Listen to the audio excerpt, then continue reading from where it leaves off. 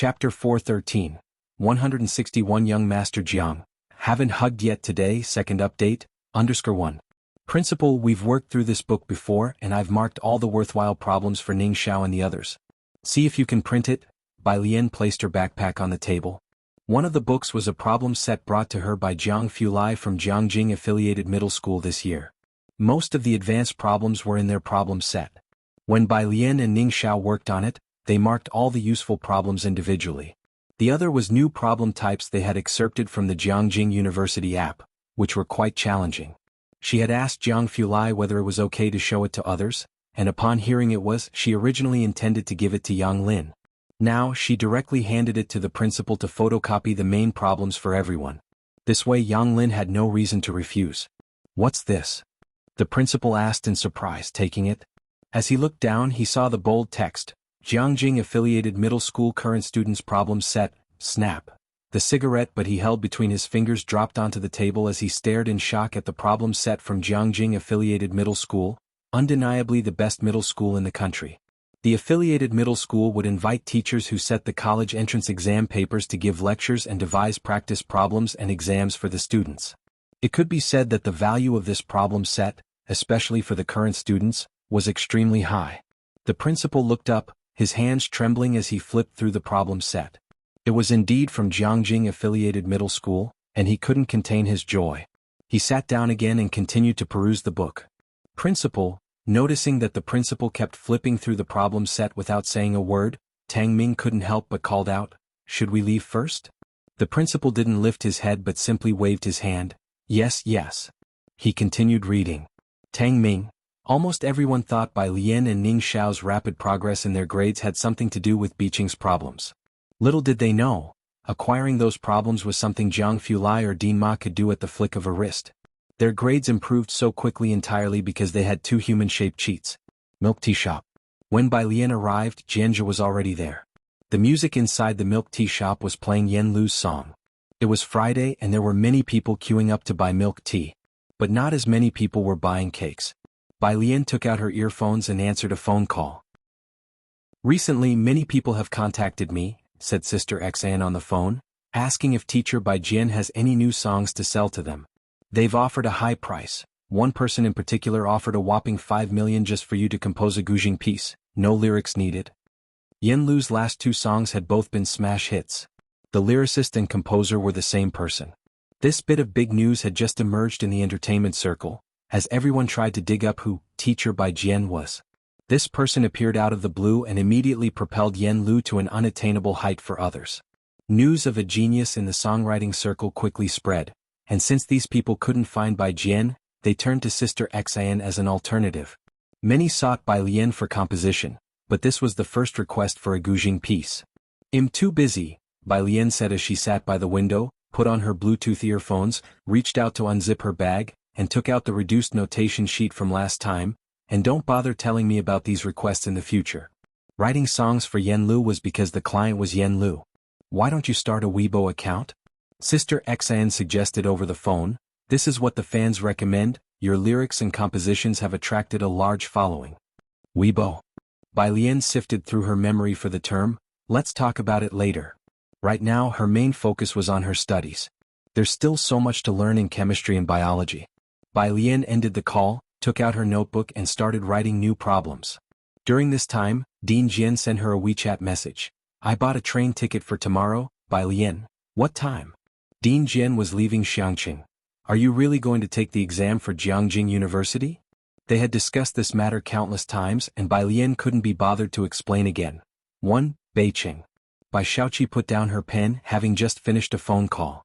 Beside her, Song Min was staring at her, and after she ended the call he asked, "How did it go?" "They disagreed," Bai Xiaoqi shook her head. "They didn't agree even with 5 million? Madame Song was surprised. Even the most indifferent person to fame and fortune wouldn't disregard 5 million, right? Bai Xiaoqi pressed on her temples and continued with the problems on the Jiangjing app. "I'm not sure." She had a lot on her mind lately. Her mother's return to the Bai family was halted, and because of the Guzheng she had fallen behind in her classes. She had almost no idea how to tackle the current problem. The pen nearly ripped through the paper. "Don't rush," Song Min comforted her from the side. "This problem is quite difficult to begin with. Even God Jian hasn't come up with an answer and I haven't figured it out either. Don't get distracted because of Headmaster Jian's issue.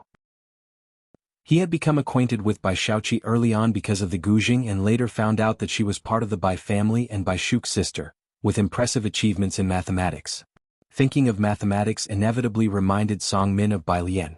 Bai Shaoqi saw his thoughts drifting away and took a deep breath, bowing her head to continue working on the problem. I know. Song Min snapped back to reality. He pressed a hand to his forehead and continued to open the Jianghu University app, clicked on a profile, and in less than half a year, he had already garnered over 2,000 followers. However, God Jian only followed one person. Song Min clicked to open the list of whom that person followed and saw a casual L. This L has to be a core figure from Jianghu Laboratory. Bai Shaoqi watched him motionless for a while and couldn't help but glance over. To be mutually followed, God Jian must also be a core figure in the laboratory. Everyone knew this. Song Min nodded, his finger tapped to open the chat window with Bai Jian. Scrolling down from the top, he had sent many messages, while the other party had not read a single one. He couldn't help but send another message. God Jian, what are you busy with recently? Today, as always, Jiang Fulai came to pick up Bai Lian. Tomorrow the two were supposed to meet Jiang Shiais. Jiang Fulai also had the day off and arrived early today at 7, accompanying Bai Lian in homework until 9. During that time he received a phone call. Jiang Fulai looked at the phone, furrowed his brows, not wanting to disturb Bai Lian's studying, so he went outside to take the call. On the other end was Su Nanjing. His voice was casual and flamboyant, with a hint of teasing. On behalf of your butler, I am tasked to collect your blood. I hope you won't be at the laboratory when I come. Jiang Fulai was not as resistant to this as before. He stood coldly outside the milk tea shop, his voice indifferent. Bring an extra collection tube. An extra tube? Su Nanjing on the phone sounded surprised. You need 2 tubes? Jiang Fulai, looking at the floor-to-ceiling window, had no interest in further banter with Su Nanjing. Yes. He hung up the phone. On the other end, Su Nanjing, heir to the Jianghu Su family, stared at the phone that had been hung up, dumbfounded. He just hung up on me like that? Look at you, his mother glanced at him. It's quite normal for young Master Jiang to hang up on you. I remember the first time I went to see you study. What did he say? Su Nanjing, I've said it 100 times, bring your brain when you come. Thinking about this still made Mrs. Su laugh.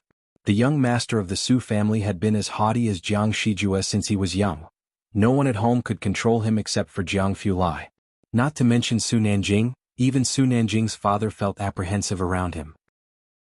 Even though Su Nanjing's father belonged to the same generation as Jiang Fulai's father, he dared not utter a word in front of the younger man. Hearing Mrs. Su mention this, Su Nanjing couldn't help but roll his eyes.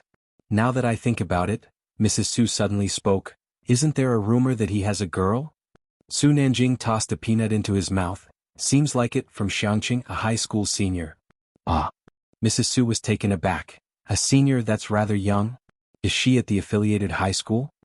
When it comes to high schools in Jianghu, the affiliated high school was the top institution with half of Jianghu University's students hailing from there, so naturally Mrs. Su would assume that the girl by Jiang Fulai's side was from that school.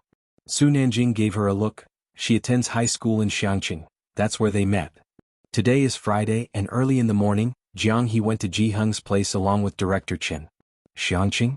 Mrs. Su had only recently come across this place. It was trending, but that didn't hide its remoteness on the outskirts. Will she come to Jiangqing in the future? I don't know. Jiang Fulai had kept things so secretive that Su Nanjing had learned of it only through hearsay. It seemed the girl's academic performance was quite ordinary. Passing the entrance exam for Jiangqing University would be a challenge for her. Would Jiang Fulai scold her when teaching her problems? Knowing nothing, Mrs. Su waved her hand in irritation. Remember to take a photo for me, bring over some practice problems. I don't know what kind of person she is. She was best friends with Jiang Fulai's mother. But what matters are the elders in Jiang family and the Gao family, Mrs. Su sighed. Given the status of the Jiang family, she could understand why Jiang Fulai kept information about the girl's secret. If this child truly came to Jiangqing, she wondered whether the Jiang butler would be able to protect her. The battles between the families in Jiangqing were fraught with danger, truly troublesome.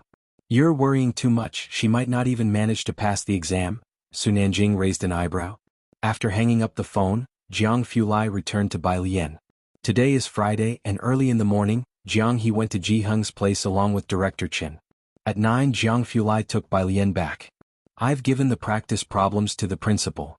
Although Jiang Fulai had said that she could do as she pleased, Bai Lian still told him, sitting in the passenger seat and fastening the seat belt. Jiang Fulai tapped his fingers on the steering wheel, dressed in a white shirt today, glanced sideways as she buckled up and said casually, "You may give them to whoever you want." The car slowly made its way towards Purish Street.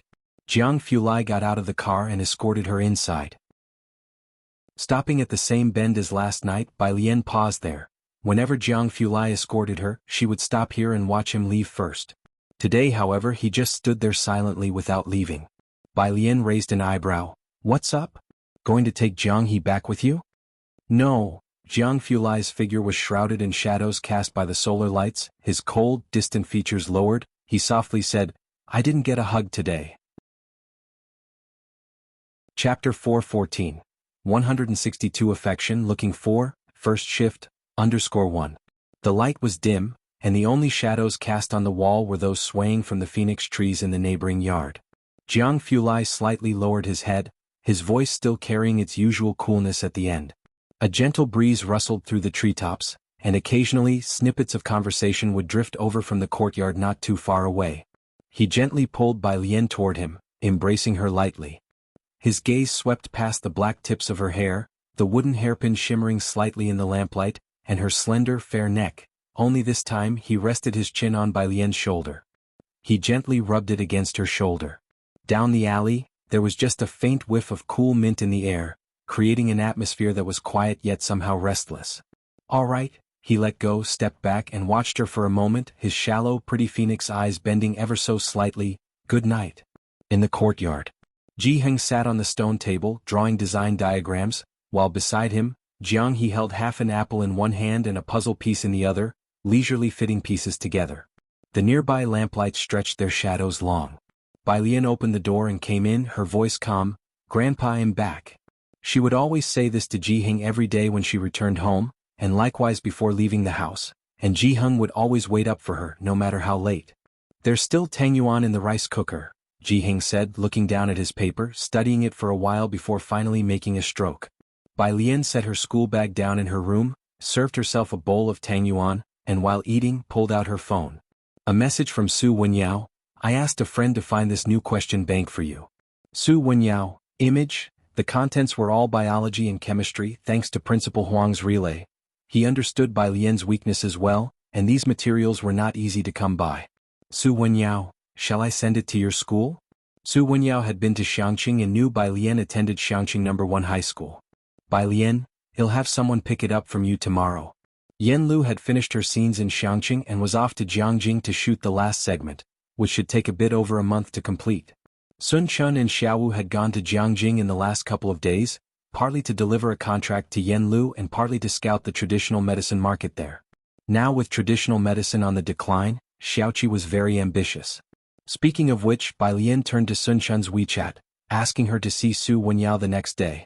While eating the tang yuan, Bai Lian continued to check her phone non-stop. After watching her for a while, Jianghe set down his pen, took out his own tobacco pipe and said, "If you're eating, then don't study. You should balance work and rest." Bai Lian took a sip of soup, looked up and asked, "Grandpa, what does wave-particle duality of light mean?" Jianghe. He lowered his head and pried out a piece of the puzzle that Jianghe had just put together, saying sternly, "You got this wrong here."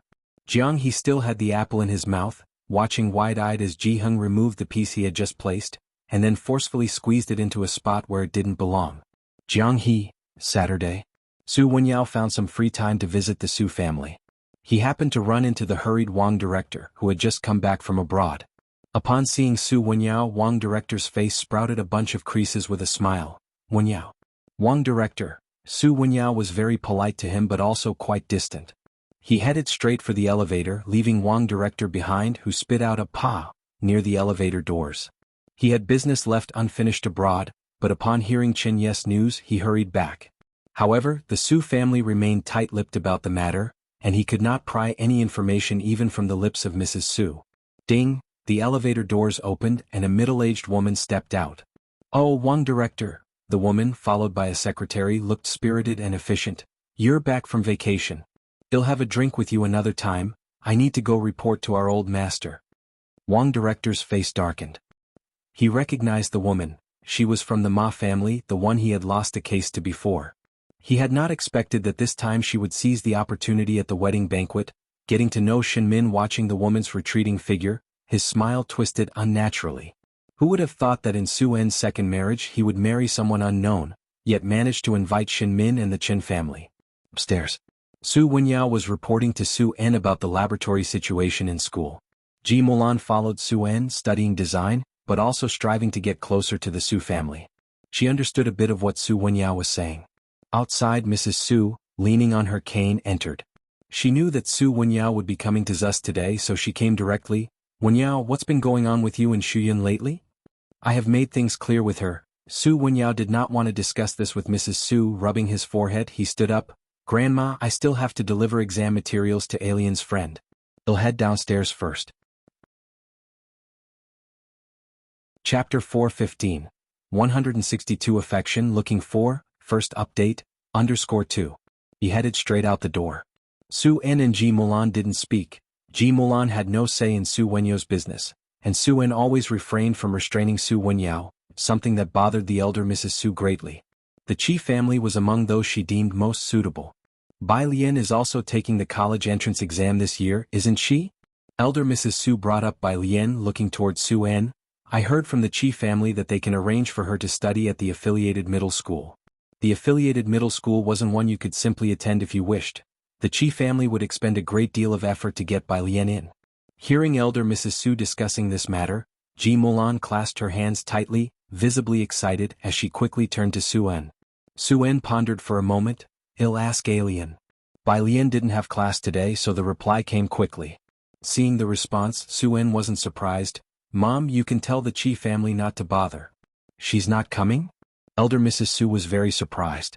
But she wasn't really concerned about whether Bai Lian would come or not and didn't ask further, only watching Su-en. "There aren't many days left until the college entrance exam, you two must take good care of Jiue."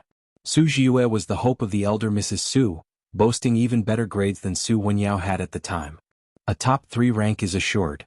The Su butler chimed in aptly from the side. "May the ancestors bless us." The elder Mrs. Su put down her cane, clasping her hands together, aiming for a national second place. Ji Mulan didn't understand much about the affiliated middle school, but her smile widened when Su Jiue was mentioned. What if she gets the top rank? At the mention of this, elder Mrs. Su gave Ji Mulan a glance, picked up her teacup, took a sip, and remained silent. Taking first place in the national exams isn't so easy. The Beijing top ranker is only around 50th nationally. A second-place rank would also be unprecedented for the Su family.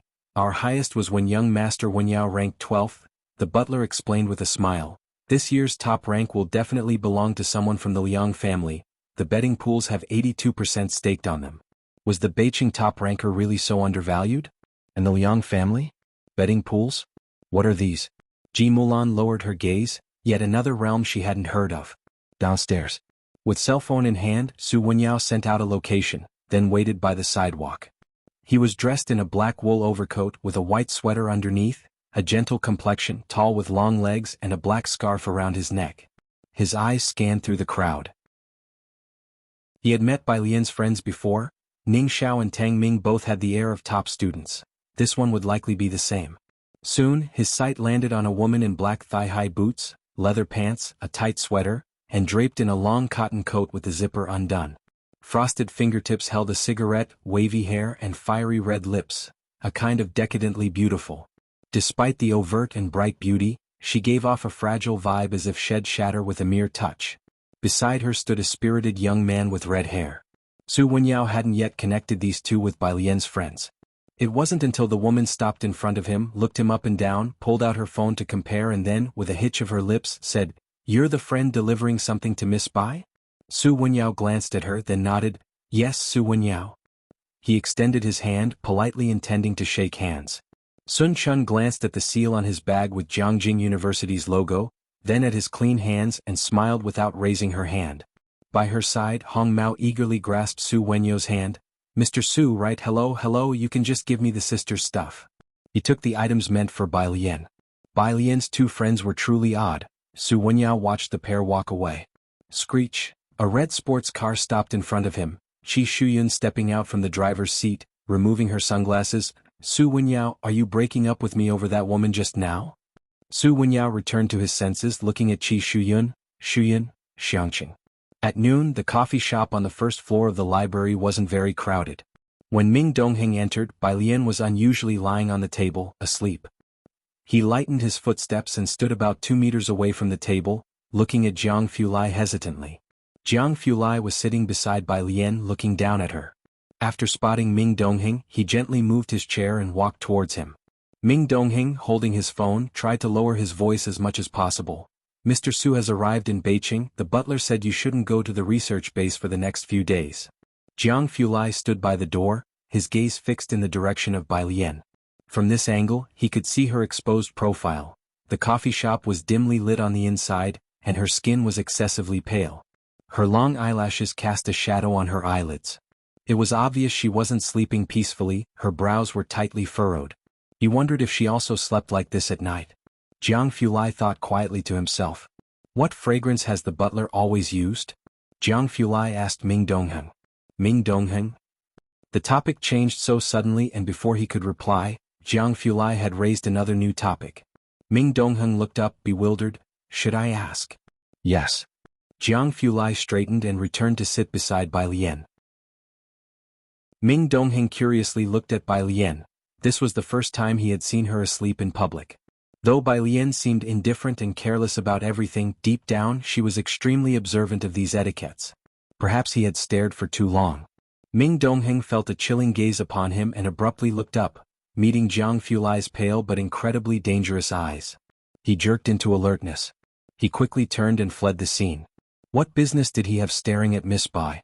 Mr. Xiaoming, Tang Ming happened to bring over 2 cups of milk tea just then. Seeing Ming Dongheng in this state, he was puzzled. Do you need a doctor?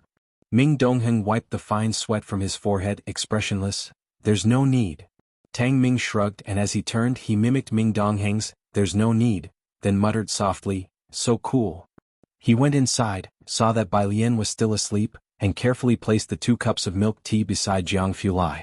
Bai Lian continued to sleep. Ever since her father and brothers had died, she had hardly had a good night's sleep.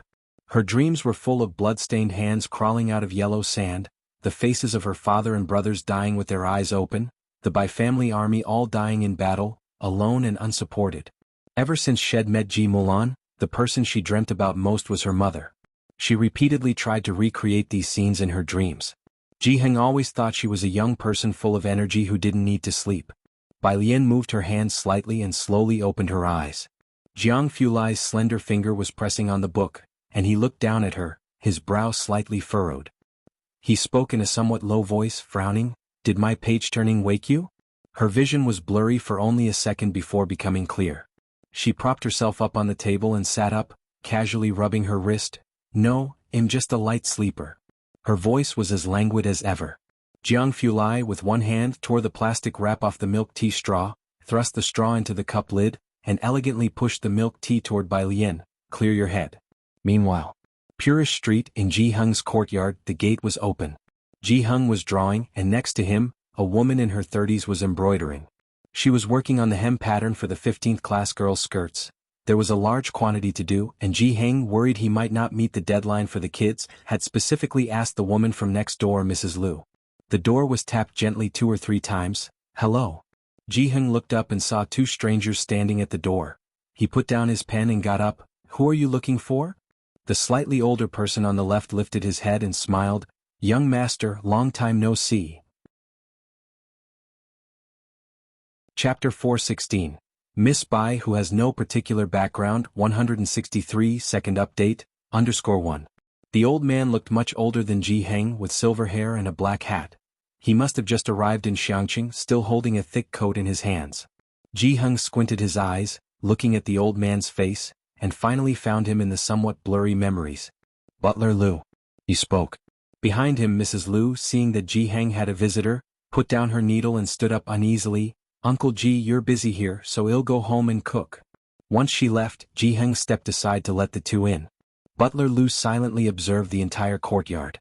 Ever since he heard about Ji Heng, he had been tirelessly searching for him, aware that Ji Heng might be living poorly, but he hadn't expected it to be this bad. This dilapidated scene was nothing like he had imagined. Jianghu poured a cup of tea for the two and invited them to sit at the stone table, then picked up his smoking pipe. "What do you want from me?"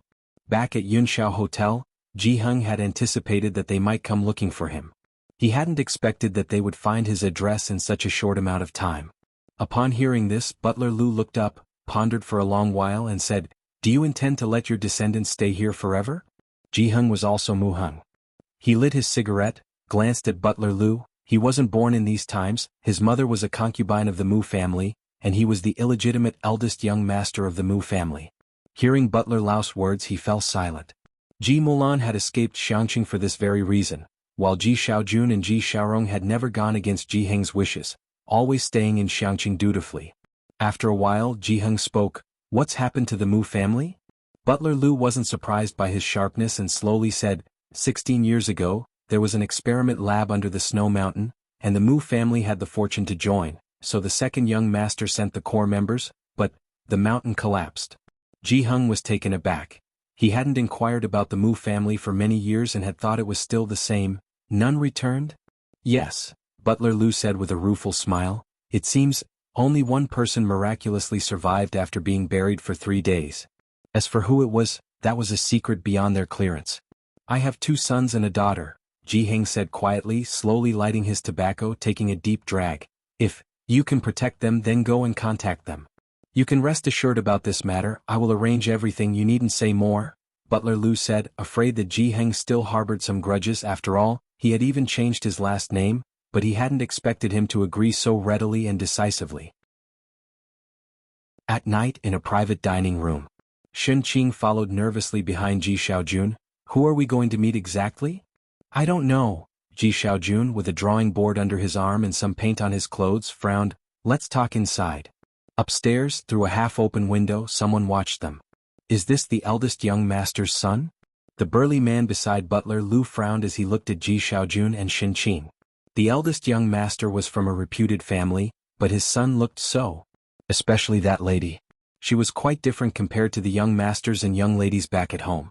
"Yes," Butler Lu sighed. "Xiaojia, we can't help it, the old master is not well now, he only has this one brother, and he hasn't touched any of the eldest young master's assets over so many years. Even without this incident, that wealth should be managed by the eldest young master." He had anticipated that with Jiheng never having left Xiangqing for half his life, even if his descendants could develop further, how far could they really go? But he studied painting, how will he manage to find someone to manage these assets? Xiaojia lowered his head, counting the names. The others left are Ji Xiaorong, Ji Mulan and Ren Wanxian by Lian. There wasn't a single person with the surname Mu. After he finished all the names, these 2 sons and a daughter, none were into scientific research. He looked at Butler Lu. "Should we consider other people? If not painting, then it was designing. Not to mention scientific research, even finance was beyond them." The butler inwardly despaired. "Let's start by teaching Ji Xiaojun how to handle the eldest young master's assets." He remembered when Jiheng left Jiangjing, Ji Xiaojun should have had some memories. His understanding would definitely be different from the others, but the person he married. "There's also a granddaughter and a granddaughter-in-law," Xiaojia spoke up. Hearing they were girls, Butler Lu waved his hand dismissively, not concerned as from the very start, he hadn't even checked up on Bai Lian and the others. Among the entire Mu family, there wasn't a single precedent of a female in scientific research. Chapter 417. Miss Bai, who has no particular background. 163 second update, _2. The next day, Sunday. Sinan community. Shen Qing's hair had grown a few centimeters, and she was squeezing in beside Ji Xiaojun. Who exactly are those 2 people? Shen Qing didn't dare to stay outside, especially the old man who always looked at people with scrutiny. Ji Xiaojun looked at her and repeated the same phrase, "It's nothing." Shen Qing took a pile of fruit outside. Jiheng and the butler sat on the sofa, occasionally talking about something while Xiaojia stood next to them, majestically. "Take a seat," Shen Qing said to Xiaojia, giving an awkward smile. Xiaojia shook his head at her without speaking. He was even cooler than Xiaoming. Shen Qing didn't say anything else. She placed the fruit on the table. The butler watched Shen Qing do this and then glanced at Ji Xiaojun cooking in the kitchen, sighing once again. He had not stepped into the kitchen for so many years. These 2 people. They had a long way to go. He whispered to Jiheng, "I want to take them to Jiangjing first." Xiangqing was too backward and the butler didn't have much time to stay here. He just hoped to take Ji Xiaojun back to Jiangjing and teach him some things, at least let him manage Ji Heng's inheritance well. As he was speaking, the doorbell rang outside. Shen Qing's eyes brightened and she scrambled to open the door. Alien is here. Alien? The butler didn't recall the name. Ji Heng, holding his tobacco pipe, sounded rather pleased with himself. My granddaughter. Granddaughter? The butler recalled what Xiaojia had mentioned about the two girls. Outside the door, Bai Lian had just returned from the library, holding her cell phone in one hand and her backpack in the other, talking with Jiang Fulai. Jiang Fulai invited her to come over in the afternoon and, by the way, take a look at the laboratory. Bai Lian hadn't visited his small laboratory in a long while, so she didn't refuse. Okay. She pressed the doorbell with the hand carrying her backpack. Jiang Fulai continued speaking leisurely on the other end of the phone. Then you'll have to call me after you've eaten. He specifically urged her, otherwise Bai Lian would just send him a one. Sure, he'll call. As Bai Lian was speaking, Shen Qing had just opened the door in time to hear what Bai Lian said, and she was taken aback. Call what? Remembering Bai Lian's previous fearless attitude, Shen Qing was shocked and lowered her voice. Alien, don't go getting into fights like that, Boss Lu. Bai Lian? She hung up the phone emphatically and looked up at Shen Qing obediently. Okay. Inside the living room, Xiaojia naturally had heard Shen Qing's words. He glanced at Shen Qing but didn't say anything, his gaze curiously turning to Bai Lian. She was dressed in a white sweatshirt, its collar a brown cross neck embroidered with faux frog closures, a lazy black cat stitched on the left chest, and auspicious patterns on both sleeves. Her jet black hair was entirely coiled up, held by two wooden hairpins slantingly inserted at the back of her head. Grandpa, Bai Lian lowered her eyes and greeted Ji Heng respectfully. Ji Heng nodded with his tobacco pipe in hand, not introducing the butler to her. If Ji Heng didn't say anything, Bai Lian also wouldn't ask. Seeing Bai Lian's arrival, the butler swallowed the words he was about to say and started chatting idly with Ji Heng. Bai Lian found a spot on the carpet to sit and placed her backpack on the coffee table. She lazily pulled out a chemistry practice book from the unzipped bag and began working on it. Xiaojia and the butler cast a glance after hearing Shen Qing's voice, their eyes catching the title of Bai Lian's book, a basic chemistry textbook. The butler asked Shen Qing a few questions on the side. Shen Qing replied with an embarrassed smile. During the lunch, hardly anyone spoke. Bai Lian sat on her chair, eating with her head bowed. The butler looked at her posture and was quite surprised.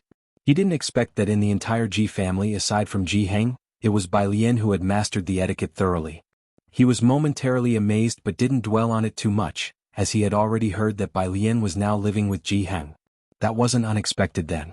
After the meal, Bai Lian made a call to Jiang Fulai before leaving. Grandpa, uncle, auntie. Bai Lian picked up her backpack and waved to them. He'll be leaving first. She was very polite. Shen Qing, carrying a glass of milk, saw her out. Where is she going? The butler, prompted by her etiquette, asked an additional question. She must be going to the library, Shen Qing said with unexpected pride when talking about Bai Lian.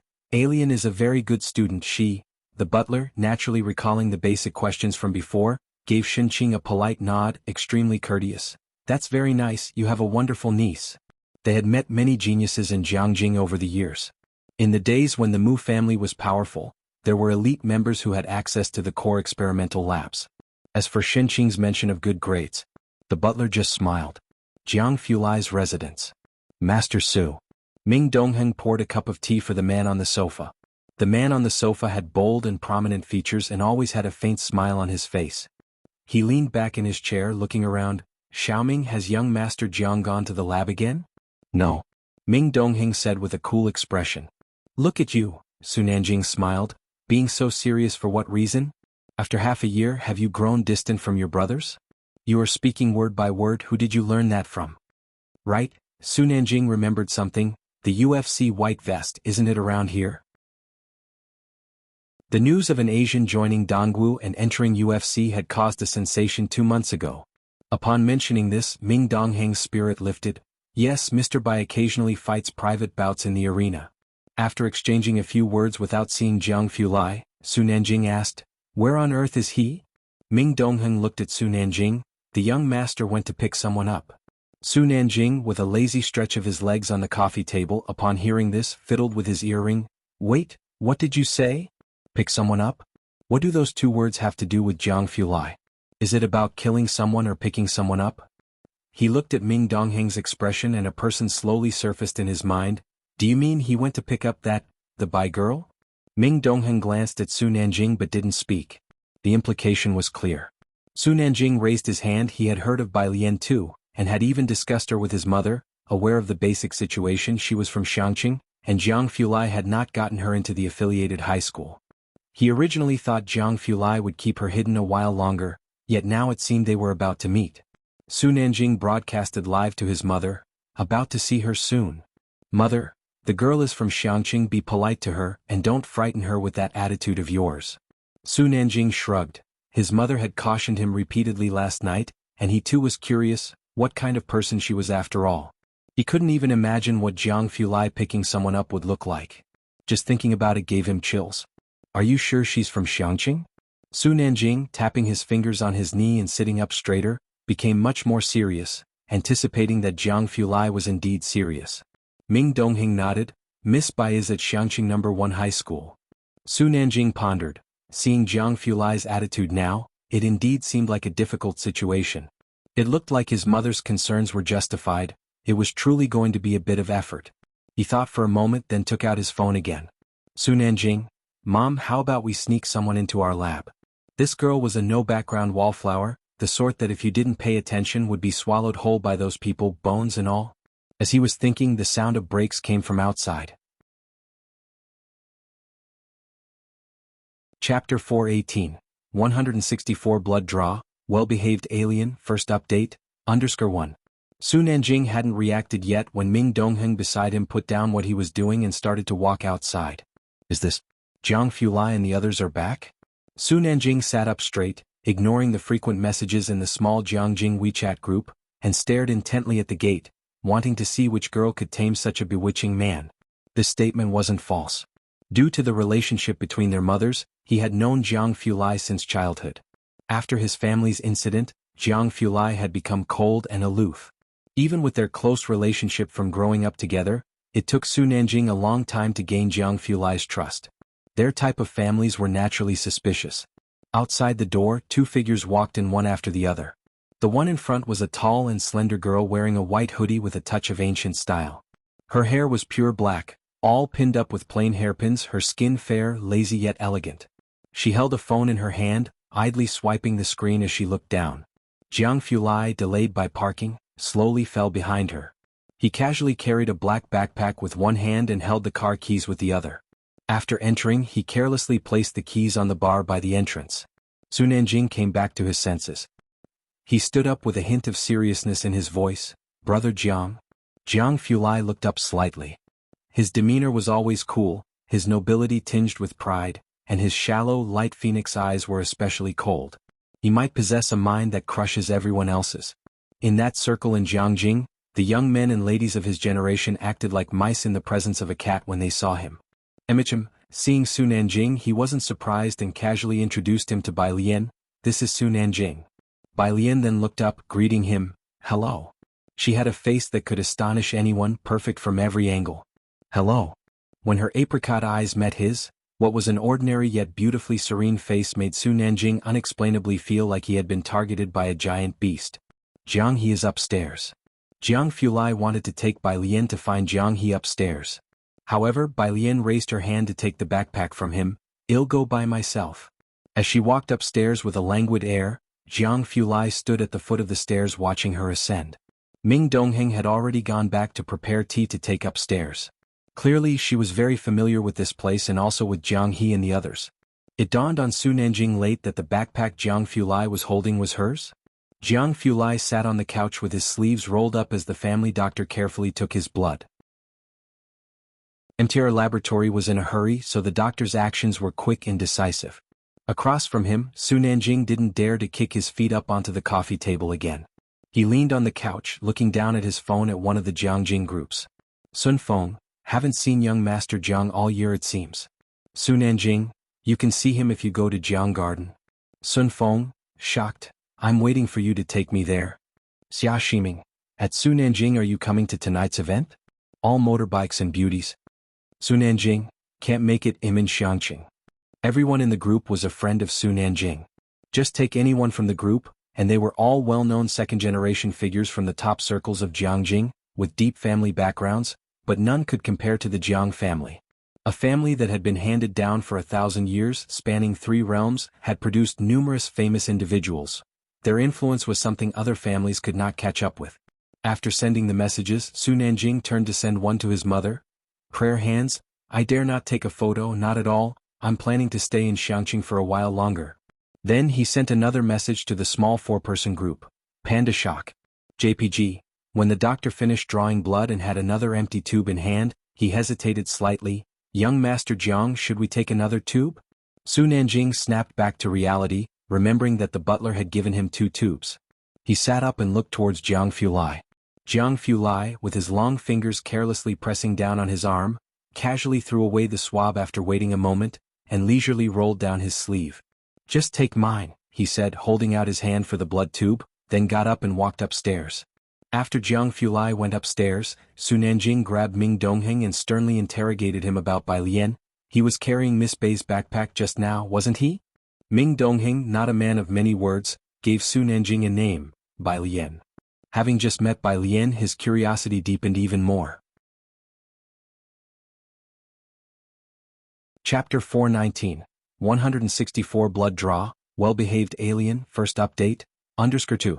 Ming Dongheng still acted cool, just nodding and giving Su Nanjing a look that said, you're really dumb, and what's so surprising about that? Jianghu's room.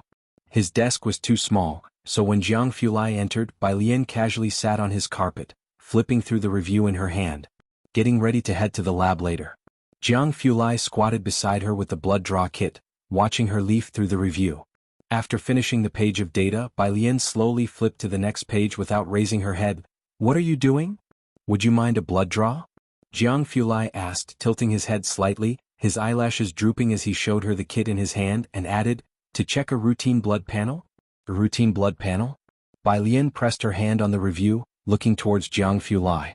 Her eyes were extremely dark, like the depths of a heavily fogged abyss, where one could easily get trapped once fallen in. Okay, will you do it?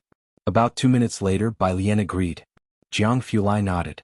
Bai Lian paused and then unhurriedly rolled up her left sleeve, revealing her wrist and elbow, her wrist shimmering with the cold light of silver iridium. Her skin was pale and her wrist unusually slender. The veins on her wrist were plainly visible. Jianghu Lai looked down, his slender fingertips pinching the needle, the vein right before his eyes. He had learned this. 3 minutes later, his cool face bore a trace of defeat. He'll get a doctor to come up. He set down the needle. The next day, Monday, Jianghu Lai had a routine group meeting. Grandma Ning Xiao wasn't feeling well, so they didn't work on problems together, and the group of teenagers all went their separate ways. Wang Qi was wailing as he leaned on Tang Ming's shoulder. Why another test? Tang Ming, how exactly do you study? With Bai Lian's and Ning Xiao's nearly supernatural memory, he didn't wish to ask. I just study, Tang Ming said succinctly. Next to him, Pu Xiaohan tilted her head. Tang Ming, you're acting weird today. Wang Qi stared for a long while, then exclaimed in horror, did you have a stroke? Tang Ming. Yang Lin walked to the right of Bai Lian, heading towards the milk tea shop after exiting the school gates. At the intersection, a cool motorbike was parked. Su Nanjing, tall and handsome with a sunshine-like demeanor, stood out from the surrounding students with his noble air and distinguished appearance. His face always wore a smile, and with a helmet in hand, he saw Bai Lian and raised his hand. Hi. The passing students all turned to look this way. Seeing the motorbike, Bai Lian stopped and walked towards him. I forgot to give you this yesterday, Su Nanjing said, extending his hand to hand Bai Lian a paper bag hanging from the handlebars. Bai Lian took it. It was full of unsealed books. Comprehensive questions for senior year, Su Nanjing said, stepping onto the motorbike. Bai Lian looked up. Her persona at school was always obedient. Thank you. Over the years, Su Nanjing had never met anyone quite like Bai Lian. Too well-behaved, seemingly without any distinct personality traits, yet somehow different from yesterday. He couldn't quite put his finger on it, and at that moment didn't dare to suggest taking Bai Lian out to be seen at a club. He just put on his helmet. No problem, do well on them, I'm off, little sister. With a roar, the motorbike sped away. Not far off, a classmate from class 8 walking with Ren Wanxian nudged her. Who is the school beauty talking to? I don't know. Ren Wanxian had not been having an easy time recently. Ren Qian was still implicated by Secretary Zhou. This year at the committee election Ren Chen's term had expired, and many from Class 8 knew about it. Their attitude towards her was no longer as respectful as before. Since when did Xiangqing have such a rich street racer? Ren Wanxian didn't know much about motorbikes. What? That bike, it must cost $1 million. Shenju narrowed his eyes watching the bike drive away, and that license plate? It didn't seem to be from Xiangqing. Purest Street. Xiaojie parked the car and frowned. Living here is really inconvenient for them. The alley where Jianghu lived was narrow and cars couldn't drive in. Every time one had to walk a distance to get there. The butler got out from the back seat as the two of them walked towards Jianghu's home. As soon as they entered Purest Street, they saw a girl wearing a school uniform talking to two boys dressed in flashy clothes at the entrance of a small store not far away. One with yellow hair, one with red hair. Xiaojie glanced casually and noticed the girl wearing a Xiangqing No. 1 middle school uniform, her face partially visible with a plain hairpin shining brightly behind her head. Is that such a distinct personal style? He quickly recognized her as Bai Lian. The butler retracted his gaze and frowned slightly. It's her. But the two of them were not interested. They were here for Jianghu's yard. When Bai Lian returned with the exercises Xiaowu had brought back from Jiangjing, Jianghu was talking to the butler. Xiaojie stood respectfully behind the butler. Grandpa, Bai Lian entered, closed the door behind her and greeted Jianghu. Jianghu, holding his smoking pipe, unusually not embroidering, finally relaxed a bit when he saw Bai Lian return. You didn't stay to do problems today? As soon as Bai Lian returned, the butler stopped talking and lowered his head to drink his tea. Everyone had matters to attend to, replied Bai Lian succinctly.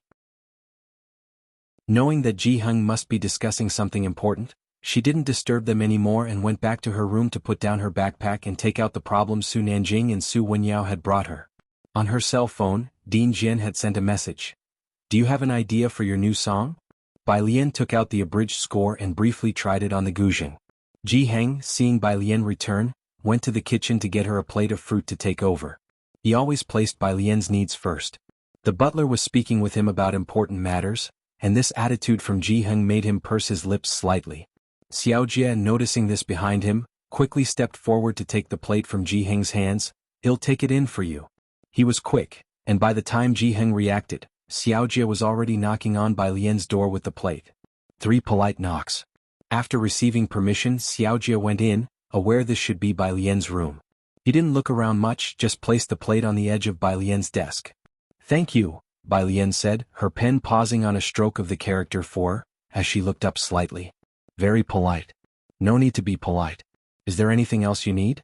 They'll bring it all in together, so Jianghu doesn't have to keep worrying.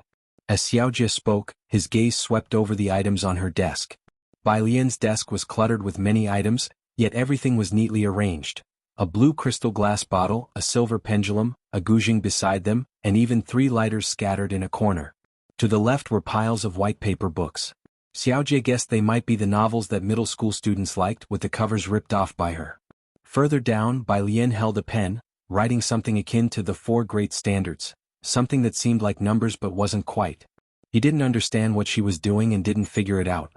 Bai Lian lowered her head and finished writing the small character for, no, that's all.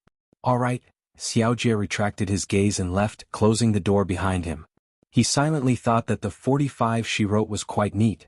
Although Xinqin always said her niece was very diligent in her studies, he couldn't see that now. I am going to take your eldest son back to Jiangjing, the butler continued the earlier conversation. The conditions here are not suitable and we need him to change his surname back to Mu. Jianghu struck a match, lit his cigarette, and flicked his hand to extinguish the flame. What about his safety? That was his only concern. The butler tapped his fingers lightly on the stone table, his age showing. You can rest assured about that too. Jianghu remained silent then, blowing out smoke rings for nearly 10 minutes before finally he spoke again. I understand. Seeing he finally relented, the butler relaxed. Then please talk to him. We will depart for Jiangjing in a few days, he said as he stood up to bid goodbye to Jianghu. After the two left, Xiaojie asked, We're not observing further, are we certain about taking this Ji Xiaojun back with us? The butler squinted. You just had contact with Bai Lian. What do you think of her? Chapter 420, 165 Incident, The Arrogant Su Nanjing Second Update, _1. Xiaojie pondered briefly, recalling everything he had just seen. Then he hesitated before speaking. I don't know what she's doing. Those neat numbers, he recognized each one individually, but when they were together he couldn't recognize any of them. He saw Bai Lian wearing a middle school uniform, so she must be learning middle school content, but what she wrote down seemed so strange and bizarre. The butler's tone was heavy. Ji Xiaojun received education from the Mu family when he was young. Taking him back won't cause any slip-ups. We've lingered in Xiangqing for too long. The butler felt there was no longer any need for him to stay here. The result of this trip was unexpected yet within reason. Such a pity. Xiaojie looked back at Ji Heng's brightly lit yard. All three of Ji Heng's children, their skills were only prominent in the arts. The situation in Jiangjing was just too complicated. Meanwhile, Yang Lin had just finished her part-time job. She walked towards the tube building with her head down and backpack in hand, when a hesitant voice came from ahead. Lin. That voice. Yang Lin suddenly looked up to see a middle-aged woman in a plaid shirt looking hesitantly at her from 3 meters away. Is it really you? The middle-aged woman subconsciously tucked her hair behind her ear. After all these years, are you doing well?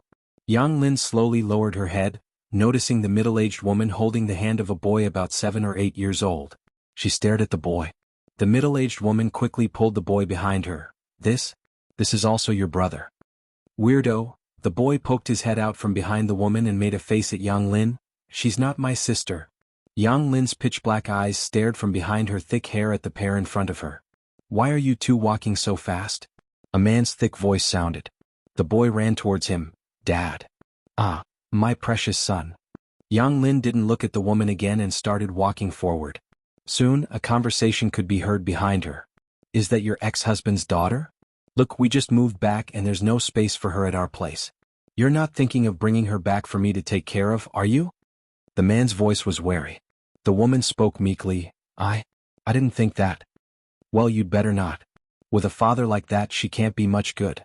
Don't even think about letting her come to our house. What if she spoils Shanshan and Tianbao? Yang Lin quickened her pace and soon returned to the tube building. The stairs were cluttered with a pile of junk and trash. 4th floor. On the right, an old lady gently opened a door a crack and whispered to her, Your father seems to have come back. The next day, Bai Lian noticed Jiang Fulai's blue car parked at the entrance to Purist Street early in the morning.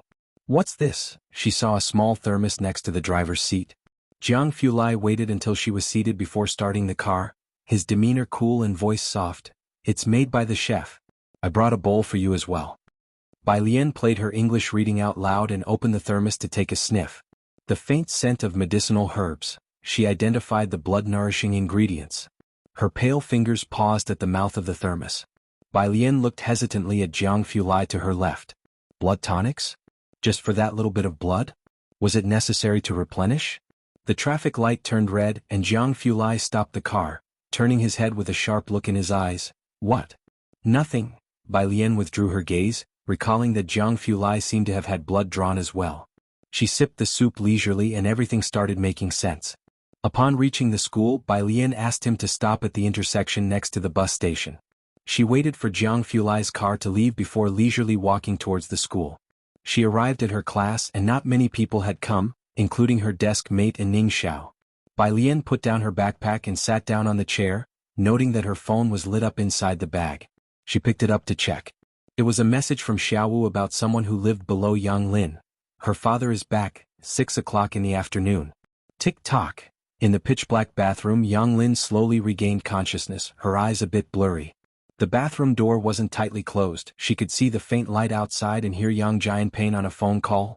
What? 30,000? Wasn't it 30,000 7 years ago? Alright then, come and pick up the person right away.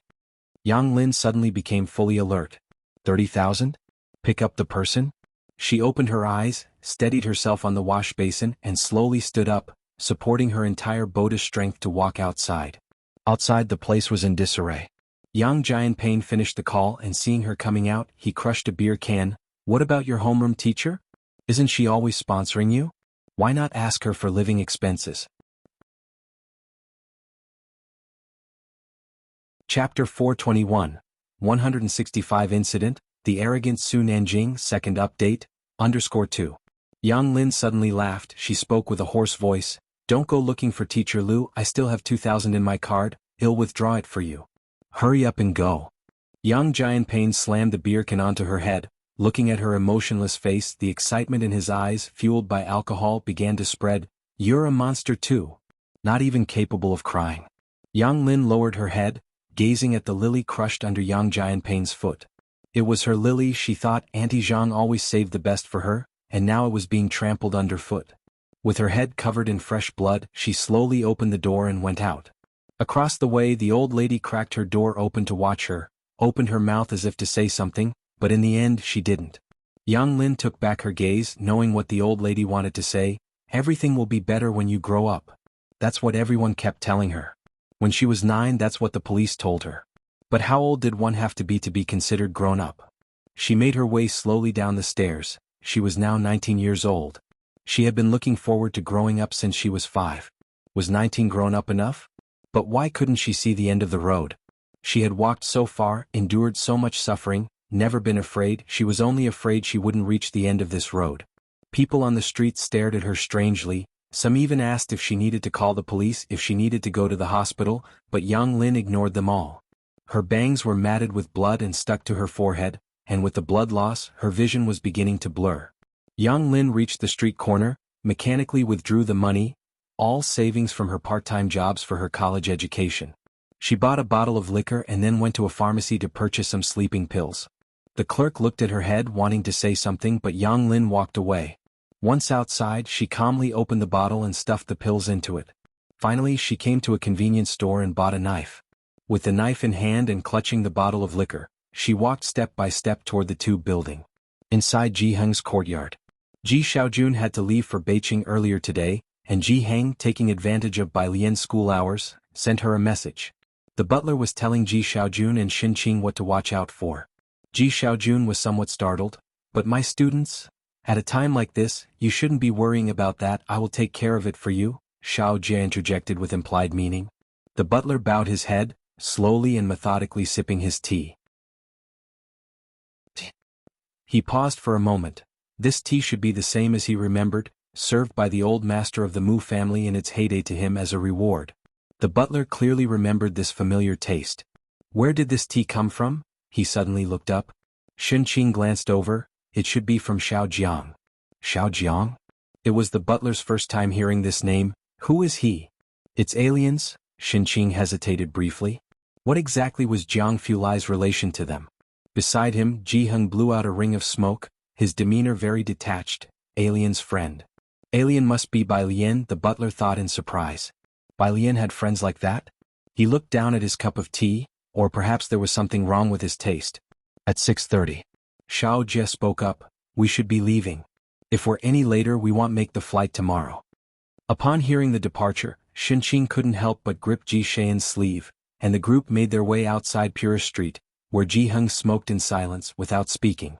Ji Xiaojun didn't inform the Ren family about his departure. Of course, even if he had, there's no guarantee they would have come. A silver commercial van was parked at the street corner. Xin Qing looked towards the bus stop, murmuring softly, "Why hasn't Alien returned yet?" The butler glanced at Xin Qing and Ji Xiaojun. He knew how dearly they regarded Bai Lian as their own child and advised them, "Don't tell her about your trip to Jiangjing for now."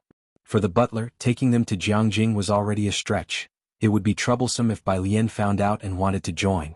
Thinking of how much coaching these two would require for Jiangjing, the butler felt a headache coming on. A taxi slowly came to a stop on the opposite side. Bai Lian, who usually waited for the number 12 bus, had uncharacteristically taken a taxi back upon hearing of Ji Xian's departure. She was still in her blue and white school uniform. Only holding her phone, her slender figure emerged onto the long street, her eyes downcast, exuding a lethargic and serene charm, both obedient and a bit mysterious.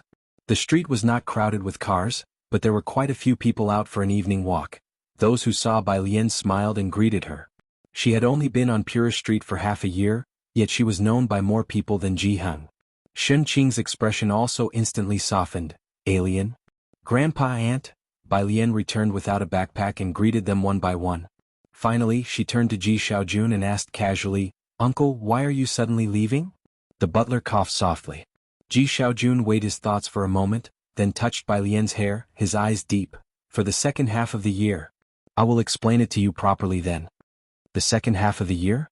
Xiao Jie glanced at Ji Xiaojun, doubting half a year's time would be sufficient. He thought Ji Xiaojun intended to bring Bai Lian to Jianghu by his own means in the latter half of the year. Bai Lian lowered her lashes, her voice calm. Is it safe? Don't worry, Ji Xiaojun tugged at the corner of his lips. He had too much in Xiangqing to let go. Leaving suddenly was hard, but he looked at Ji Heng. He narrowed his eyes slightly and smiled. There won't be any problems. We should go, Xiao Jie reminded politely. The group boarded the vehicle. As long as safety was assured, Bai Lian's phone chimed. She lazily raised her hand to bid farewell to Xin Qing in the other, swiping open her lock screen as she did. It was that person from before. She's taken a knife upstairs. Bai Lian's expression tightened.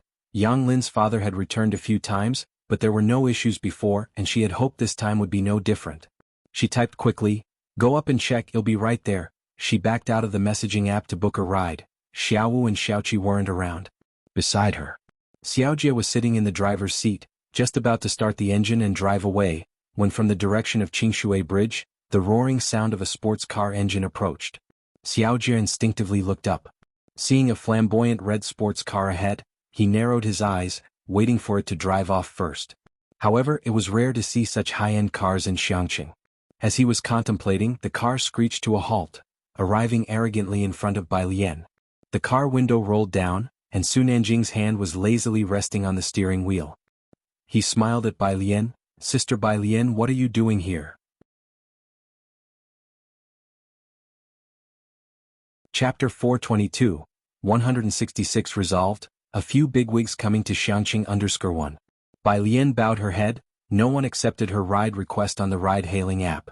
Clutching her phone, her right hand resting on the car window and head slightly lowered, the night wind tousled her hair as she spoke amidst Su Nanjing's astonished gaze. "Are you busy right now?" Her drooping brows and eyes were wrapped in cold indifference. Su Nanjing replied subconsciously, "No." "Good." Bai Lian opened the passenger door, sat in the seat and buckled her seatbelt, her fingers gripping it so tightly that her knuckles turned white. "Please take me to a place, thank you." At that tone of voice, Su Nanjing subconsciously pressed down on the gas pedal. Bai Lian was in a hurry. She sent a message to Ji Heng on WeChat and then pulled up Yang Lin's address. Purish Street intersection. In the silver business car, Xiaojie watched the red sports car with a CML Club sticker race away, noting how Bai Lian got into the car. He couldn't help but glance at Ji Heng standing outside, who had been frowning but seemed to relax considerably after a look at his phone. Where is she going so late? Xiaojie started the car while looking at the rearview mirror. Xin Qing was also open-mouthed. It was her first time seeing such a sports car in Xiangqing. Hearing Xiaojie's words, she said, "She must be going to study, I guess." Besides studying, Xin Qing didn't know what else Bai Lian could be doing. After all, Bai Lian used to study in the library until it closed every day before going home. Going to study in a sports car this late? Both the butler and Xiaojie were surprised, feeling that the whole family seemed to inexplicably trust Bai Lian. However, it wasn't strange if it wasn't for that night seeing Bai Lian talking to two unfamiliar thugs. The butler would also think Bai Lian was just a beautiful bookworm. Neither asked further, and the butler merely mentioned, "It's not safe for a girl to be out so late." Xin Qing thought of Bai Lian lifting the dean's heavy 28-inch suitcase with one hand, a task difficult for two people to manage, and fell silent. West of the city. Yang Lin's home was 2 streets behind the school. This area was dirty, messy, and poor. Xiangqing's development almost didn't touch this place. Street vendors dotted the road, and the streets were littered with waste and garbage. Approaching 7 o'clock. The fiery red sports car stopped at the entrance of the street, and Bai Lian got out of the car, asked someone for directions and walked down an alley without lights. "Hey!" Su Nanjing hurriedly sent a message to Jianghu Lai, then chased after her. His flamboyant brows and eyes throbbed strenuously. "What are you doing here?" If anything happened here, he could only compensate Jiang Sir with his life. Bai Lian stood in front of a tube building, comparing it to the photo on her phone before lifting her eyes, the light from the building reflecting in her gaze, her voice cool, "Looking for someone." 4th floor. Yang Jianpain had drunk 2 glasses of white liquor and was already fast asleep. Yang Lin sat in her room. She hadn't turned on the lights, just sitting on the floor, the moonlight streaming in through the window, coldly lighting the dagger in her hands that glinted ominously.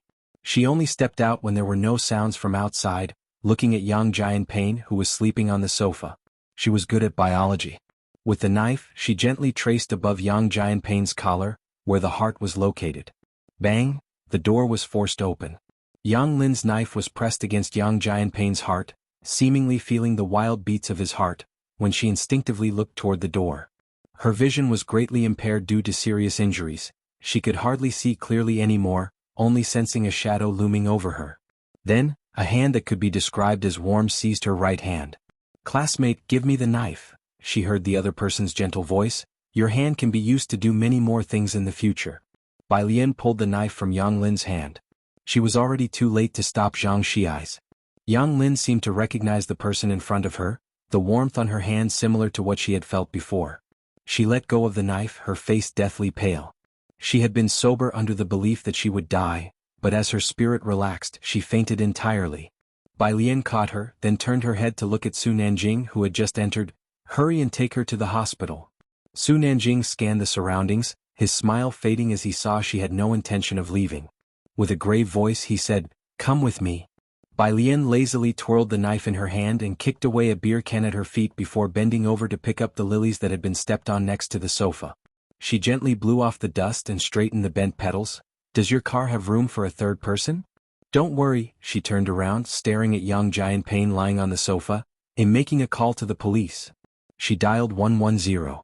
In the dimly lit hall, Yang Jianping was jolted awake by a bucket of cold water. As he watched warily, he saw the beautiful girl in a school uniform standing before him. Chapter 423. 166 Resolved, a few bigwigs coming to Xiangqing_2. Awake. Bai Lian's grip loosened, and the steel wash basin dropped to the ground with a clang. She slowly bent over, school uniform still stained with Yang Lin's not yet dry blood, a smile tracing her lips. Yang Jianping was used to throwing his weight around, and with a flick of his hand he aimed to throw something at Bai Lian. But she blocked it effortlessly with 2 fingers. In Yang Jianping's terrified gaze she smiled faintly, seized him by the neck and lifted him up. "How could there be someone like you here?" Then casually tossing him to the ground, Yang Jianping's forehead glistened with cold sweat as he shakily got up from the floor. Bai Lian advanced, driving him step by step to the door with the tip of her knife. Her smile was tender, and she seemingly exerted no considerable effort, with the knife point never actually touching Yang Jianping's body. With each step he took backwards, the terror in his eyes intensified. It ended at the top of the staircase. Bai Lian looked at the stairs behind him, slowly dragged the knife up his face with the point ending on his eyeball. "Did your desk mate accidentally fall from here before?" Yang Jianping's eyes suddenly widened. Amidst the chaos of the western city's tube-building area, Jianghu arrived to find Bai Lian standing under the sole streetlight. She hung her head slightly, the moonlight casting a leisurely glow as she leaned against the streetlight with a lily tucked in her pocket and fiddling with a lighter in her hand, her cold pale fingers pressing it, a crimson flame dancing to life. Her blue and white school uniform was open, bearing stains of still wet blood. Jianghu approached without a hint of a smile on his lips, closing the car door and striding over. With light and shadow interwoven beneath the moonlight, the dark fabric of his clothes fluttered in the wind, his presence sharp and fierce like the chilling light of a knife's edge. "Ah," Bai Lian looked up, her fingers halting. "Wait, this is Yang Lin's blood." She spoke. Jianghu pursed his lips, nodded his head after confirming, "Su Nanjing is at the hospital." "I've called the police." Bai Lian lifted her head. "They haven't arrived yet. They'll wait a while longer." "No need." Jianghu glanced coolly over her shoulder and reached out to take the lighter from her hand. "Someone will take care of the remaining matters." Bai Lian stared at her lighter. "Oh," she uttered. Xiangcheng's best hospital was somewhat far from where Yang Lin was. Crossing the ring road and then through Wallow Avenue, luckily there was no traffic jam at this hour. When Bai Lian and Jianghu arrived, the young master of the Jiang family was getting scolded by the attending physician. "She's malnourished and got such severe injuries, yet you didn't bring her in time, we almost couldn't save her." No one had ever scolded the esteemed young master like that, apart from Jianghu. He clenched his cigarette, glanced at the emergency room with a laugh. He remembered. Bai Lian was negotiating with the doctors. Out in the hallway, Su Nanjing took a drag of his cigarette, and the nurse glanced at him, daring not to stop him. "Who is that?" He cocked his head towards Jianghu. Jianghu, looking in Bai Lian's direction, slowly said, "Her classmate." Su Nanjing raised an eyebrow. understood. Fine. Bai Lian, a mere classmate, managed to break the young Master Jiang's principle of loving experiments. After Bai Lian and Jiang Fulai left, Su Nanjing took out his phone and snapped a photo of their retreating figures, sending it to his mother. Who is that next to you? Su Nanjing. Sister Bai Lian. It only took 2 days for Su Nanjing to call Bai Lian's sister fluently. From across the screen, Su Nanjing's mother was obviously surprised. She's wearing a school uniform, looks very well behaved, Su Nanjing thought for a while. She studies every day. This was what Ming Dongheng had said. He mentioned he had never seen someone who loved studying more than Bai Lian. Su Nanjing arranged for a caregiver to look after Yang Lin. Yang Lin didn't wake up until the afternoon of the next day. Su Nanjing booked a private room with its own reception area. When Bai Lian arrived, he was sitting in the outside living room, holding a piece of paper, leg resting on the coffee table, with the deputy director by his side. How did you fall down the stairs? Su Nanjing gave the deputy director a polite smile. Do you need me to reenact it, or are you suspecting me? The deputy director wiped the sweat from his forehead. This young master looked friendly, but dealing with him felt even more pressured than dealing with Chief Chen. Not at all, he laughed nervously. Yang Jianpain had a history of previous occurrences, and now he was also suspected of human trafficking, so the deputy was just following up as a matter of routine. People are still blatantly human trafficking these days. Su Nanjing tossed the paper onto the table, having always been bold and brash. What has Chen Yongquan been doing for the past half a year? This continued until Bai Lian entered. Su Nanjing put away his half-amused expression, looked up, gave Bai Lian a smile, and also greeted Pu Xiaohan, who was with her. Chapter 424. 166 Resolved, a few bigwigs coming to Xiangqing_3. Your classmate is so cool, didn't say a word, didn't eat anything, Su Nanjing concluded with a slight frown. There might be some psychological issue. His attitude towards Bai Lian had always been approachable, not making people feel distant. Su Nanjing lowered his head and saw the papers that Bai Lian was holding, on which he could see the logo of Xiangqing No. 1 Middle School. This is exam paper questions from the school, Bai Lian answered deliberately. I brought them for her. Su Nanjing, who brings this kind of specialty to see a patient? The deputy director beside them wiped away sweat, finally feeling relieved. What kind of people are they in Xiangqing? He raised his head and glanced over, recognizing Bai Lian when his eyes landed on her face, the girl from last time. The deputy director quickly lowered his head. After Bai Lian entered, Yang Lin still had her eyes closed, but when she heard Bai Lian's voice, her eyelashes trembled and she opened her eyes. She lay on the hospital bed with most of her head wrapped in gauze. Heiress, your exam paper.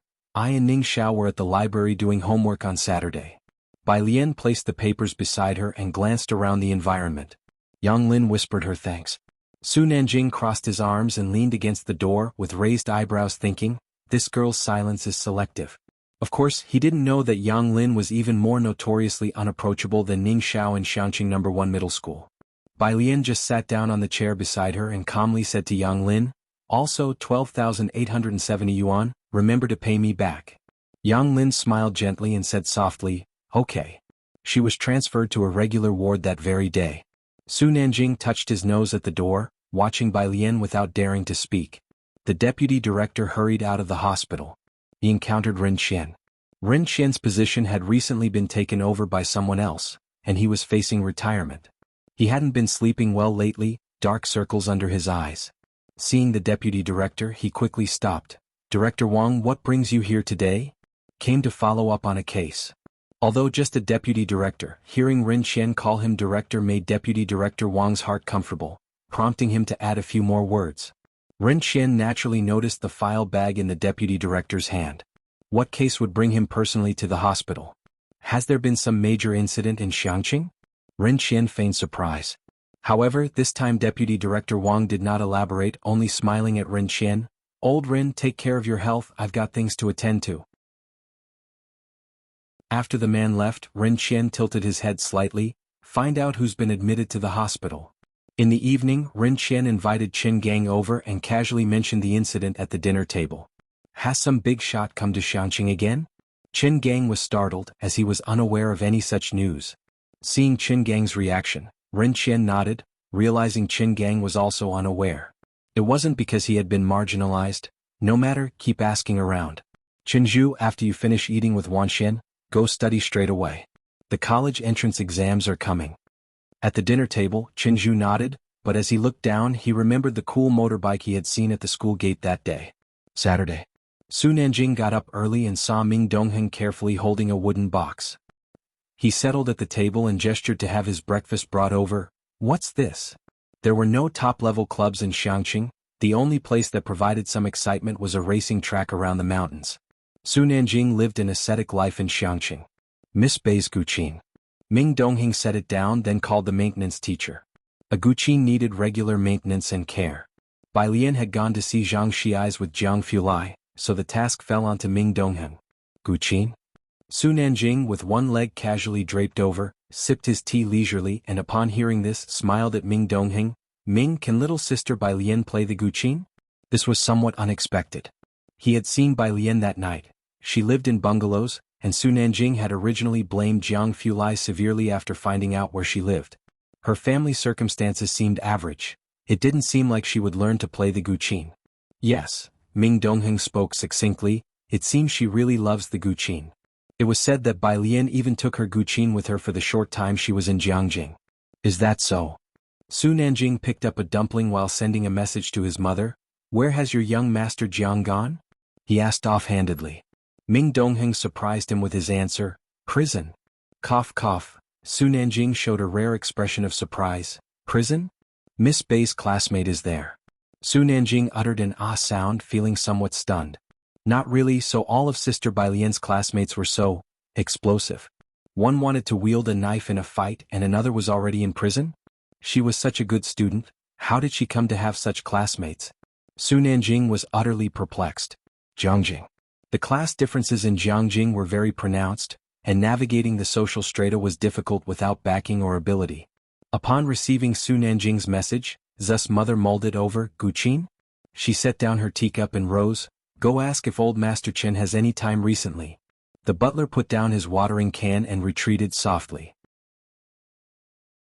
It was well known that old Master Chen was aged and in poor health, but he kept his passion for calligraphy and the Guqin, yet none of the Chen family had the talent for these arts. Zu's mother, whose own mother had been an opera singer, also graduated from the Jiangqing Music Academy. During a visit to meet old Master Chen, at the Chen residence she had once seen Principal Jian, aware that old Master Chen respected him as a friend. The Su and Jiang families had good relations, everyone knew that Su Nanjing was a brother to Jiang Fulai, and without knowing Su mother's specific request, old Master Chen did not reject her outright. Old Master Chen held Principal Jian in high esteem. He knew that if he mentioned it, Principal Jian would not refuse him anything, as he had owed Principal Jian a great debt of gratitude. So he gave Zu's mother Principal Jian's contact information. In the residential area of the Jiangqing Music Academy, Jian Zhongyo had not been awake for long. His room played soft music, and his personal phone had a new friend request early in the morning. He didn't add many people on his private number usually. He looked down. Hello Principal Jian, this is Gao Yan.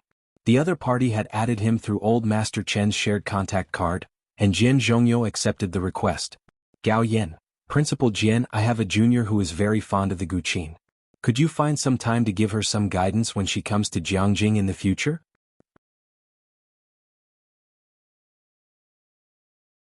Chapter 425. Number 167 in line, Brother Jiang wants to take Alien as his goddaughter, second update, _1. Gao Yan sent the message and patiently waited for a reply. In Jiangqing, the Guzheng is very popular, and Jian Zhongyo might not be as influential as the president of Jiangqing University, but he had won the respect of many people. Getting an audience with him in Jiangqing could be difficult. Even members of the Chen family who had never learned Guzheng found it hard to meet him, and only the old Master Chen had taken Chen Beixian to meet Ding Jian. Ding Jian had 3 students, 2 of whom Gao Yan didn't know. But one of them Gao Yan was very familiar with by reputation. Leng Shuhe, the talented woman of Jiangqing, once as famous as the prodigy Jiang Shijue throughout Xinjiang district. However, in the past 2 years, Jiangqing hadn't produced any other startlingly brilliant individuals. Gao Yan thought a lot. She and Jiang Fulai's mother had grown up together since childhood, and their affection for each other was deep. Love me, love my dog. Just seeing Bai Lian's silhouette made her feel her sisters would definitely like it. She couldn't intervene in Jiang Fulai's affairs, but she had to make sure to arrange everything properly for Bai Lian. As she thought, she sent another message to Su Nanjing. Do you think she would agree if I asked to adopt her as my goddaughter?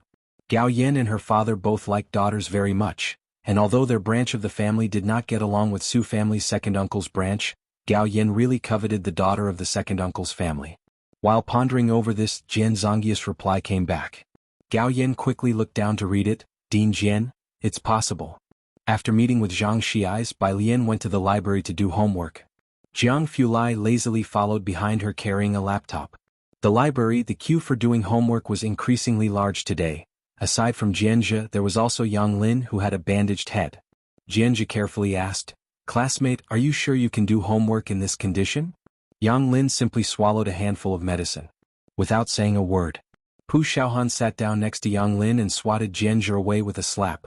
"Mind your own business, what are you looking at?" She bared her teeth. Jianzhe and Tang Ming quietly complained about how Pu Xiaohan had become so fierce. Tang Ming just grunted a sound very coldly. Jianzhe suddenly felt a bit confused, not understanding how this small group had become so unfamiliar after just a few days of absence. It wasn't until Jiang Fulai arrived that the familiar chill and breathlessness touched Jianzhe, who was quite moved for a moment. The library had a long row of seats, and they sat in the last row by the windows, with the three innermost seats reserved for Bai Lian and Jiang He.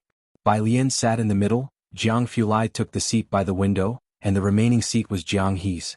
Jiang Fulai extended his hand to place the laptop in front of him, flipped it open, his slender fingers casually tapping the document library as he started browsing through the submitted reports, his mood peaceful. Occasionally he would open WeChat to reply to a few questions. Until, partway through, a message from Su Nanjing came, saying he had brought Jiang He over. Today, since Ming Dongheng was waiting for the Gujing maintenance, the task of delivering Jiang He was given to Su Nanjing.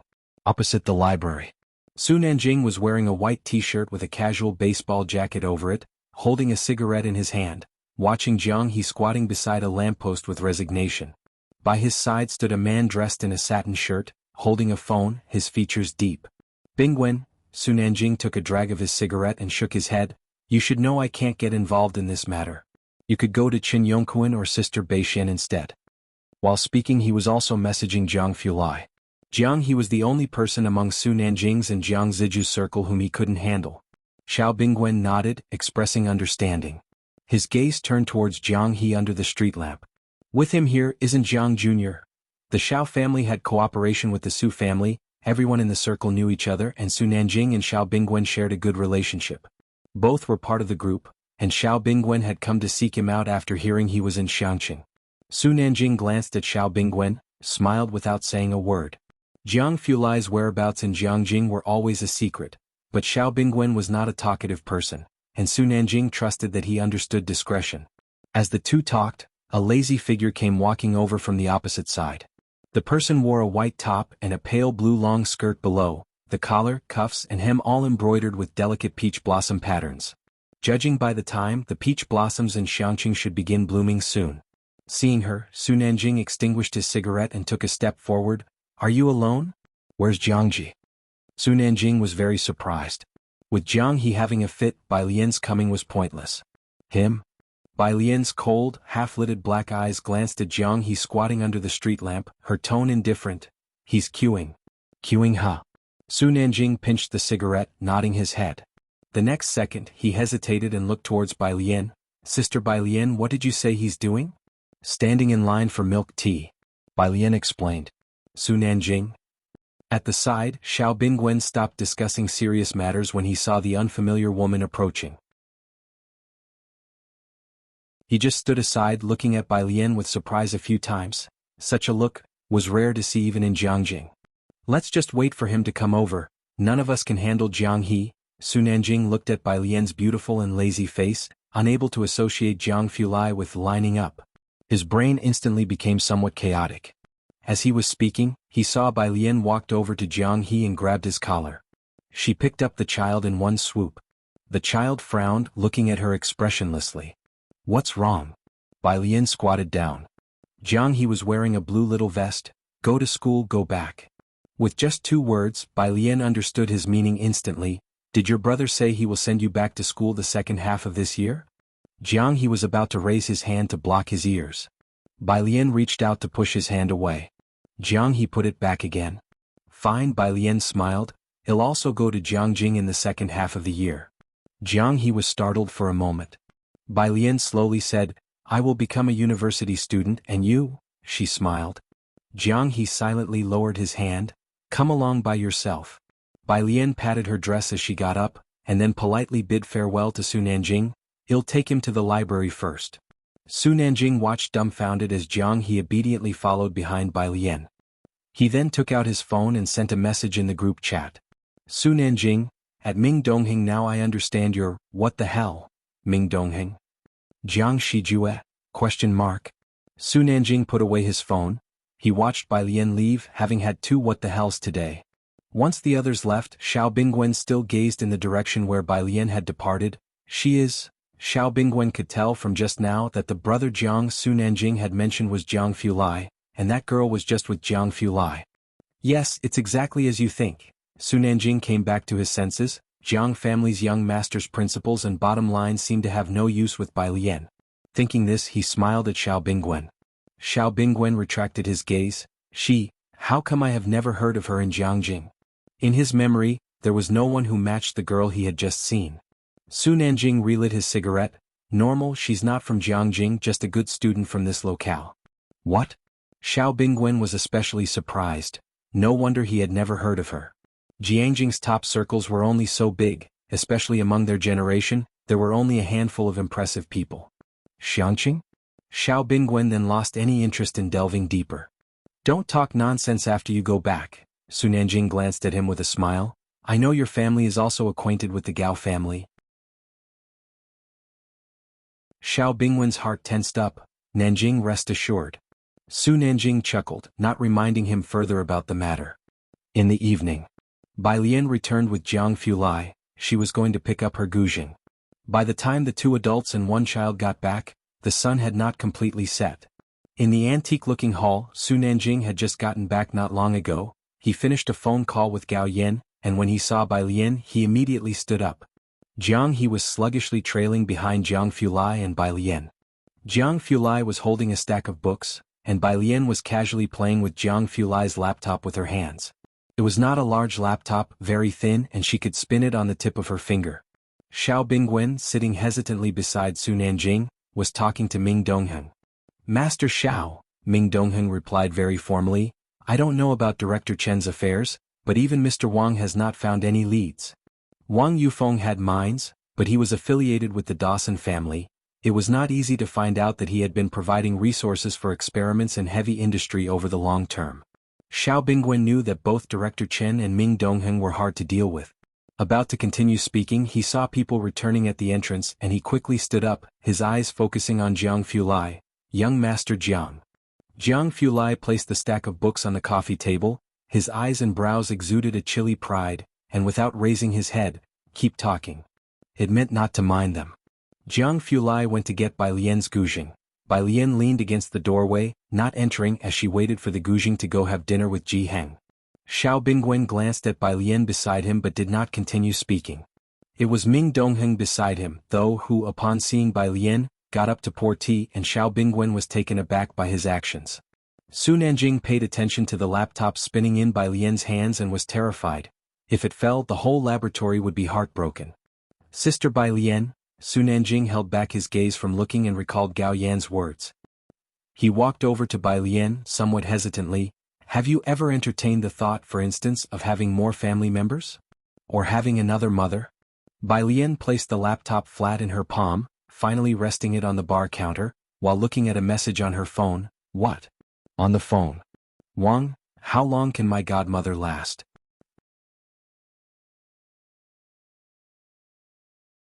Chapter 426.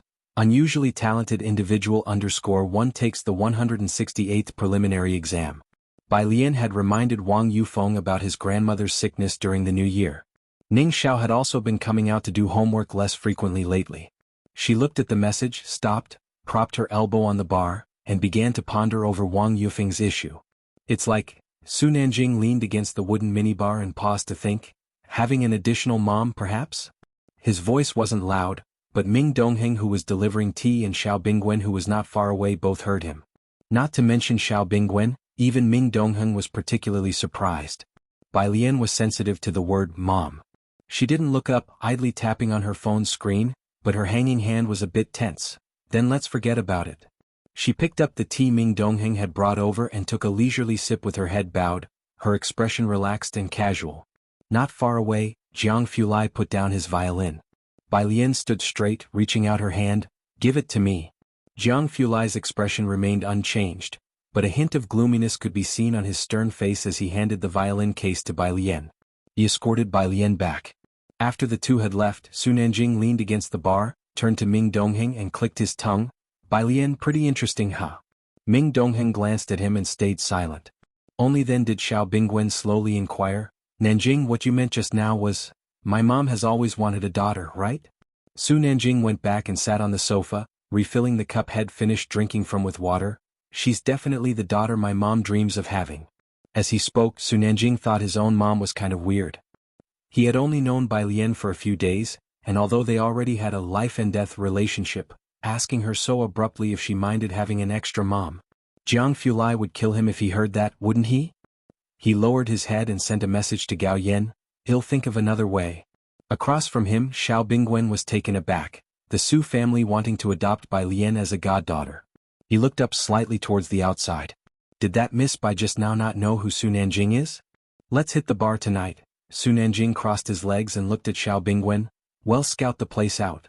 Next to him, Ming Dongheng reminded, you guys should bring some bodyguards. Qinglong Bar was the only one in Xiangqing that was worth Su Nanjing's visit. Su Nanjing was well aware of this. Bacter Street did not belong to domestic forces. The Su family in Jiangjing could count on one hand those who were comparable, but internationally that was all there was. The only ones who held sway in Bacter Street were those old families that operated abroad. Xiaoming Su Nanjing smiled at Ming Dongheng, you're getting more and more thoughtful. Meanwhile at Jiheng's. After Bai Lian returned, Jiheng was video calling with Ji Xiaojun. I know, buying a house. Jiheng turned on the yard lights. Ji Xiaojun was urging him to hurry up and buy a house, but his response was nonchalant, you didn't run into anybody? On the other side of the phone, Ji Xian's face was somewhat blurred. No. Jiheng could understand, their lineage didn't count for much. Seeing Bai Lian return, Jiheng handed his phone to her, your uncle aunt. Upon seeing Bai Lian in the camera view, Shenqing snatched Ji Xian's phone. Alien, why did you come back so early today? Came back for dinner. Bai Lian set her backpack aside and chatted with Shenqing at a leisurely pace. Since Shenqing and Ji Xiaojun moved away, she had been coming home much earlier than usual. Jiangjing. The residence where Ji Xiaojun was temporarily staying had a sense of the old times, and the rooms were quite spacious. In the large hall outside, the butler flipped through some documents and casually set them aside. What are they doing? They're making a phone call, Xiaojia said from the side, his tone respectful. They had been busy sorting out Ji Heng's accounts for the past few days. However, it came as a surprise to the butler that Ji Xiaojun and Shenqing stayed in, showing no interest in visiting various attractions. Let him get used to the accounts first. The butler was aware that Ji Xiaojun was an artist, and there would definitely be some barriers in learning these things. If it really doesn't work out, find someone to manage them on his behalf. Xiaojia furrowed his brow, originally thinking he'd be able to bring back an assistant for the master, especially since Mu Heng had some skills back then. But now, it appeared to be causing trouble for the Mu family. The new week started, and the junior and senior high school students also began their school year. Xiangqing No. 1 High School was much livelier than before, but along with the bustle, there came the groans of all students. Because the start of school signified the beginning of the initial exams. After school in the afternoon, Su Nanjing was still waiting for Bai Lian by the roadside. Her group of friends was as formidable as ever. Today they needed to head to the Zhang family first to help move some goods.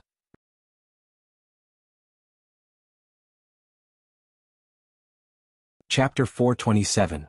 Unusually talented individual _2 takes the 168th preliminary exam. Seeing Bai Lian, he lifted his hand slightly. Sister Bai Lian? He was wearing casual sportswear, very relaxed.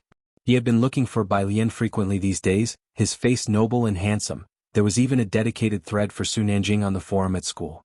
When they learned he was Bai Lian's certain brother, a bunch of girls exclaimed underneath, sure enough, a Bowtie's relatives are all beauties.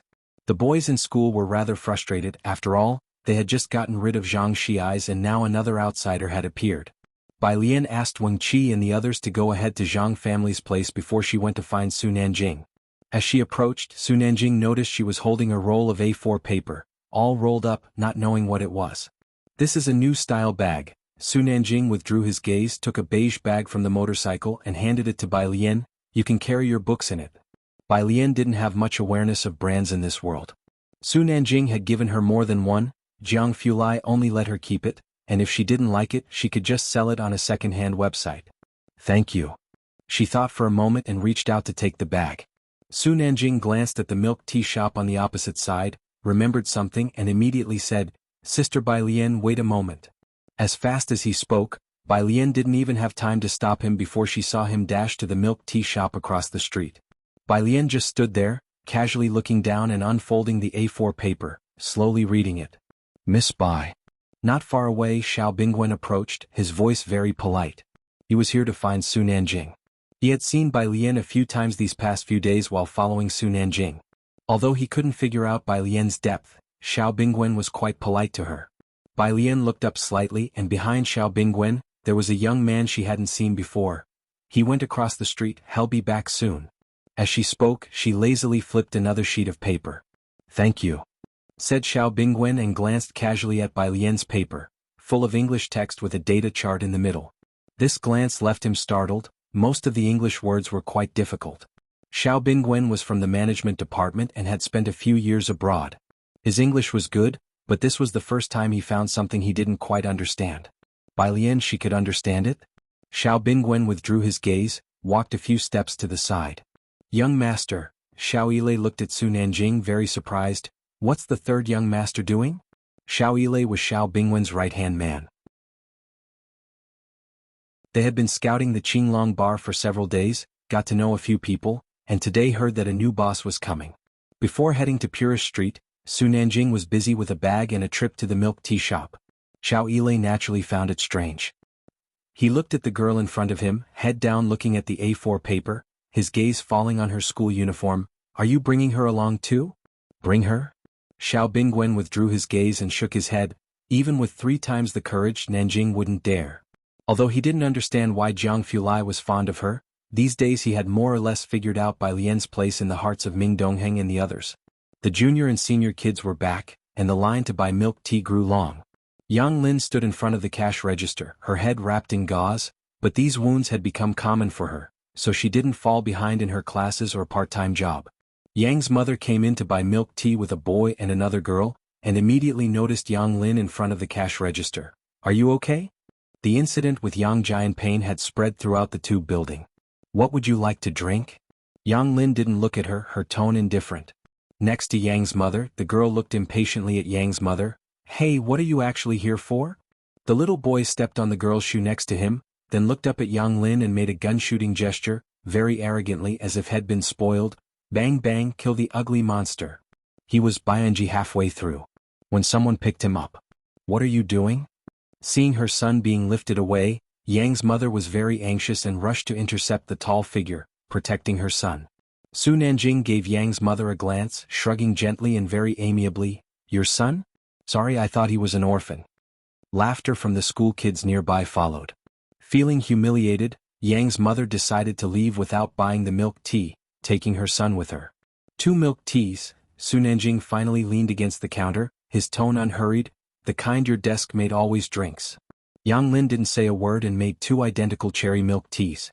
Su Nanjing took 1 cup, the other he left in place and with a smile said, "Thanks a bunch." He turned back, handed the bag of milk tea to Bai Lian, and looked at Xiao Bingwen. "How did you end up here?"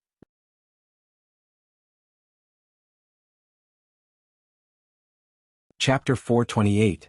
Unusually talented individual _3 takes the 168th preliminary exam. "It's about the company consultant issue," Xiao Bingwen said straightforwardly to Su Nanjing without any intention of avoiding Bai Lian. "I'm thinking of looking for Professor Huang." Bai Lian had no interest in listening, she waved her hand at Su Nanjing. "Thank you." Then she turned and walked in the direction of the Zhang family's place. After Bai Lian left, Su Nanjing finally sat on her motorcycle, looked up at Xiao Bingwen and folded her arms across her chest. "Then it's no use looking for me, although I am from Jianghu University, I later switched to economics. You should look for Brother Jiang." Xiao Yilei, who was with Xiao Bingwen? Who would dare to? The street with the tube building. Yang Lin's mother quickly received a call from her current husband, who said with more than a hint of sarcasm, "Did you give her money? Don't forget that your son is going to get married someday." They moved back only after hearing that Xiangqing was becoming prosperous, and when real estate prices there rose, they simply bought an 80 SQM apartment near the tube building. Ever since Yang Lin's mother returned, her husband had been very bothered about Yang family's business. Yang Lin's mother felt an inherent sense of guilt about leaving Yang Lin behind after all these years. Chastised by her husband like this, she hesitated. She's about to take the college entrance exams? So what? The current husband became alert. Anyway, don't bring her back here and don't give her a penny. The daughter of a gambler, Tianbao, is going to apply for Beijing University in the future. Don't let her lead him astray. After so many years away, Yang Lin's mother felt nothing for Yang Lin except guilt. Realizing this after her husband's words, she remembered that her future old age would depend on Tianbao's support. She weighed her options and concluded, "I understand." Several students from class 15 were in the backyard of the Zhang family's house, moving flower pots and merchandise. Mr. Zhang was not at home today. He had probably gone on a business trip after the new year. Mrs. Zhang brought out a bunch of snacks and coke for the group of students. "I've told you there's not much merchandise today, you didn't have to come." When Bai Lian arrived, most of the heavy lifting was already done. She moved the last box of flowers from the truck and placed it into the backyard. Just in time, Suan called her, his voice cheerful. "Alien, recently, those people have stopped prying into your grandfather's information. Maybe we were mistaken." "Thank you," Bai Lian replied while holding a pair of scissors, slicing open the tape on the box to reveal a bunch of fresh flowers. She only raised an eyebrow, of course. No one was inquiring anymore because the person had been found. "Is there anything you or your grandfather are lacking lately?" Suan asked, then seemed to remember something. "Also, what has your uncle been up to? I've called him twice and he hasn't answered." "It's nothing, he's just been a bit busy lately," Bai Lian replied nonchalantly. With that, Suan no longer dwelt on the issue with Ji Xiaojun. After hanging up the phone, Mrs. Zhang passed her a can of coke. "Auntie," Bai Lian opened the coke with one hand and took a sip. "Zhang Zhang Xiais has earned a commendation in prison, decreasing his sentence by a month and a half." She and Jiang Fulai had been tutoring Zhang Xiais every week. But Mrs. Zhang only got to visit him once every half-month, so she hadn't heard this news. "Really?" Mrs. Zhang instinctively looked up upon hearing news about Zhang Xiais. How did he earn a commendation? During the new year, there was a disturbance in the prison. Zhang Xiais had knocked down the ringleader, quelling the unrest, and it was said he gained quite a few minions inside. However, Bai Lian did not go into detail with Mrs. Zhang about this. He helped the prison warden catch someone. Bai Lian downplayed the incident.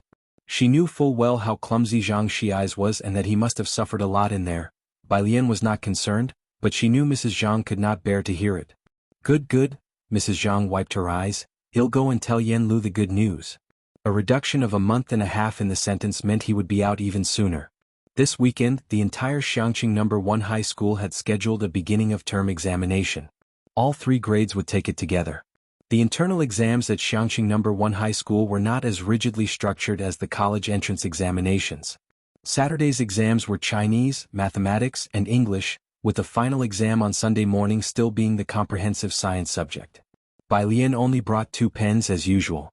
She was ranked first in the final exams, and all the senior year teachers knew her by name and face. Seating for the exams was done by rank, so she was at the first table in the first examination room. Almost as soon as the comprehensive science exam started, an invigilating teacher stopped next to her. Looking down at her exam paper. Bai Lian's papers were always favored by the teachers for their neatness. Now, even Lu Lingxi and Lian Ningxiu's papers were starting to be scrutinized, not to mention the others, especially Wang Qi and a few who liked to show off with extravagant writing styles.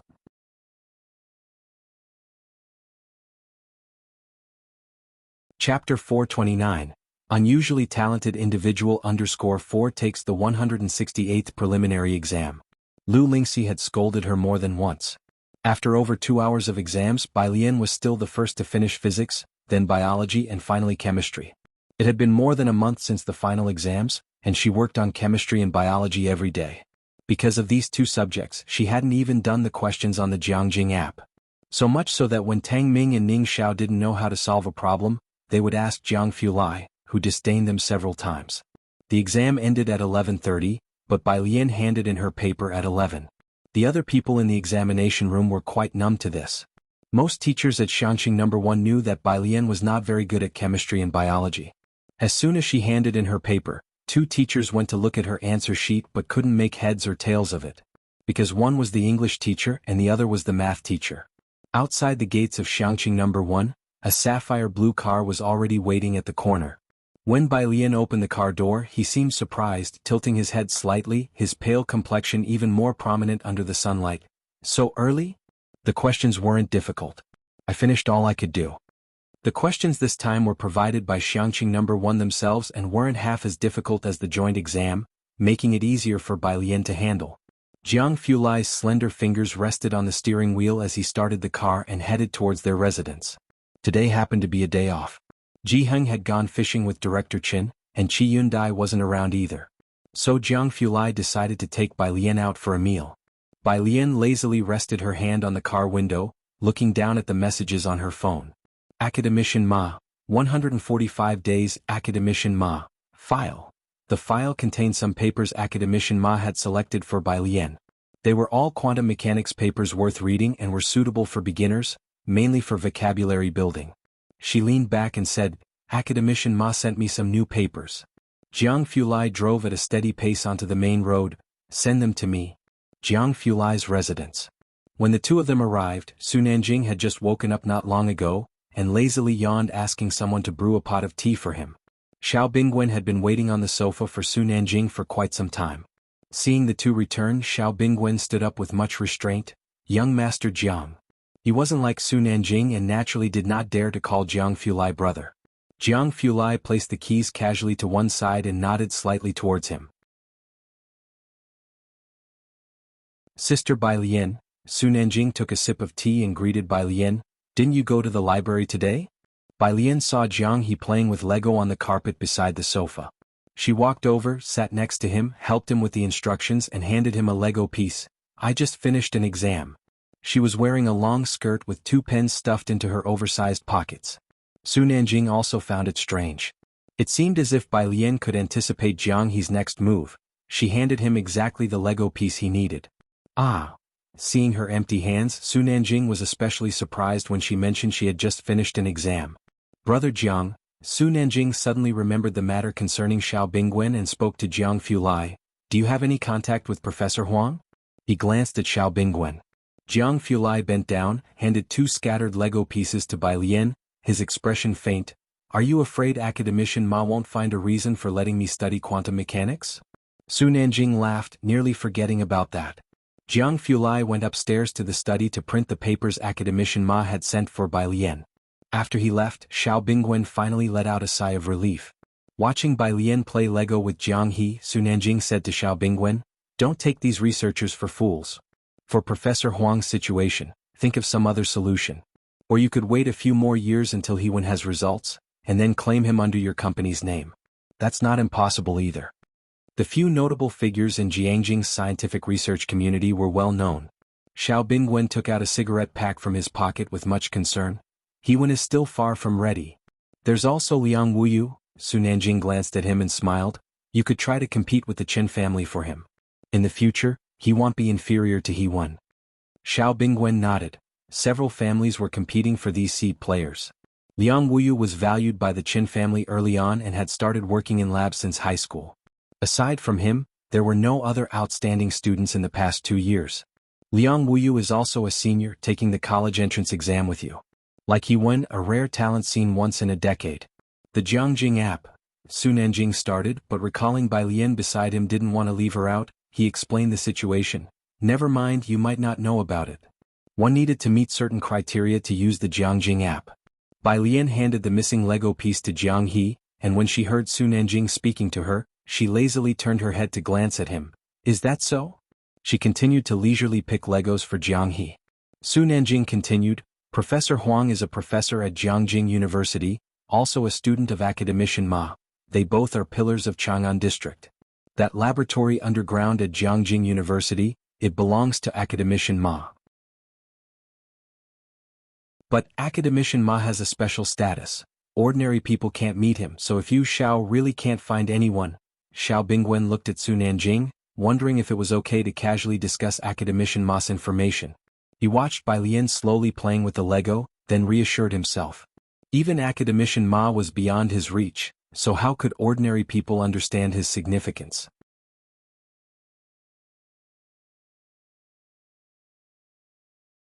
Chapter 430.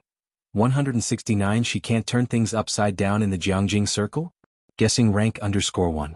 Su Nanjing said, and Bai Lian just nodded in agreement. Although she didn't react much, she still responded.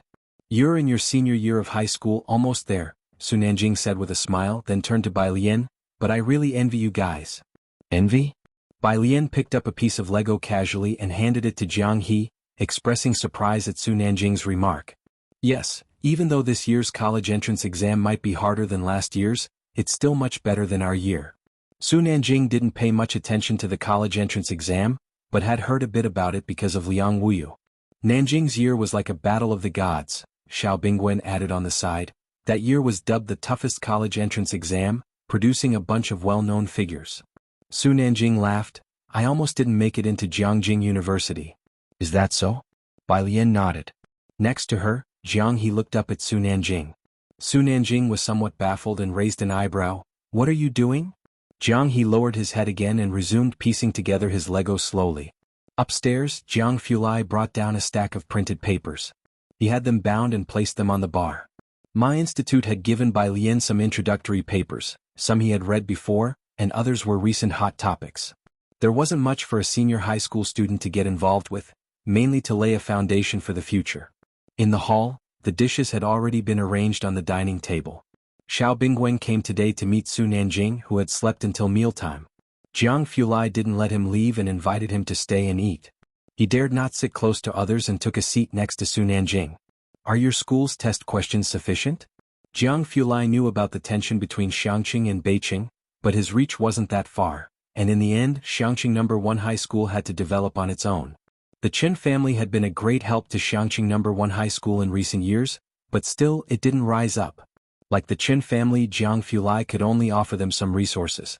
As he spoke, he noticed there were no drinks next to Bai Lian, so he got up, fetched a can of cola, casually opened it and placed it beside her.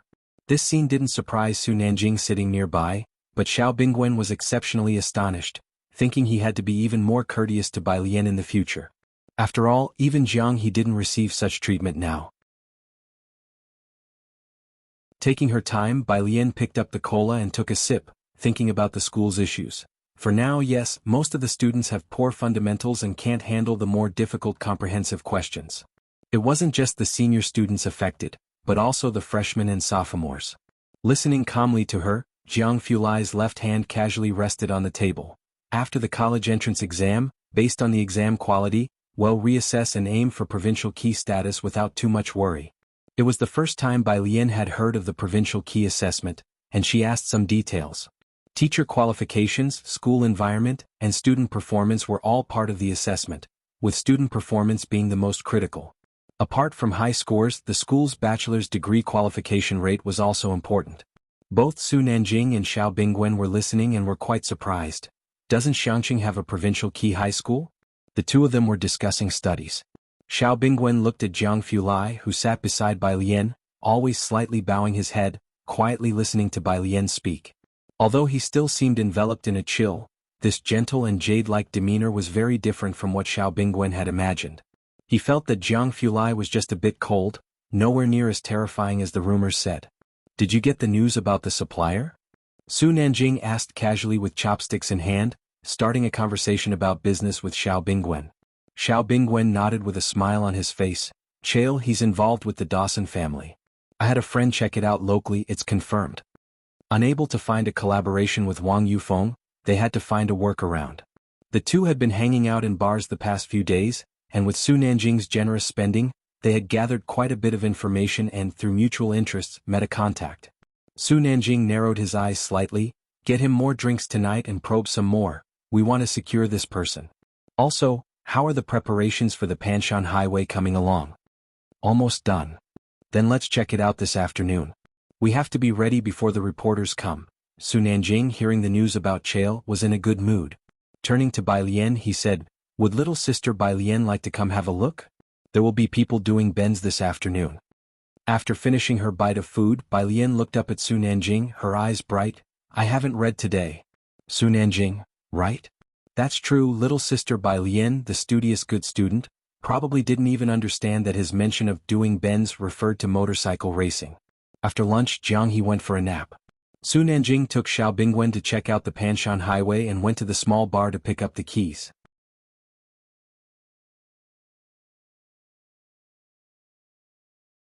Chapter 431.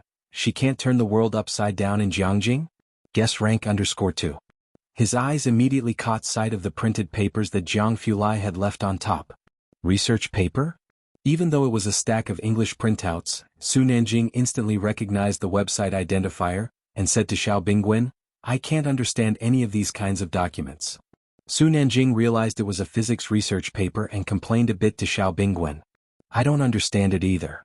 Xiao Bingwen had never published in that journal, and it was only after Su Nanjing mentioned it that he learned of it, inevitably recalling what he had seen at Bai Lian's place last time. Was she actually reading scientific research literature? Because of exams, Bai Lian didn't bring any books today, and planned to read the new review articles published by Academician Ma in the afternoon. She watched Jianghu lying on the small bed, her hand curled around the literature. Jiang Fulai stood to the side watching her and suddenly said, Do you want to take a noon rest? Bai Lian didn't nap because she basically couldn't fall asleep, except for that half hour in the library last time. Upon his mentioning it, she also hesitated a bit. Is there another room here? Her gaze shifted towards Jiang Fulai, remembering correctly, Su Nanjing lived here. I don't sleep at noon. Jiang Fulai turned around calmly, opened his own room, dressed in black cotton soft home attire, his delicate profile highlighted in a soft haze under the light streaming through the window. Bai Lian looked up. His room was laid with gray flooring. It was a large room with a gray bed in the center, and a desk under the windowsill, all in a very cold color tone. The temperature was much lower than that in Jianghu's room. If you want to rest, you can come here. I will work on my project. Jiang Fulai left the door half open, his slender and jade-like fingers resting politely on the iron door handle. Bai Lian walked in to take a look, nodded lightly and said, Okay. Nighttime. Jiang Fulai took Bai Lian back to Pura Street. Ji Heng and Director Chen had caught quite a lot of fish today, but the courtyard was not as lively as before. Director Chen helped Ji Heng cook in the kitchen. That evening, Ji Heng invited Jiang He and Jiang Fulai to stay for dinner.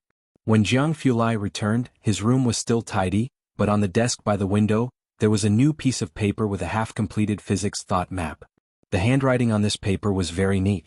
Jiang Fulai looked down at it for a while, then carefully folded the paper. She hadn't slept there, but she had read for a long time and written for a length of time. After the people in the courtyard had left, only Bai Lian and Ji Heng remained.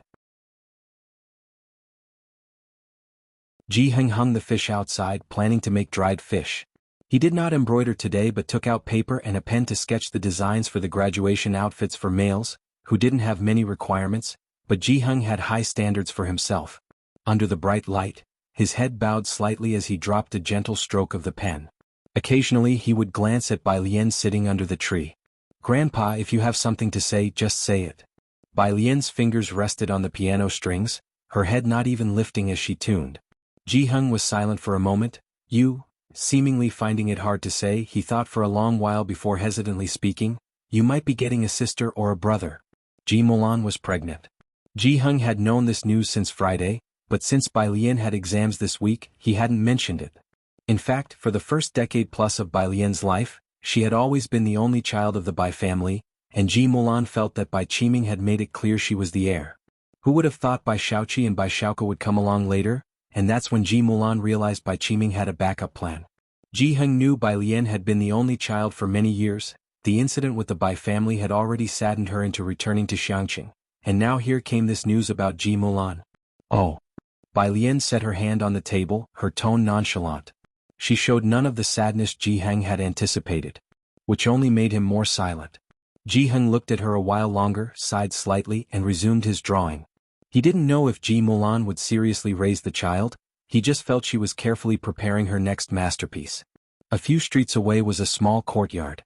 Inside, the lights were dim, and from a corner room came a continuous low coughing. The middle-aged man in a black coat had his eyebrows furrowed, a cigarette unlit in his hand, watching the old man on the sick bed with a frown. Ning Xiao sat at the bedside, adeptly helping her grandmother breathe smoothly. Grandma Wang's coughing had quieted down a lot, and sleepiness appeared to loom over her. As Wang Yufeng watched Grandma Wang's eyelashes slowly close, the weight in his heart lifted, but just then his phone in his pocket rang. Fearing that Grandma Wang would awaken, Wang Yufeng quickly hung up and stepped out into the courtyard.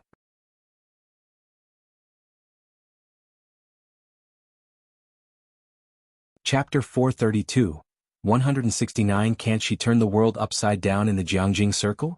Guessing ranking _3. Hearing the sound from the room dwindling, he finally relaxed.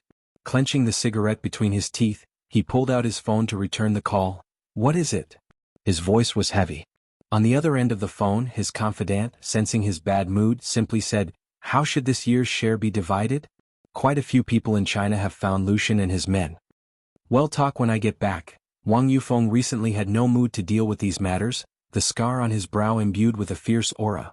Tell them to tighten up. Yes, boss, his confidant replied. Wang Yufeng hung up the call, irritated. After waiting a while longer, Ning Xiao emerged from the room. His hair at the front was a bit long, shadowing the gloom in his eyes. Uncle Wang. His tone was indifferent. Godmother stopped taking her medicine? Wang Yufeng sought countless doctors for Grandma Wang in the past, but she had long been plagued by illness. Being over 90 and still alive was already not easy. Ning Xiao went to sweep the trash in the courtyard, responding coldly with a hum. Wang Yufeng was not surprised by his cheap nephew's attitude. Watching Ning Xiao's retreating figure, he reached out to light his cigarette. Your technique is good, it reduced Godmother's pain considerably. Which doctor did you learn from? Wang Yufeng could naturally tell Ning Xiao's proficiency. Classmate, Ning Xiao replied sparingly. Classmate? Wang Yufeng watched Ning Xiao's back, slightly surprised. He knew Ning Xiao well. Because of his early life experiences, he was usually distant and they rarely spoke. It was only in the last 2 years, as Grandma Wang's health failed, that they communicated more. Wang Yufeng glanced at Ning Xiao, took a slow drag from his cigarette and spoke softly. In a couple of days, he'll find a chance to invite your classmate for a meal. You let them know. Ning Xiao remained silent. Don't let Godmother worry with her in this condition. Wang Yufeng exhaled smoke.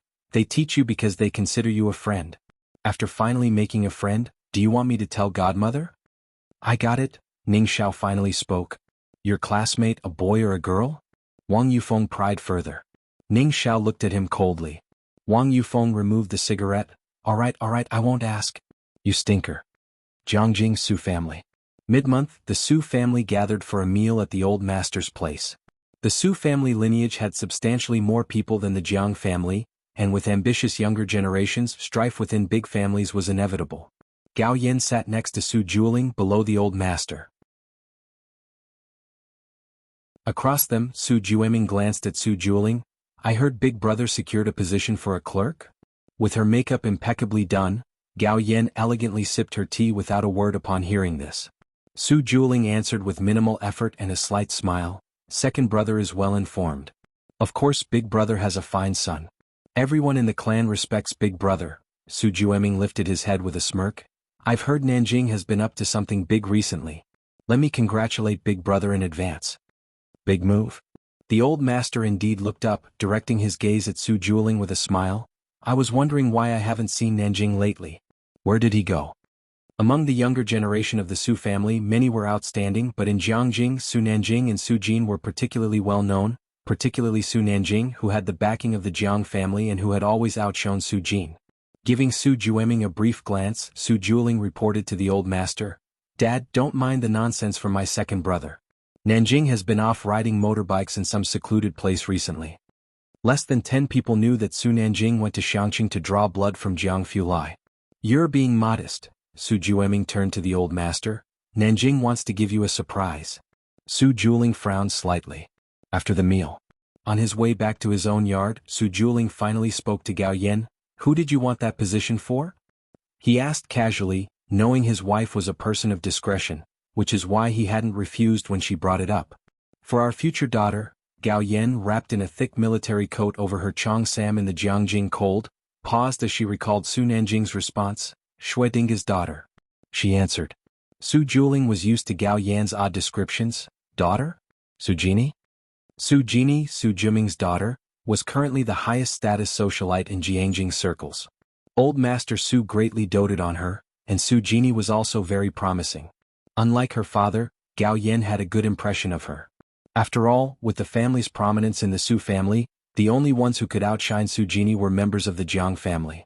But in this generation of the Jiang family, there was no other young lady but Jianghu Lai.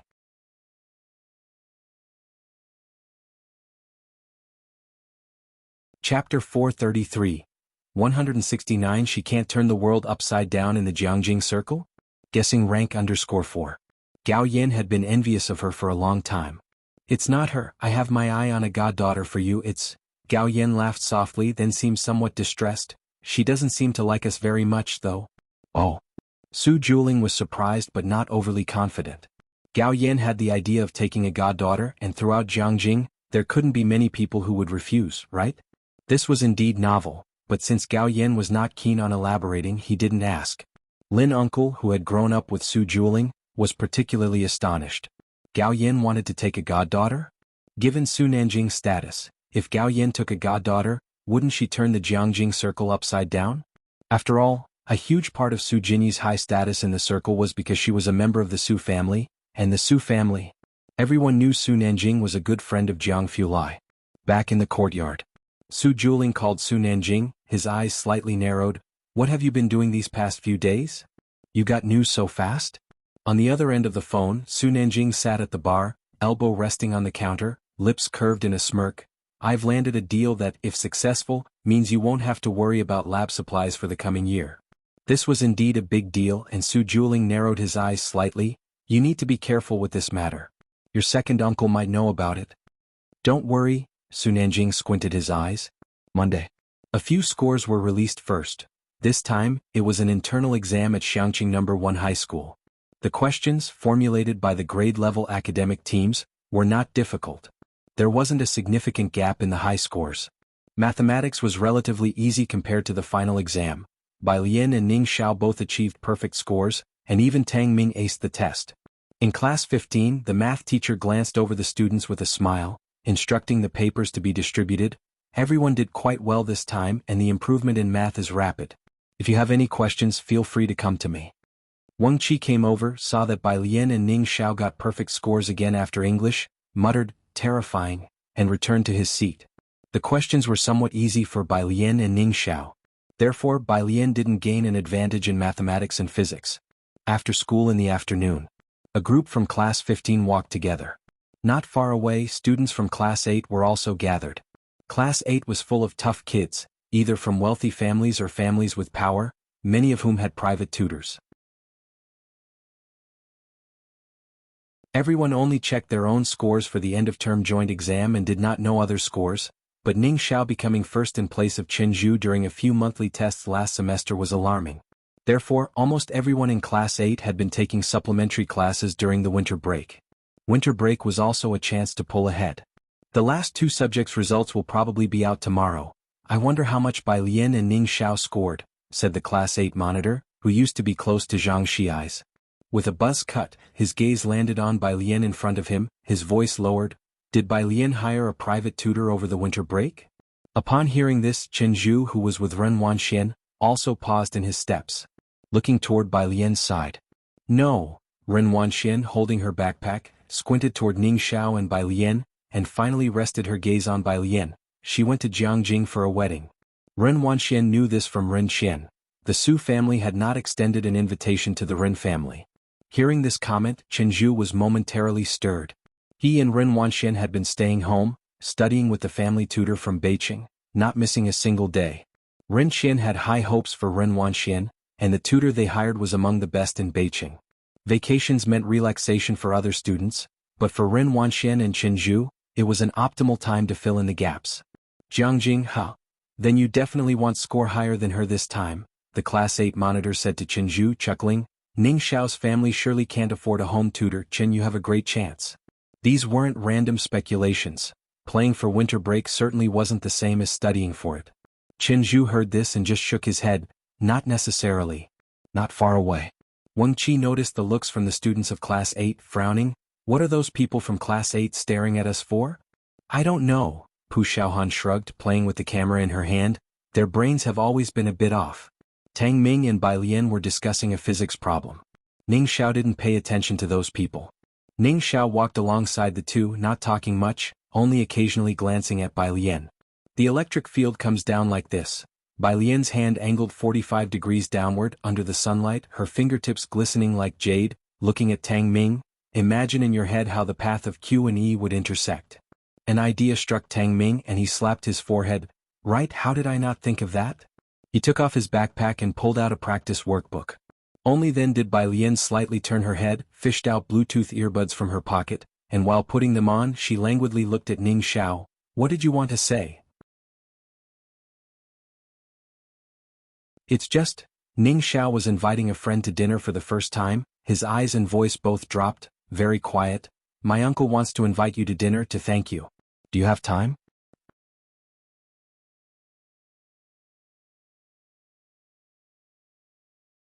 Chapter 434.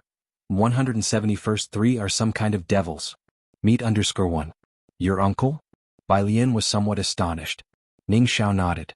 Bai Lian remembered that man named Wang. It was the first time she had heard Ning Xiao mention his uncle. Ning Xiao was someone who inherently lacked affection, barely uttering a few words even in front of Grandma Wang. When Bai Lian last visited Ning Xiao's home, Grandma Wang's reaction was very agitated. Is this it? Bai Lian lowered her head to find an English reading app and pressed play. Just find a time that works for you.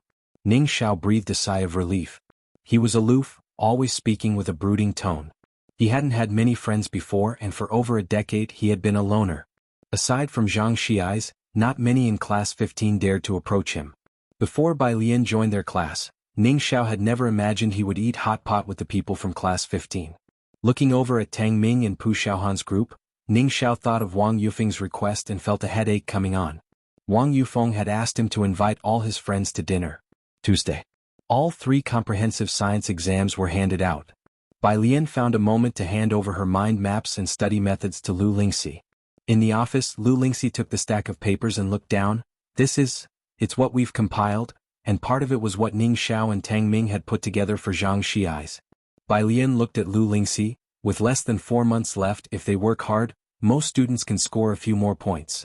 With so many students in the school, there were those who had clear goals like Bai Lian and some like Zhang Xiai's. These materials would also be helpful to those with clear goals. Thank you all. Lu Lingxi hadn't expected that Bai Lian and her 2 companions would take the time to do this.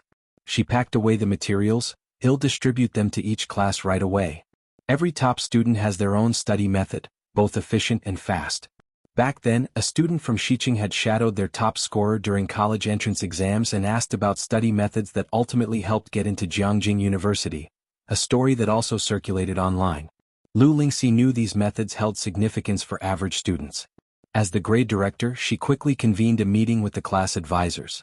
The class advisor of Class 8 took these materials and brought them to the class that afternoon, placing them on the lectern. These are study materials and methods provided by Teacher Lu. Anyone who needs to can come to me for a printout after class. Also, the initial test scores are out. You can come check your rankings after class if you're interested. After finishing, he picked up the exam papers and began discussing the physics multiple-choice questions. This time, the physics questions weren't hard and the students in Class 8 performed well. After class, a crowd surged forward to see Qinzhu's ranking. Qinzhu Wanxian, their seats had been changed. The class president of Class 8, now sitting in front of Qinzhu, rested his hand on the table and leaned over to look at Qinzhu, then glanced at Ren Wanxian sitting in the row next door. Are you two going to print those materials? Qinzhu's dark eyes were fixed in the direction of the lectern and he didn't respond immediately. Ren Wanxian hesitated. Heard through the grapevine, the class president's desk mate, a guy with a buzz cut, Bao Boyu, could barely suppress his laughter, that these study methods and materials are supposedly by Bai Lian and Ning Xiao's group. What? Qinzhu's desk mate also laughed. I mean, what are they doing? Isn't this awkward? Are they sharing their study experiences? Who's going to print it? If you print it, remember to show me. Bao Boyu glanced at Qinzhu then said, I'm definitely not going. The class president didn't make any statement. Both Qinzhu and Ren Wanxian had actually considered printing the materials, but upon hearing that it was compiled by Bai Lian and her group, neither of them reacted. Ren Wanxian turned to Qinzhu and asked quietly, Are you going on Saturday? Chenju shook his head, not sure. I don't know who it is, but my dad might go. Go where? Bao Boyi knew these two were better informed than most. The MK Club has booked Panshan Highway, Ren Wanxian explained indifferently to the others, for a friendly race.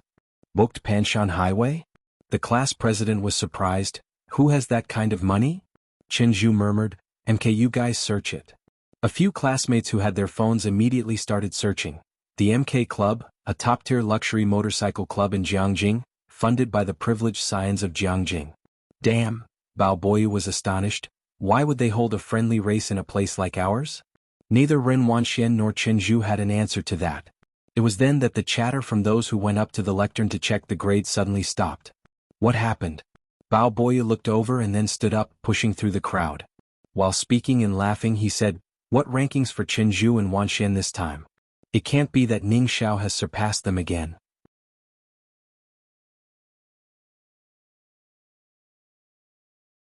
Chapter 435. 171st 3 are some kind of devils. Meet_2. Upon looking, he was too late to close his mouth. That was agape. Class 8 scores were always good, especially for people like Chenju and Ren Wanxian. Last semester, Ning Xiao exceeded Chenju in the midterm exam. However, at that time, Chenju was at least the second in rank, but now, Bao Boyi looked at the names in the first row. Chenju Chinese, 136, 1, 6 Math, 142, 1 for English, 141, 1 for Science Comprehensive, 281, 1 for total score, 700, 1 for Chenju was almost first in every subject in class as usual, with rankings almost the same in school and class, occasionally switching places with Ning Xiao. But now, he was consistently ranked fourth from the top in every subject. Both Chenju and Ren Wanxian felt the disturbance on the podium and stepped forward to check the rankings. The latter half of the semester had been extremely stressful for Ren Wanxian, who had hired a tutor charging a hefty fee, and she had believed she would confidently be able to return to her former level alongside Chenju, only to find, not only had she not recovered, but her ranking had even dropped. Chenju stared intently at the number 4, for a long time before turning to find the class teacher in the office. Ren Wanxian followed suit. A wordless silence spread from the entire podium. After a long while, someone finally broke it. I only have 590 points, and with 700 points to be at fourth, I want to know, what kind of demonic scores are the top 3? The office. The class 8 homeroom teacher wasn't surprised to see Chenju and Ren Wanxian. You've come? What are the scores for the top 3? Chenju's face was exceptionally cold. He looked only at the homeroom teacher, his words terse. They're right here, take a look. The class 8 homeroom teacher handed another ranking sheet to Chenju. Chenju and Ren Wanxian looked down to see the overall ranking list. 1 Ning Xiao, 741 and 0. 2 Bai Lian, 737 and 0. 3 Tang Ming, 736. The top 3 had pulled away from Chenju by 30 to 40 points, a stark difference in scores. The two stared at the paper, unable to snap back to reality for quite some time. How is this possible? Ren Wanxian's face turned pale. She had worked so hard with Chenju during the winter break, and now she felt a sense of powerlessness. Of course, what she and Chenju didn't know was that this gap was actually not significant, given that math and physics were far too simple for Bai Lian and the rest. When it came to the difficulty level of the college entrance exam, the gap would be even more apparent. Evening bubble tea shop. Ning Xiao went home early while Bai Lian, Tang Ming, Jianzhe, and a few others were reviewing inside. Yang Lin still had 2 hours of classes to teach. The bubble tea shop was larger than ordinary stores, well decorated and affordable. Although its cakes were not as delicious as before, they still tasted better than most of the other stores, and most people still liked to come here for their purchases. Su Nanjing and Xiao Bingwen, 2 young masters, stood at the door, also quite a scene. Bai Lian sat by the window, concentrating on her problems. Not far away, 2 girls were using their phones to take pictures of the window. Did you get it? Got it. Quick, take a picture for me, I want to be in the same frame as Sister Bai. When Su Nanjing and Xiao Bingwen arrived, they saw such a spectacle. Though they knew Bai Lian was attractive, wasn't this a bit much? Her popularity really is quite something, Su Nanjing said with a laugh once he saw it. Xiao Bingwen stood next to Su Nanjing, rather surprised. You seem to think highly of her. He knew Su Nanjing wasn't easy to get along with. Can't quite say. Su Nanjing took out a cigarette. From childhood, he was the kind of personality that couldn't be controlled by his family, warm yet wild, often hitting it off with those who shared some common interests. Bai Lian, seemingly a well-behaved student however, got along quite well with him. He entered and, as usual, ordered a few cups of bubble tea for Bai Lian and the others. Once Yang Lin completed the order, she turned to serve the next customer. After Su Nanjing left, a regular store employee finally withdrew his gaze from Su Nanjing. Yang Lin, do you know him? Not really. His clothes look really expensive, like my month's salary. The employee clicked his tongue and increased the pace of crushing ice. Another boy added, more like your year's salary. A month might not cut it. Su Nanjing didn't interrupt Bai Lian and the others' study session. The two were just waiting for Jiang Fulai. After most of the students from First High left, Jiang Fulai's car slowly arrived. It was getting dark late in Xiangqing and the sun hadn't set yet. In the twilight, Jiang Fulai's tall figure appeared both solitary and cold. A cursory glance swept over, causing Xiao Bingwen to instinctively avoid eye contact. Struck with surprise, was Jiang Fulai in a bad mood today? He didn't dare to look at Jiang Fulai again.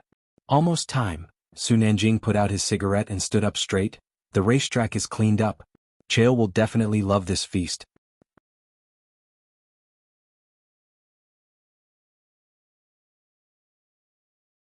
Chapter 436. 171st 3 are some kind of devils. Meet_3. Jiang Fulai had just stepped out of the laboratory when he heard the statement and gave him a look. Well done. Scarce mineral resources on Earth were just so much, and it was not easy to pry a bit away from a family like Dawson's, with its profound heritage and affiliation with M country. It's on Saturday night. Su Nanjing raised an eyebrow, curling his lips. It should be quite a big event. Are you and Bai Lian planning to come? Xiangqing was not as chaotic as Jiangjing, and with Jiang Fulai around, Su Nanjing faced almost no obstacles from start to finish. Everything was surprisingly relaxing. So much so that he even invited Bai Lian and Jiang Fulai to attend the grand banquet. Jiang Fulai walked towards the milk tea shop, his gaze falling on the glass window, his expression easing slightly. I'll ask her. Then she might not be willing, Su Nanjing pondered. She'd rather choose to study. 8 o'clock in the evening. Purest Street. Jiang Fulai took Bai Lian to the usual place. The streetlights were bright, casting long shadows of the two. It wasn't late at this time and passers-by would greet Bai Lian from a distance. At the intersection, after sending off Bai Lian, Jiang Fulai paused, then reached into his coat pocket to take out a sandalwood box. What's this? Bai Lian looked down. Sandalwood, Jiang Fulai said calmly and succinctly, for helping with sleep. Bai Lian took it from him, looked up, the streetlights casting hazy contours on her face. For sleep? In fact, even Jiheng wasn't aware of her sleep issues.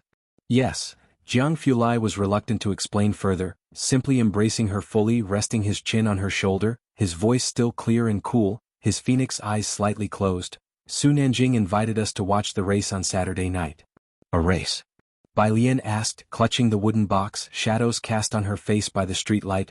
What race? Motorcycle, I guess. Jiang Fulai knew about Su Nanjing's activity but didn't care much about it. If you don't want to go, let's have hot pot fish head on Saturday. Motorcycles? Bai Lian's eyes lit up slightly. Let's go. This was beyond Jiang Fulai's expectation. He looked down at her, surprised. All right. Releasing his grip, he added softly, go back, good night. Saturday. 11 o'clock in the morning. At Jiang Fulai's residence, the sun was gentle and a mild breeze caressed the face. Su Nanjing and Xiao Bingwen sat in the wicker chairs outside, talking. Above them was the gazebo and the sunshine, Su Nanjing leaning back, his eyes slightly closed as he tapped his fingers on the armrest. How's Xiaoguo's practice coming along? I've asked Chael to look after the club. This race can't afford a single mistake. Su Nanjing being able to chat with Chael was in part due to sharing the same hobby. Don't worry, our people are keeping watch, Xiao Bingwen nodded, his expression serious. It hadn't been easy to approach Chael, and in all of Jiangjing, Su Nanjing was the first to reach this step. Who could have known that Chael would be hanging around the Azure Dragon Bar and would share the same hobby as Su Nanjing? Ming Dongheng was sitting next to Su Nanjing, his face cold, saying nothing.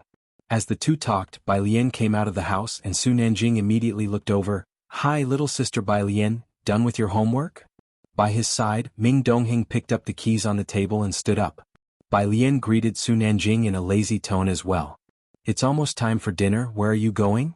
Su Nanjing realized that Bai Lian was about to head out as he looked at Ming Dongheng. Today was the day Su Nanjing and Chael had organized a motorcycle chase. For this he had prepared for 10 days. The group was planning to go to Panshan Highway just after lunch. Going to dine with classmates first, Bai Lian said, holding a canvas bag, smiling at him. Today, Uncle Ning Xiao was inviting Ning Xiao's classmates for a meal. Su Nanjing looked at Ming Dongheng, saying, "We happen to be heading to Panshan Highway earlier as well, Xiaoming, don't make an extra trip, he'll take little sister Bai Lian there." Ming Dongheng gripped the keys tightly. Half an hour later, Xiao Bingwen's car stopped in front of a very clean, old-fashioned local restaurant. This street was somewhat ancient and was not frequented by non-locals. Bai Lian got out from the back seat and said goodbye to Su Nanjing.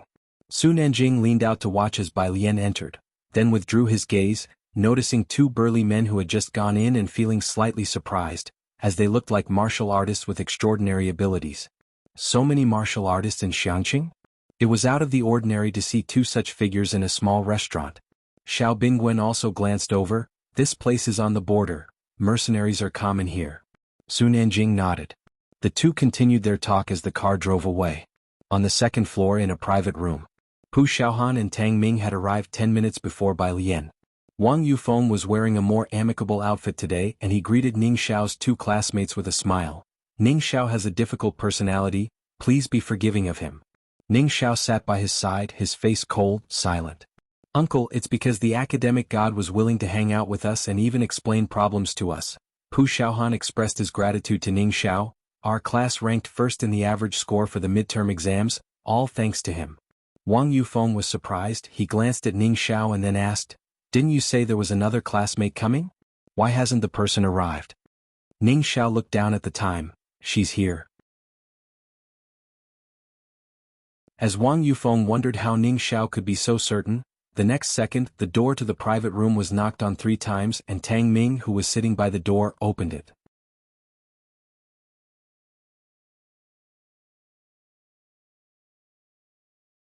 Chapter 437. 171 Are your requirements high? Second update, _1. Wang Yufeng knew the last one to arrive was the student teaching Ning Xiao the techniques. By Tang Ming's side, Pu Xiaohan's eyes also lit up. "Lian is here." Ning Xiao by Wang Yufeng's side also sat up straight. This made Wang Yufeng feel strange. It seemed that the last student was the leader of this little group. Just who was this person that could even captivate someone with Ning Xiao's personality? Just as he was thinking this, the person outside had already walked in. The newcomer was dressed in a loose lead white top and dark blue long pants, which looked somewhat like national-style training attire. A pair of wooden hairpins held up the long hair at the back of the head. She was casually carrying a canvas bag, with wisps of hair falling lightly across her forehead, and her ink-dyed eyebrows and eyes appeared relaxed yet cool. Although her style was different, Wang Yufeng recognized her. Wasn't this the girl who had saved him in the alley and then met his godmother? What a coincidence. "Bai Lian," Wang Yufeng stood up and smiled at Bai Lian, "So you're also Ning Xiao's classmate?" Pu Xiaohan turned curiously. "Uncle Wang, you know each other?" "Yes, we met at my godmother's house." Wang Yufeng did not mention the incident in the alley, only saying, "Previously when his grandmother accidentally fell, it was Bai Lian who brought her." Ning Xiao didn't know about this. He once again thanked Bai Lian, who had just transferred to their school at that time, and he did not know her yet. Pu Xiaohan and Tang Ming, who were still a bit restrained, were initially somewhat afraid of Wang Yufeng due to the tattoos that were faintly visible on his neck, but now that Bai Lian had arrived and they all knew each other, the atmosphere immediately relaxed. "Classmates, add Uncle's WeChat." Wang Yufeng took out his phone, amicably adding Tang Ming and Pu Xiaohan's WeChat.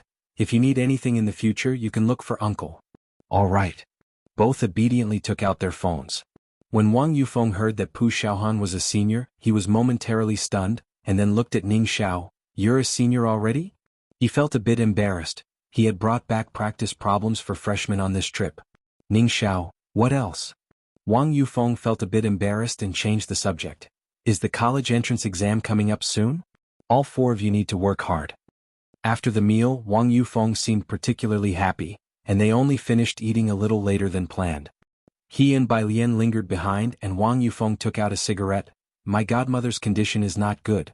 She is conscious less and less and I don't know how long she can hold on. You should spend more time with Ning Xiao." The last time Bai Lian took her grandmother's pulse, the signs had already been faint and weak. As they talked, the group parted ways at the door. Wang Yufeng watched Bai Lian and the others leave and then thought that he hadn't yet asked about Ning Xiao's grades. Where are you planning to apply? He turned around, asking casually. He planned to arrange things for Ning Xiao in advance. Ning Xiao, Jianghu University. Wang Yufeng, seriously?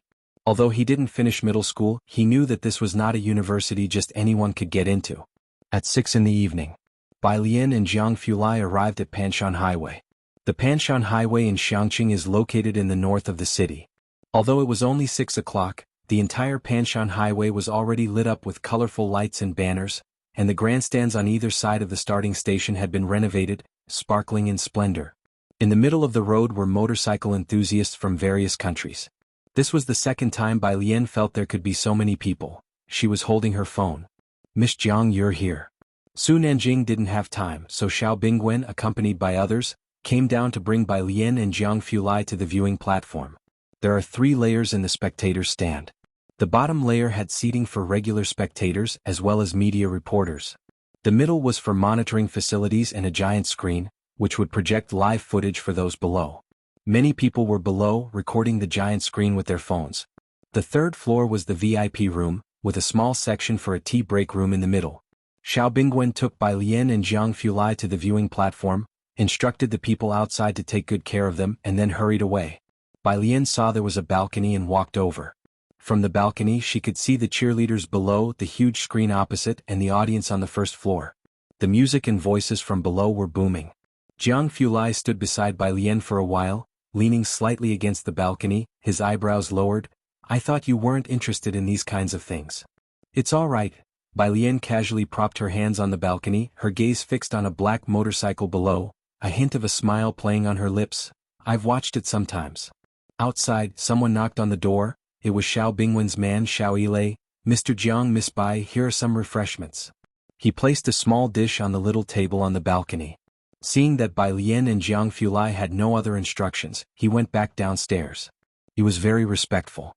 The sun was gradually setting and streetlights were lighting up one by one, illuminating the entire Panshan Highway as if it were broad daylight, making the crowd below even more excited. Jiang Fulai wasn't interested in motorcycles. He took out his laptop and placed it on the table, talking to Bai Lian while also checking his computer. The friendly match would start at 7:28 p.m. At 7 p.m., after Su Nanjing and Xiao Bingwen finished greeting people, they finally found a chance to say hello to Bai Lian and Jiang Fulai. Su Nanjing sat opposite Jiang Fulai and drank a large glass of water. It's not easy. Chael seems to love this scene. He's chatting with the racers downstairs. Jiang Fulai closed his laptop and started to talk business with Su Nanjing. Is everything arranged?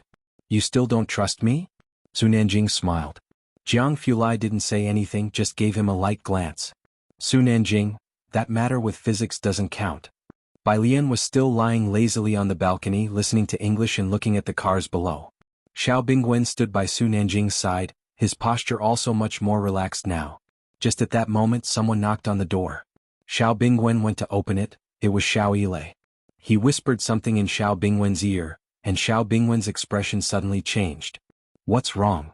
Su Nanjing, holding a glass, looked over casually. Xiao Bingwen's expression was cold. Xiaoguo went back to Jiangjing. Su Nanjing gripped the glass tightly, his tone becoming particularly dangerous. Back to Jiangjing? When did he leave? This afternoon. He said he wanted to take another lap to familiarize himself with the route. Xiao Bingwen pursed his lips. He must have gone back then. No substitute racer? Jiang Fulai tapped his fingers on the table, narrowing his eyes. Su Nanjing shook his head, looking quite troubled. There are not many in the club who dare to run this stretch. Besides Xiaoguo, there's one other person, but he can't run the whole thing. I personally recruited him. I didn't expect him to leave at this time. Jiang Fulai's gaze fell on Su Nanjing, coolly asking, Do you know who's behind this? Su Nanjing tilted his head back and gave a bitter smile. It must be an inside job. Thanks to Su Juming's reminder, Su Nanjing had also prepared well for Su Juming's moves. He took precautions against the people around Chael and made sure nothing happened on his watch. The only thing he didn't expect was betrayal from within his ranks. This business matter was crucial.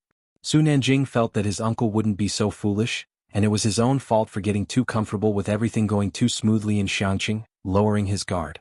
Jiang Fulai, looking at Bai Lian who was practicing her English words, lowered his voice. Let's talk inside. He stood up and went inside. The atmosphere downstairs was exhilarating.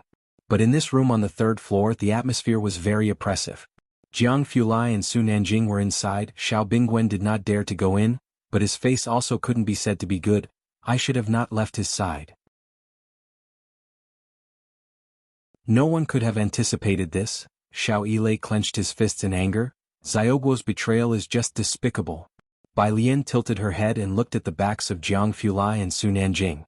She asked Xiao Bingwen, "Is it that serious, missing one person?" How could it not be serious? This was Su Nanjing's big opportunity to get on good terms with Chail, concerning rare metals and international trade. Explaining all this to Bai Lian might be futile since she probably wouldn't understand. Xiao Bingwen, pressing at his brow, suppressed his irritation and explained to Bai Lian, "If this matter isn't handled well, things will be even harder for Nanjing in the Su family. The Su family members scrutinize his every move, and his uncle has always been against him."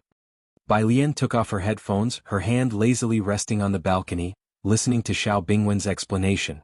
It was now 7:18 p.m. and the staff knocked at the door. "Third young master Chail is asking when you will come down." As soon as the words were spoken, the atmosphere in the room sank even lower. The match would start at 7:28 p.m. Chail must have already reported this incident to Grandpa, Xiao Yilei added from the side, and then he sighed, "If only we had a racer familiar with the route right now." There were no motorcycle clubs in Xiangqing, and the routes on Panshan Highway were complex. There weren't many who ran them, so finding someone familiar with the route on short notice was not easy. After Xiao Yilei finished speaking, Bai Lian thought for a moment, "How high are your requirements?" She wasn't professional, she had only run this Panshan Highway with Mao Kuan and the others. When she needed to blow off steam she would either go to a fight club or drive here. Su Nanjing had given her things before. If their requirements weren't high she could race a stretch. Of course she wasn't professional but she was wild enough.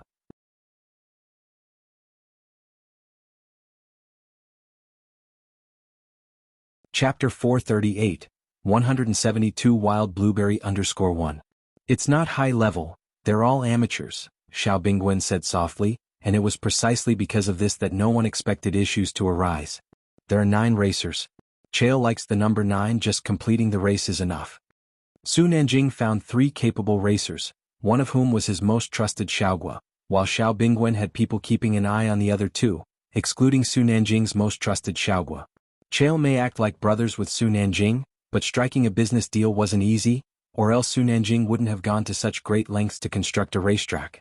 How important it was to accompany Chail goes without saying. Even Su Nanjing was on edge. Despite having invested so much to raise the caliber, they were one short at the final moment. And on the crucial number 9, at that. Bai Lian turned off the app on her phone and slowly flexed her wrist. "Then I can do it." Xiao Bingwen was pondering the likelihood of finding a substitute to complete the full race when he heard Bai Lian's statement. "What?" He looked Bai Lian up and down. Compared to Jianghu, Bai Lian was undoubtedly more introverted, with a loose white shirt on her exuding a mysterious artist vibe. So much so that when Bai Lian spoke, Xiao Bingwen never associated her with riding a motorcycle. Inside the house, Jianghu was wearing a casual white jacket today, his naturally stern aura more prominent. His gaze solely on Bai Lian, the corner of his lips tensed. "No." Su Nanjing too was startled by Bai Lian's words. "Little sister Bai Lian? This is a motorcycle we're talking about." If there were many willing to ride tonight, Su Nanjing wouldn't have been in such a passive position. He had even thought about letting that substitute who couldn't finish the race take part.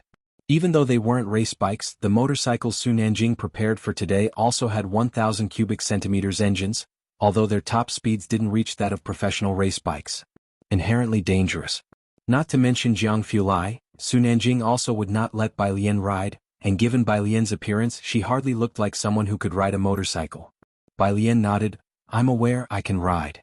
The timing was off, but when Bai Lian said she could ride a motorcycle, Su Nanjing too was incredibly surprised.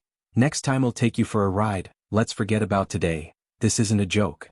Moreover, Su Nanjing didn't dare look back at Jianghu beside him. He felt the chill coming from Jiang exude almost visibly. Real racing was a rider's game, they were not afraid of death. Su Nanjing was a true car enthusiast and understood the dangers involved. Don't you need someone familiar with the Panshan Highway? Bai Lian's gaze drifted towards the racetrack outside. She made a rough estimate. I've run this track no less than 100 times. I could do it with my eyes closed. Jianghu Lai's expression darkened. When did you run it? I used to run it a lot in the beginning. Bai Lian knew who really called the shots among them. Now I've been focusing on studying mostly, but I'll be careful. It's been a long time since I last ran. After all, Bai Lian redirected her gaze. Her dark pupils turned to Jianghu Lai, her voice almost imperceptible. I value my life highly now. Jianghu Lai just stood in front of her, knowing a little about motorcycles because Su Nanjing liked them. An outsider like him only sensed danger, the kind where one mistake at that speed was irreversible. He looked steadily at Bai Lian. Be careful. Su Nanjing had thought that Jianghu Lai would be the most determined to stop Bai Lian, but in the end, it was Jianghu Lai who was the most indulgent. Nanjing, Xiao Bingwen watched Bai Lian go to get changed and grab a helmet, feeling very uneasy. Are you sure it's okay? Su Nanjing pulled out a cigarette, his gaze resting on Jianghu Lai in front of him. The usual relaxed air about him was absent. I don't know. If it hadn't been for Bai Lian speaking up today, he wouldn't have had any clue that she could ride motorcycles. Downstairs. The starting racetrack. 7:25. Su Nanjing went downstairs to greet Chail, a foreigner with chestnut hair and deep brown eyes. Su Nanjing communicated fluently in English. Sorry, we had a little problem with our people, but they will be here shortly. Chail held a champagne glass in one hand, his eyes squinting a bit as he observed Su Nanjing. All right. Su Nanjing watched Chail's expression closely, his heart sinking slightly, realizing that someone had already informed Chail about the issue in advance. The 8 motorcycles ahead, orange, fiery red, ice blue. Each motorcycle had a person standing beside it. In the cheering crowd, a person in a fisherman's hat pressed an earpiece, bowed his head. They haven't put up a substitute.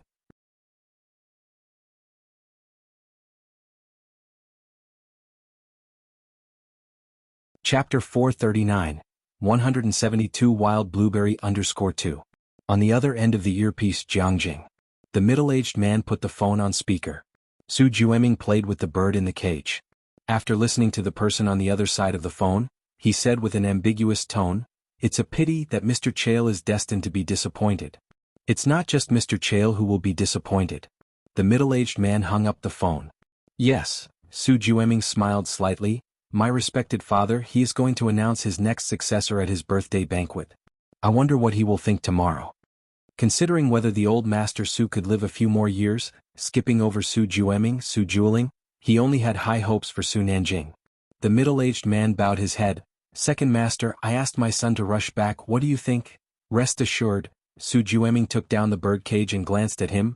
You won't miss out on the benefits. Tidy up your things and go to the product department tomorrow. As he played with the bird, he walked back along the corridor. After the man left, someone carefully asked the middle-aged man, Manager Guo, doing this won't you offend the third young master? Everyone knew that Su Nanjing was on the rise. If it weren't for motor racing, Guo Huai might not even have the chance to meet Su Nanjing. The third young master? The middle-aged man squinted slightly. Guo Huai has been following behind him for 8 years. What has he gained apart from being a racing driver? I've been with the Su family for so many years, yet I've been demoted instead of promoted. Even without offending him, a person like him wouldn't consider us anyway. It's better to take a gamble. This was the opportunity he had waited 8 years for. And, the middle-aged man said, a smile forming on his face, after today, the third young master will have to bow down in the Su family. Whether the Su family belongs to the second master or the third young master, it remains to be seen. He seemed to see the boundless wealth of his future. 7:27. The first floor. Jianghu Lai had also come down, his gaze fixed on the big screen. From this angle he could only chase the camera's view on the screen later on. By his side, Xiao Bingwen still felt like he was dreaming. Hesitantly, he said to Su Nanjing, can she really do it? While keeping an eye on Chail's movements, Su Nanjing shook his head. I don't know, Chail has already found out. What? Xiao Bingwen pursed his lips, realizing his voice was too loud. He lowered his voice. So there's no hope for today? 99% I guess, Su Nanjing said casually as he watched the racetrack. There was still 1% chance on Bai Lian. Brother Jiang, Su Nanjing went to ask Jianghu Lai, you haven't seen her race before either? Jianghu Lai's face wasn't looking too good either, he just nodded slightly. Su Nanjing was also getting anxious now. The roar of engines started up, and a black motorcycle rolled out of the garage. The person on the bike wore a black and white motorcycle suit, a black helmet, which wasn't very form-fitting. She leaned slightly forward on the upper body, casually supporting herself against the fuel tank with her legs. She suddenly stopped at the starting point. Su Nanjing was startled. This posture looked like she really knew how to lean into the curves and race. Because she was the last to appear, the camera gave her a close-up. She was still wearing her helmet, legs loosely touching the ground, her upper body casually leaning forward, very relaxed movements, yet inexplicably powerful. The camera focused on her pair of jet-black beautiful eyes. Am I seeing things? A female rider? Who is this person? Have any of you heard of her? It was the first time the audience at the race had seen a female rider, and they were abuzz with discussions. Su Nanjing was tightly wound inside, but he smiled and said to Chael, "This is my sister, she's only recently learned." Your sister? Chael was surprised, which allowed Su Nanjing to read some expression on his face. He could tell that Bai Lian wasn't a newbie, nor someone Su Nanjing had found at the last minute to fob him off. That's just too cool. She might not perform well, Su Nanjing observed Chael's expression, finally adding with a smile, "Don't mind." Bai Lian watched the red flag fall, squeezed the front brake, compressed the suspension, engaged the clutch and the gear, revving up the engine. 3, 2, 1. As soon as the lights came on, she gunned the throttle and took off. Actually, her speed wasn't fast, and the red motorcycle was first to squeeze into the bend, with the white bike accelerating to overtake between second and third place. The commentator's voice was also very excited. "We see the black bike currently in fourth, very steady. The yellow bike has completely blocked her path. The battle between first and second is heating up. Look at the white bike go for the overtake." The bend at the starting line wasn't big, and Bai Lian maintained a moderate speed throughout. It wasn't until the first left bend that Bai Lian took to the middle of the road, as she always did when riding this mountain road at night, because sometimes there would be other cars and it offered a better view. Now it was the same. At the left bend, Bai Lian's dark eyes narrowed, and she leaned forward to minimize the wind resistance. With a gentle push of her left hand, the bike instantly tilted left, creating an acute angle with the ground. Having studied physics, Bai Lian naturally understood. If the speed was fast enough, she could lean lower through the bend. The camera switched to her just in time to see her bike at high speed almost blur, making it hard to see her clearly, but the viewers knew that the bike was at a sharp angle with the ground, nearly touching it with her clothes as she passed. Gasps of amazement came from the crowd periodically. The racetrack had a total of 15 bends. The race lasted less than 20 minutes, and Bai Lian was too familiar with this road, just as she had said. She could run it with her eyes closed. "Quick, we have the black bike. Last 2 bends and she's going to overtake third place?" The commentator was passionately exclaiming. The last 2 bends. A left followed by a right, the biggest and most difficult section of the entire track. If not managed well, one could either crash or drift off the track, and the first 3 riders were also braking to control their speed, except Bai Lian, whose speed remained unchanged. She rested her heels on the foot pegs, adjusting her posture to control the bike's center of gravity. The black motorcycle under her command was like a nimble warhorse, leaning into and pressing through the bends, leaving a trail of sparks and flash on the outer track. "Look, she's passed one.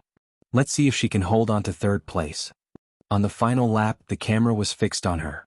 With the high-pitched screech of rubber on asphalt, the red bike stopped at the finish line, followed swiftly by the black bike cutting through the bend past the original second-place yellow motorcycle, ZZZT, stopping at the finish line. On the big screen, the intense battle made it impossible to pay attention to anyone else. All eyes saw the black bike resting next to the red one, with the rider in a white and black racing suit casually resting one hand on the cool-colored fairing and the other pulling off her helmet, as her legs supported her against the ground. Her dark hair was loosely tied at the back of her head with a band, and under the slanted white lights, the loose strands were lifted by the wind, turning her tumbled dark hair luminous with a pale yellow glow. Her cool gaze inadvertently swept towards the camera, aloof yet wild. It was a rebelliousness etched in her very bones.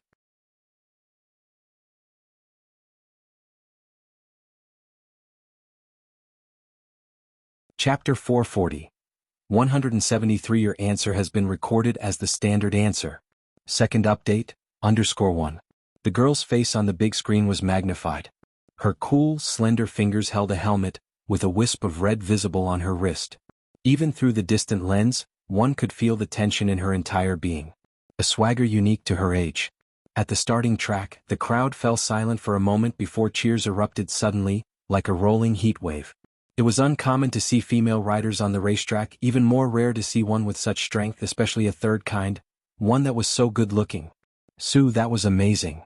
Chael's deep brown eyes burst with intense color as he excitedly turned to Su Nanjing beside him. Oh, your sister is really so surprising. Chael laughed heartily as he patted Su Nanjing's shoulder.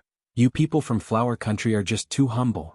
He used several exclamation points to express his astonishment and satisfaction. The last 2 laps of the duel were a feast for motorcycle enthusiasts. Su Nanjing caught on and he replied to Chael with a smile. I'm glad you liked it. His expression was calm, but inside, Su Nanjing felt like a drop of water in a frying pan. Of course, Chael looked toward the finish line. Does your sister have time? I'd like to meet her.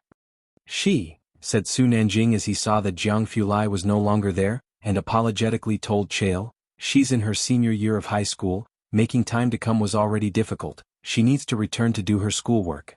That's too bad, Su. Let's then talk about the collaboration. Chael persisted enthusiastically.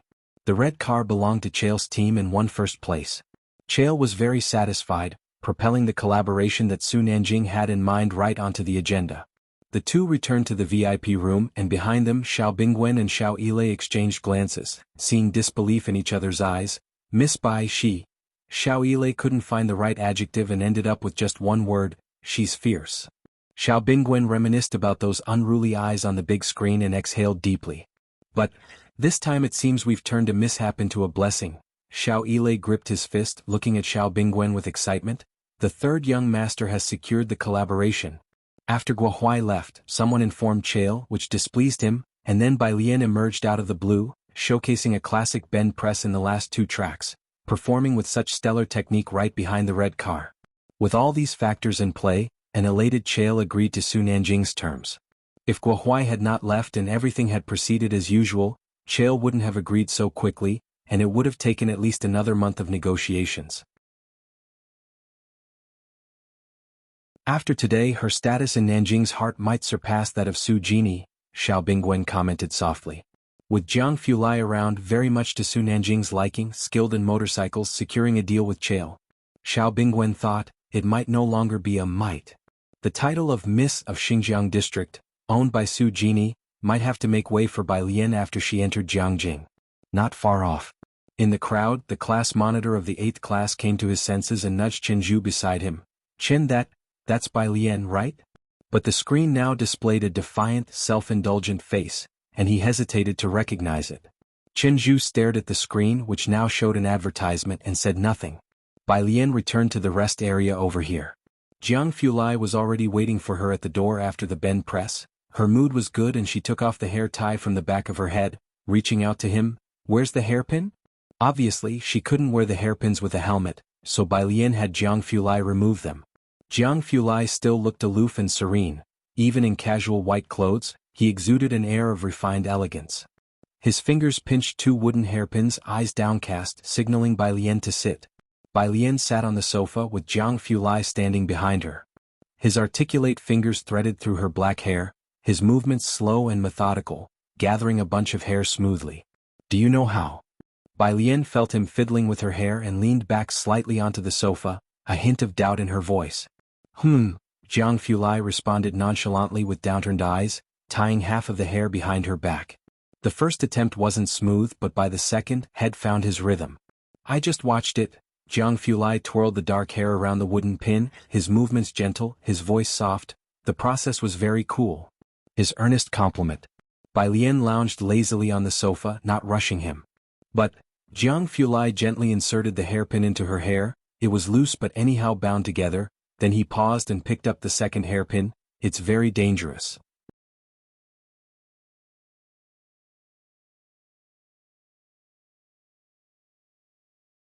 Chapter 441. 173. Your answer has been recorded as the standard answer. Second update, _2. He paused, then uttered 3 words. Su Nanjing knew how to race, but Jianghu Lai had never seen a racing scene before. Today was because it was Bai Lian's first time watching. The whole process was extremely perilous. Especially in the last 2 bends, Bai Lian's reckless attitude nearly left Jianghu Lai out of breath. while everyone else cheered. Jianghu put on her second hairpin, as her loose hair seemed a bit more secure. But not as neat as when she did it herself. He glanced at her, then slowly turned to face her, squatting down slowly to meet her eyes. There was always a touch of aloofness between his eyebrows, but today it had softened slightly. Jianghu said softly, "Even if you have to ride a bike, can you go a bit slower next time?" Those light-colored eyes, like glass beads, watched her quietly, earnest and persistent. "Otherwise I'll tell your grandfather," he added. Bai Lian, "Fine. Give me a piece of paper and a pen," Bai Lian urged Jianghu. "I have some inspiration." The life and death speed had sparked a burst of creativity in Bai Lian that she was eager to record while she still remembered it. When Su Nanjing and Xiao Bingwen finished up and returned, Bai Lian was writing something on a piece of paper, sitting by the window with her head down and a lamp shining above her. "Well, leave in a bit." Jianghu glanced at Su Nanjing and Xiao Bingwen. Su Nanjing walked over for a look. "Not leaving now?" Bai Lian was drawing something, likely numbers, certainly something Su Nanjing had never seen before. Xiao Bingwen didn't dare to wander off, staying quietly to the side. His current demeanor towards Bai Lian was even more respectful than before, as she had displayed enough to command respect. "Let's wait until she's done." Jianghu reopened his laptop, the fluorescent light casting a cool glow on his face. Without her gouging, Bai Lian could only roughly jot down her inspiration. 9 o'clock. Xiao Bingwen drove back. Bai Lian and Jianghu sat in the spacious rear seat. Yen Lu's next song was promising, and it was only then that Bai Lian felt in the mood to open the app, causing the screen plugin to activate as well. She randomly opened her account. The monthly rankings scrolled down. No. 1 Liang Wuyu 48800 No. 2 Su Jiu 45112 16. Ning Xiao 35587 No. 37 Song Min 32589 No. 43 Tang Ming 30178 No. 261 by Xiaoqi 22493 No. 852 by Gen 0. What should have been an overwhelming flood of private messages was now nowhere to be seen. Bai Lian's app hesitated for a moment before restoring smooth operation. She glanced at her points, clicked into this month's question bank. With each question worth 100 points, she hadn't done any, and the first one she came across was mathematics. A problem asking for the range of values for blanks. In a quadratic equation with one variable, ABC represents a triangle. She needed to find the range of BC. Scanning over it, Bai Lian roughly knew how to proceed and opened the drawing board on her phone to begin calculations. In the driver's seat, Xiao Bingwen turned on the music. In the car, Yen Lu's voice started to play, making Bai Lian instinctively look up. In the passenger seat, Su Nanjing was now vigorously attentive to Bai Lian's every move. Seeing her look up, he immediately perked up. "Sister Bai Lian, you know this song too? It's by the singer Xiao Bingwen likes." "Yen Lu." Xiao Bingwen glanced at the rearview mirror and replied politely. Bringing up his favorite singer, he added, "This song would sound even better played on a guzheng." As the guzheng was mentioned, Su Nanjing remembered that Bai Lian could play it too. He said to her with a smile, "Sister Bai Lian, he has a childhood friend who's studying the guzheng with a famous teacher. Maybe he can introduce you to her sometime." "You mean Shuha?" Xiao Bingwen's expression softened a bit at the mention of this person. "That's right," Su Nanjing told Bai Lian, "there are many good guzheng teachers in Jianghu. If you're serious about wanting to study the guzheng," he chatted on. Bai Lian lowered her head, turned to the next problem and said candidly, "I'm just interested in the guzheng. I hadn't thought about studying it seriously." Her only love now was studying. Otherwise, why would Director Jian think that the only option was for her to return to Jianghu? "Being good at guzheng can be useful too," Xiao Bingwen picked up the conversation.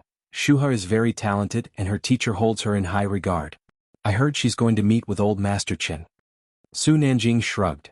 He wasn't particularly interested in the guzheng but had heard of Leng Shu's reputation. They arrived at Purist Street. Jianghu escorted Bai Lian down. Su Nanjing looked at the low houses on Purist Street, guessing that Jianghu would be a while before returning, so he got out of the car to smoke by the door. Xiao Bingwen came down on the other side. The two discussed the day's events. "When the time comes, give some scarce materials to Master Ma," Xiao Bingwen estimated roughly, speaking to Su Nanjing. "What do you think are the chances he agrees to let Professor Huang come on as an honorary professor?"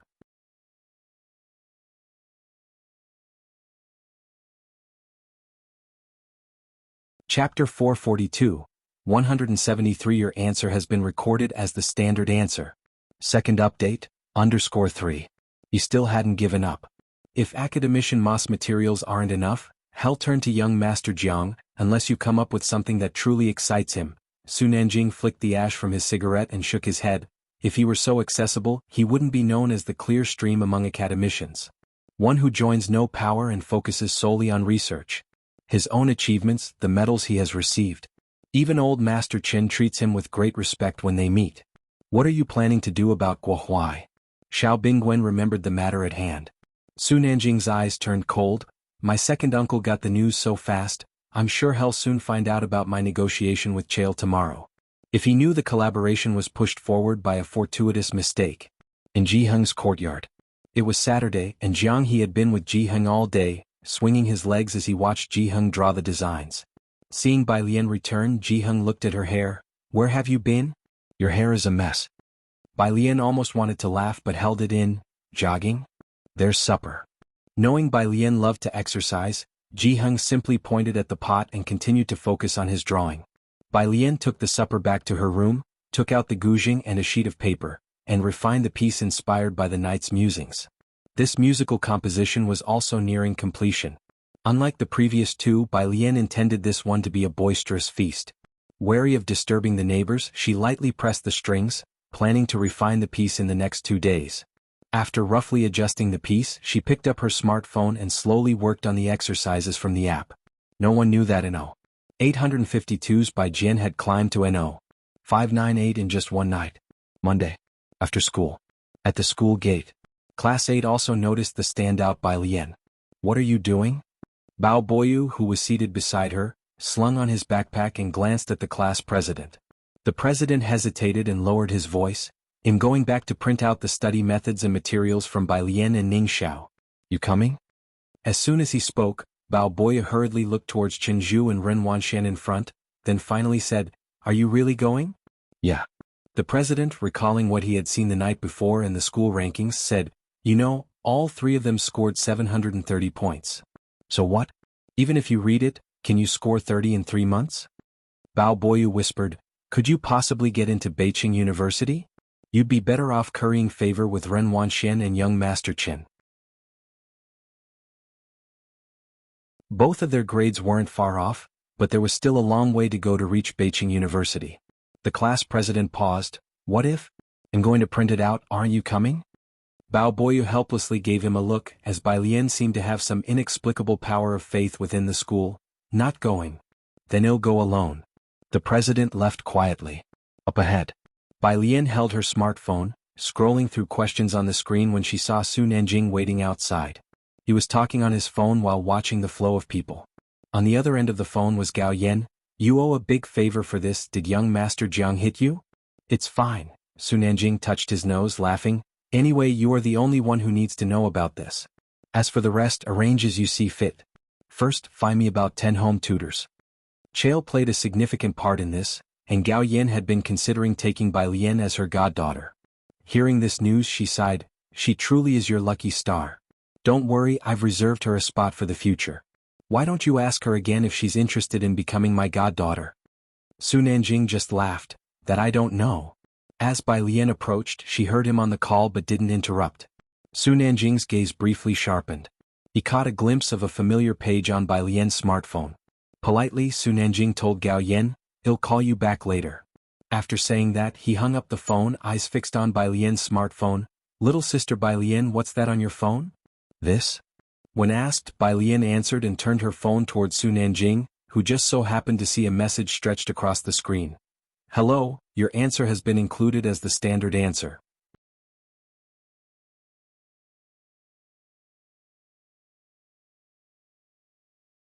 Chapter 443.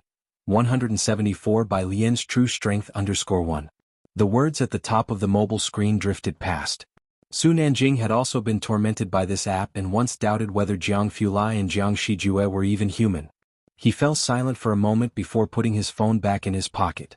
Then, with a touch of impoliteness, he asked, Bai Lian, could I have a look at your question bank? Bai Lian? She handed her phone to Su Nanjing. Su Nanjing respectfully didn't tap anywhere else but opened the overall rankings, saw the familiar L, checked his familiar following list, and finally opened Bai Lian's homepage, NO. 192 by Jian 23875. From the get-go, Ming Dongheng had told Su Nanjing a few things about Bai Lian. The Su family, out of respect for Jiang Shijue and those close to Jiang Fulai, didn't conduct extensive investigations. Ming Dongheng had said that Bai Lian's grades were average. Su Nanjing believed it until now. Nanjing, Xiao Bingwen stopped the car at the intersection, and seeing that Su Nanjing hadn't come over for a while, he came over to urge him. Upon seeing Bai Lian, he greeted her politely, "Miss Bai." Su Nanjing slowly looked up, and returned the phone to Bai Lian. "What's the matter with you?" Seeing Su Nanjing's unusual expression, Xiao Bingwen asked. He knew Su Nanjing was there to talk to Bai Lian about tutoring. Su Nanjing took a deep breath. Her ranking on the Prep Camp app is 192. What? Xiao Bingwen looked at Bai Lian's phone in astonishment. Bai Lian nodded her head. Yes, 192. What about it? Even Tang Ming had made it into the top 50. Bai Lian felt that compared to others, her ranking was also within a normal range. Schools here probably don't understand the significance of this ranking. Jianghu University is open to the whole world, and the foreign exchange students inside are often lured by other students to stay in Jianghu, making the competition fierce. Being from Jianghu himself, Xiao Bingwen withdrew his gaze in shock. Therefore, on the app, domestic students who make it into the top 500 have a chance to get into Jianghu University, and the top 200. It means you're not only capable of getting into Jianghu University but also of choosing a very good major. Both these guys had a rough time getting into Jianghu University coming from a business background. Especially in Xiao Bingwen's eyes, being from a place like Xiangqing with less developed teaching resources and information, breaking into the top 200 meant she had an incredibly daunting talent. Upon hearing this, Bai Lian understood the reason. You're that strong? Su Nanjing clicked his tongue and came back to his senses. I'm actually the one benefiting. When you apply for a research position in the future, you'll go straight to our senior management.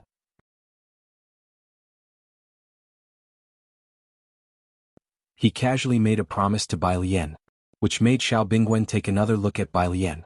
Bai Lian gripped her phone but gave no response, only asking Su Nanjing, "What did you need me for today?" Su Nanjing, "Just passing by to check on you." Tutoring? He was too embarrassed to say it. Bai Lian, "Such a random visit, even more outrageous than young Master Jiang." "Alright, then I'm heading to a classmate's place." Seeing that Su Nanjing had no particular business, Bai Lian waved to him and turned to go to the Zhang family's home. Su Nanjing stood there watching her walk away. After Bai Lian left, Xiao Bingwen exhaled. "Nanjing, she really is, no surprise," Su Nanjing murmured. 192. Should have figured it out long ago. Anyone young Master Jiang takes an interest in, where's there not a freak? How could those two know that Bai Lian hadn't even finished this month's questions?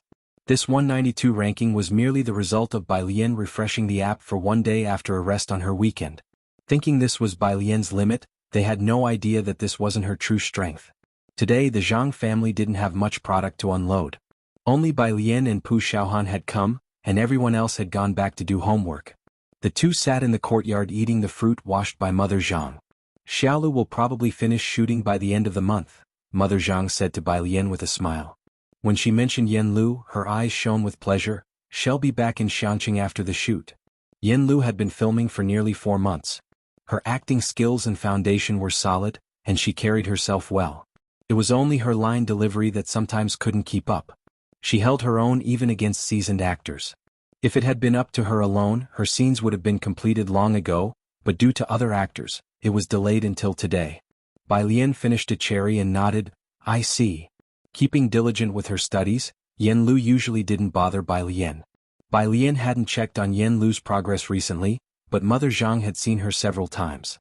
"She and Xiaoza owe a lot to you." Mother Zhang looked at Bai Lian and then at Pu Xiaohan. "And you guys her classmates?" Mother Zhang didn't continue but Pu Xiaohan and Bai Lian understood. "Auntie Yen Lu and him, they've done nothing wrong." Pu Xiaohan handled her camera filming the backyard. She spoke unhurriedly, "And Zhang Xiaz, he's a good person."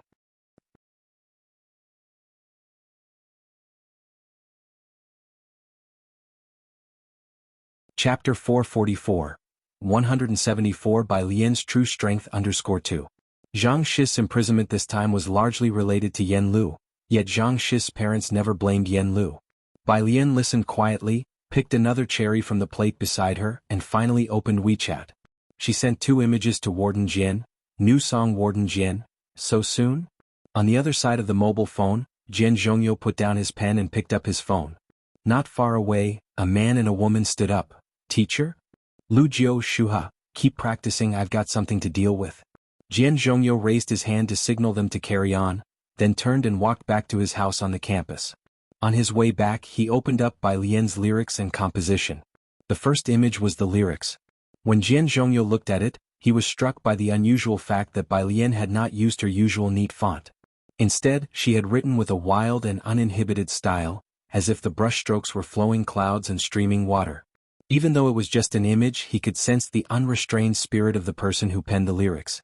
Although Jian Zhongyo was not a calligraphy student, his background in a calligraphy family meant that he naturally recognized. This was clearly Liang's style. Who transcribed this for Bai Lian?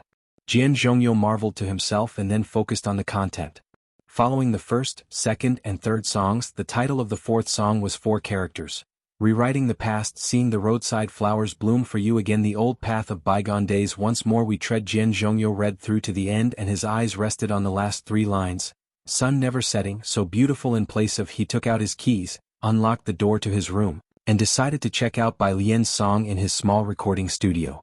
The arrangement of a song was too important. Jian Zhongyo had yet to play any of her compositions, but from the lyrics he had an idea of the general style of the music and was afraid he might not be able to handle it. As he looked at the last few lines, he took out his guzheng and asked Bai Lian, "What does this mean?" Bai Lian replied swiftly, "The name sounds good. In thinking of snatching it for myself, Jian Zhongyo. This child, why is there such a scent of bloodthirstiness?" Bai Lian, what do you think?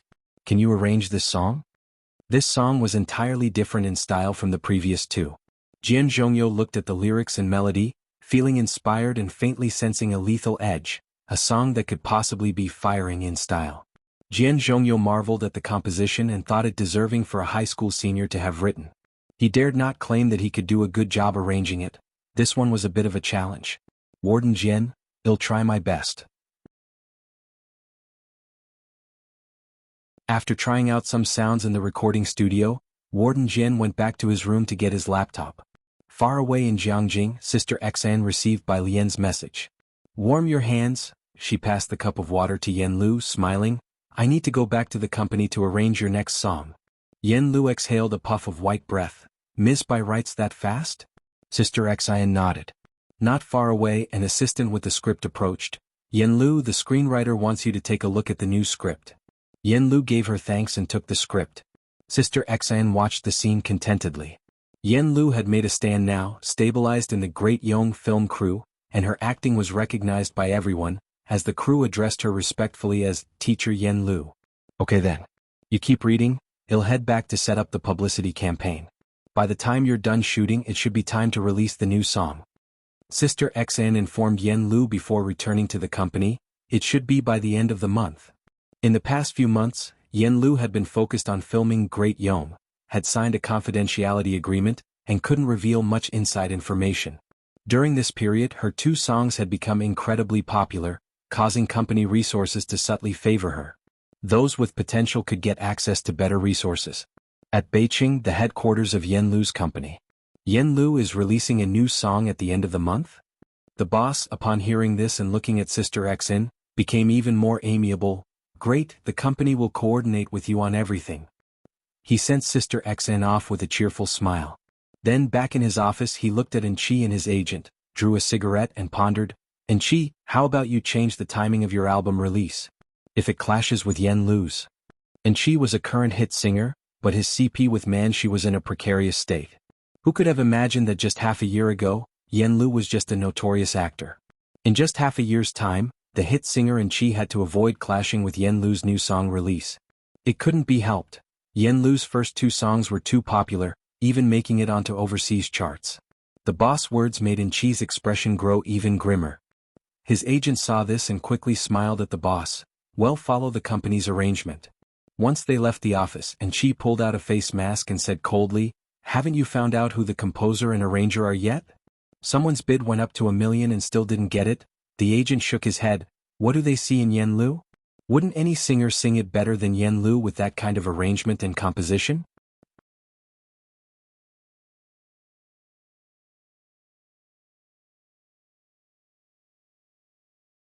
Chapter 445. 174 by Lian's True Strength _3. Compared to professional singers, Yen Lu's singing skills are quite ordinary. It's also quite strange if you say Yen Lu has a financial backer, you don't see her flooded with resources. After thinking it over, the only envy-worthy thing is her composing and arranging skills. What do you think if you were still hyping a CP with Yen Lu, would she tell you who they are? The manager asked Enchi softly, or maybe let you sing instead? Upon hearing this, Enchi fell silent. Rarely Enchi felt some regret. Because what the manager suggested wasn't impossible. Everyone knew Yen Lu was quite generous with people before. Look into it again, find out who's behind her. Enchi put on his mask and lowered his brows and eyes. At the end of February in Xiangqing, Bai Lian had not been busy with anything else for the past half a month, just focusing on problem solving. Saturday afternoon. Bai Lian was doing homework by the fish pond in the garden, with Jianghu sitting next to her doing a puzzle, while Bai Lian neatly wrote answers on a blank sheet of paper with a pen. The app, apart from sending out 20 problems every month, also features a challenge question bank. Each time you complete a challenge question, your points multiply. Jianghu Lai's unlimited points were gained just like this. Bai Lian didn't have an advantage in chemistry, she did more challenge questions, and most importantly, the challenge bank was all math problems. Su Nanjing came over to take a look and, having been away from high school for a few years, had nearly forgotten all these complex numbers, joining Xiao Bingwen in admiration. Sister Bai Lian's handwriting is really nice, truly befitting a top student. Xiao Bingwen didn't dare come too close, but he had seen Bai Lian's handwriting once or twice. He sneaked a glance at Su Nanjing, thinking, you didn't say that before. Jianghu Lai stood nearby, towering and elegant, holding a box of fish food, pinching a little and carelessly sprinkling it down. The food he sprinkled seemed to carry a barrier, causing the fish to scatter in all directions. Jianghu Lai's face was cold. Bai Lian sat on the stool, lethargically resting her chin in one hand and tapping on her phone with the other to upload answers. Her dark almond eyes half closed as she watched the fish. Stop feeding them, the fish will die of hunger. These were Bai Lian's words. Su Nanjing looked up, not daring to laugh. If it were him, he'd face punishment from young Master Jiang the next day. Xiao Bingwen, however, lowered his head. Jianghu Lai casually put down the fish food, not caring much. You feed them. After seeing him finish, Su Nanjing sat next to Jianghu and spoke to Jianghu Lai. The contract is signed, aren't you really going to mention it to Academician Ma? Jianghu Lai looked at the 2 boxes of chess pieces on the table. Jianghu had just been playing Gamoku with Bai Lian, and he sat down on the gazebo's long bench, an arm resting on the railing. You first notify uncle and aunt. Rare metals were, after all, a big deal. He, on the other hand, turned on the laptop that was set aside. Okay, Su Nanjing idly raised his hand in acknowledgement. Bai Lian, meanwhile, was looking down at her phone. The answer review was complete, and her ranking jumped successfully from 56 to 19. A WeChat message popped up on the top of her phone. It was from Yen Lu. Location. Yen Lu returned to Xiangqing today and arranged for Bai Lian to dine with some students from class 15 on behalf of the Zhang family, now sending Bai Lian the location. Bai Lian lowered her gaze to put away her pen. Jianghu Lai closed the laptop, his brows and eyes slightly raised. Is she here? Yes, Bai Lian nodded. Yen Lu also wanted to invite Jianghu Lai and Qi Yundai, but since the beginning of the year, Qi Lu had been busy and hadn't returned to Xiangqing, only giving Bai Lian a message to train Zhang Xi as well. The 2 of them took Jianghu to eat out. Leaving Su Nanjing and Xiao Bingwen looking at each other in bewilderment, Su Nanjing rested his chin on his phone. Xiaoming, where did they go? Probably went to eat with Miss Bei's classmates. Ming Dongheng knew about Ning Xiao and those with him. Xiao Bingwen and Su Nanjing did not pay much attention. Bai Lian's classmates must be from Xiangqing First High School. The fact that Bai Lian was a prospective student of Jiangjing University was already surprising enough. Xiao Bingwen's phone lit up. He looked down to see a video notification. Yen Lu's new song. Xiao Bingwen was taken aback. He didn't follow the entertainment industry, but seeing Yen Lu's name, he clicked in anyway. A new song tonight? Su Nanjing heard the video blogger's recommendation. Why are you so interested in this singer? She's not a singer, Xiao Bingwen clarified. Because Shuha listens to her songs, so I pay close attention. Su Nanjing was even more surprised. Lung Shuha? She likes a pop singer? Rumor has it. Xiao Bingwen lowered his voice, saying to Su Nanjing, her teacher appreciates this singer very much. Therefore, everyone around the president of the institute, including Xiao Bingwen, paid close attention to her. Beiqing. At the Bai family home, Bai Qiming put down his coat and glanced upstairs, asking the butler, "Has the young lady not come down?" The butler respectfully replied, "She's upstairs discussing Jianghu University's prep camp examination questions with young Master Song." Prep camp? Nearby, an uncle from the Bai family took the tea handed to him by a servant, puzzled. "What's that about?"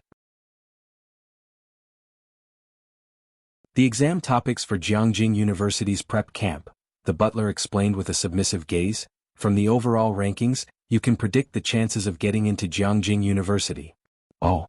The mention of Jianghu University sparked the uncle's interest. He took a sip of tea and then put down the cup. "And how is Xiaoqi ranked now?"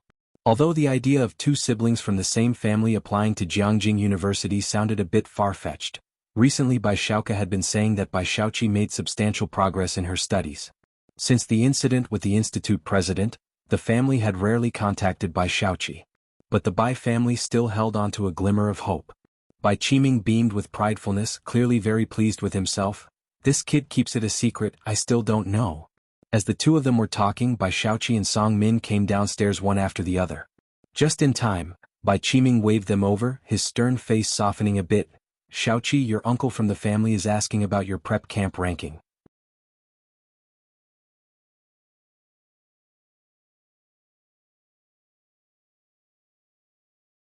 Chapter 446. Who is the background of 175? Very good targeting, second update, _1. Beiqing is colder than Xiangqing. Bai Xiaoqi wore a plaid coat, while Song Min walked beside her in a knitted sweater, both of them with beautiful features. Standing together they looked like a golden boy and a jade girl. Listening to Bai Qiming's words, Bai Xiaoqi's expression remained subdued. "I was just about to show you." She came downstairs and handed the white phone to Bai Qiming. Sitting opposite Bai Qiming and the great-uncle with Song Min, "How did it go?" the great-uncle asked Bai Qiming when he took the phone, glancing over. "Which rank?" Bai Qiming opened the app and saw the ranking. No. 199 Bai Xiaoqi 31478 rank 199, which should not be low, but Bai Qiming and the great-uncle did not understand the app. They just looked up at the two opposite them. What does rank 199 represent? The great-uncle also fixed his gaze on Bai Xiaoqi, waiting for an answer. Bai Xiaoqi just smiled.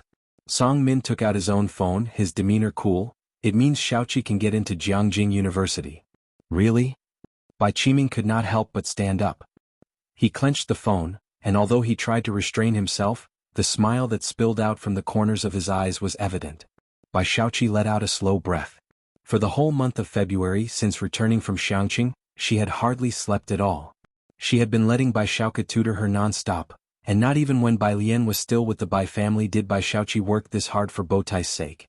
The greater the pressure she put on herself, the greater her improvement, and although the scores fluctuated, her ranking already spoke volumes.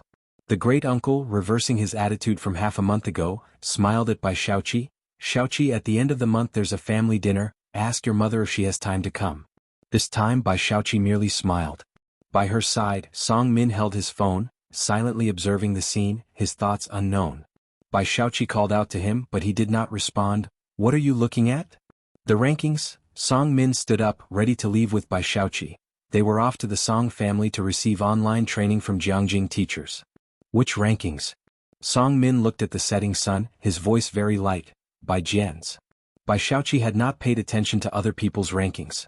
Liang Wuyu and Su Jiyue were too disheartening. Let alone the overall rankings. Upon hearing this, she scrolled through the monthly rankings on her phone, and it did not take long for her to see, No. 19 by Jian 54878, he's probably not a current student, Bai Xiaoqi said. Even Liang Wuyu doesn't have standard answers. Song Min thought the same after all. What current student would already be writing these answers? However, Song Min spoke up. That name, it's the same as that composer, isn't it? Are you talking about Yen Lu's composition? Bai Xiaoqi naturally remembered that the two names were the same. It's probably a coincidence, but Yen Lu released a new song today. I want to watch it again. One was a prodigy on the Jianghu preparatory camp app, probably a treasure in the hands of the professors in the labs. How could they possibly mingle in the entertainment industry? Apart from coincidence, Bai Xiaoqi could think of no other explanation. Behind them, the Bai family. With a teacup in hand, the great-uncle watched the two with a smile. Qiming, don't you think these two make a good match? Meanwhile in Xiangqing in a hot pot restaurant. The male assistant sat on the first floor looking upstairs. Xiaotian, who is Sister Lu meeting with to be so formal? He was a new assistant and bodyguard found for Yen Lu by Sister Xin, as there were some things Xiaotian, a girl, was not suited to handle. Xiaotian, playing with the menu, said, "A friend of Sister Lu." With Sister Lu's current status, the male assistant marveled, "Those friends are lucky." "Hey, everyone online is guessing the identity of the arranger and the composer. Do you know anything?" Xiaotian handed the menu to the waiter, casting a glance at him. "Just friends of Sister Lu. You should know how tough her journey has been." "I think Director 1 has been really kind to Sister Lu." The male assistant scratched his head. "That's because Sister Lu is talented," Xiaotian replied nonchalantly. "Stop asking or Sister Xin might give you a thrashing." "All right then," the male assistant said, his eyes catching the sight of two adults and a child, suddenly commenting, "Xiaoan, don't you think these two have an even stronger aura than Sister Lu?" Xiaotian looked up to see a somewhat familiar back. The girl wore an ice blue blouse, its hem embroidered with plum blossoms in the snow, and feeling the gaze upon her, she lazily turned to look their way, her brows slightly lifting. Xiaotian inhaled sharply. It was that miss who had visited the set before. Upstairs. Today Yen Lu had invited a group of young people. Zhang Mama had not come. Pu Xiaohan, Ning Xiao, Wang Qi, the cultural committee member. Along with Bai Lian and Jianghu Lai, there were 11 of them in total. Yen Lu wore knee-high boots, a mid-length coffee-colored coat, her hair cut short and dyed smog blue, casually pinned to one side behind her ear, revealing a snow-white ear. Efficient yet charming, this was the look for her new music video.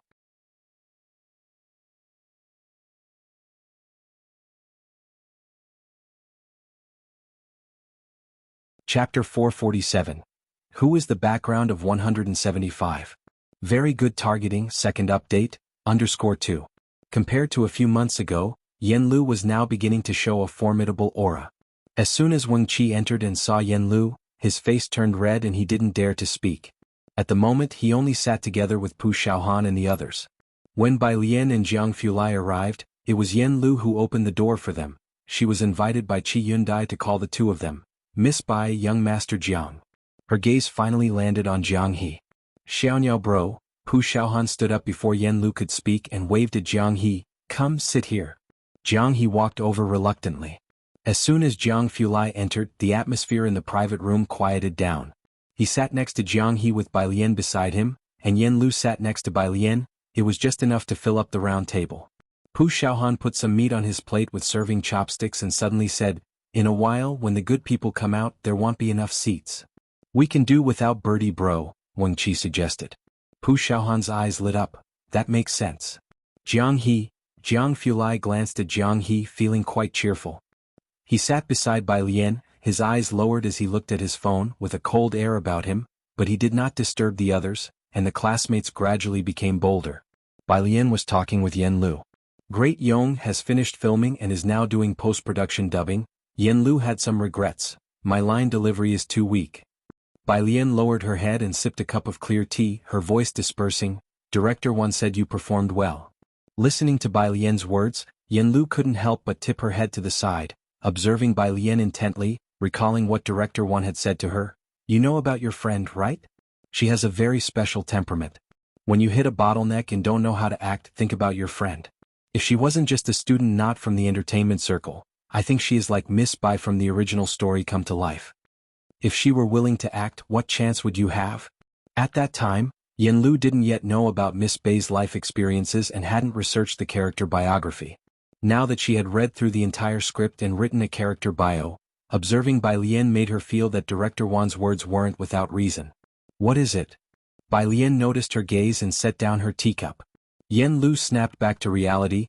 "A new song will be released at 8 this evening, and after that, Sister Xin is preparing to get me on 2 variety shows." She discussed her following arrangements with Bai Lian. The variety shows were for promoting Great Yong, and as for new dramas, Sister Xin wanted to wait until Great Yong was aired. By then, Yen Lu would have fame and the dramas would have better quality. Bai Lian picked up her chopsticks and leisurely picked up a piece of cooked corn, listening slowly to Yen Lu. "That's good, so the next song can wait." With those words, Yen Lu suddenly remembered she was still a high school student. "Miss Bai, you should focus on your college entrance exams first. Many were looking into who might be supporting Yen Lu from behind. But who could know that behind, by Jian, there still lay a diligent high school senior studying for exams. 8 o'clock in the evening. As soon as Yen Lu's new song Rewriting the Past was released, it shot up to the top of the new song charts on various music apps and landed on Weibo's hot search. Unlike the previous two songs, the top hot comment below said, "After listening, I feel like I can get into Jianghu University." Thanks to the hype of the previous two songs, this one became particularly popular among student groups, especially those who were studying for exams or about to enter the examination hall. As modern technology becomes more and more advanced, individuals face it as if they are facing the endless universe. There are too many people who find it hard to bear the feeling of helplessness. This song is like a wild festival, igniting the blood deep in people's bones. This song had a huge impact. Even more fervent than the last, Gambling with Liquor. Beijing and Chi Studio. His cigarette glowed intermittently in his hand as he looked at the overwhelming news, his expression darkening. An actor like Yen Lu being able to press a singer like him to this extent. If someone had told Enchi half a year ago that Yen Lu would threaten him, he wouldn't have believed a single word. Next to him, Manshi sat down, put out the cigarette. Enchi's manager cursed as he finished a phone call. He looked down at Enchi. "Enchi, hold off on releasing your song. Her momentum is too strong. If you release it now, it will be suppressed by her new song." It went without saying who she referred to. Manshi naturally knew about the heat on Weibo. She hadn't surfaced much in recent months and internet memories were short. The incident of her accidental like finally came to an end. The price was that she hadn't gotten many high-profile endorsements in these months. She pressed against her brow, opened her phone and frowned while looking at Yen Lu's Weibo. Yen Lu was nearing 10 million followers, not a lot, but man, she saw that the top 3 hot searches on Weibo were all about Yen Lu. Her lips pressed tightly, realizing that rising to fame is really simple. She clicked on a hot search, scrolling through the comments.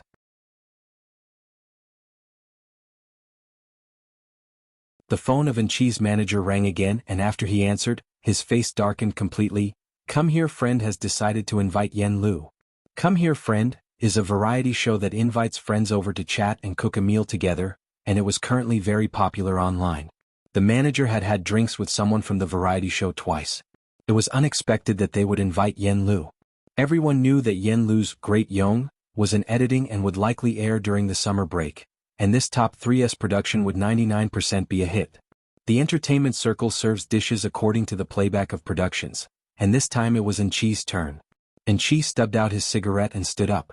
Manzai's finger stopped on a comment as she was scrolling and suddenly paused. "Am I the only one who thinks that a melody portion of this song's arrangement sounds very similar to the musical performance at the Music Academy 1 year ago?" "Enchi, look at this." Manshi handed her phone to Enchi. Enchi glanced down. There were no clear boundaries for plagiarism in music arrangements in the industry. After all, commonly used chord progressions like 4-5-3-6-2-5-1 were still being used by people. As long as the internet trolls got moving, it would be fine. Enchi, holding the phone, asked the manager, "Have you figured out who's backing her?" The music industry's pie is only so large.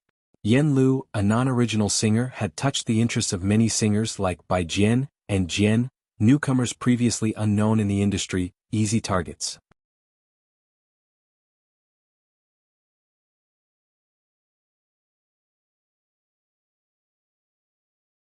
Chapter 448, Behind the Scenes Mastermind, the teacher found for Alien_1.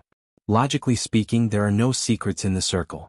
The word and music composer and arranger behind Yen Lu really just came out of nowhere. Looking back, there's no similar style to be found.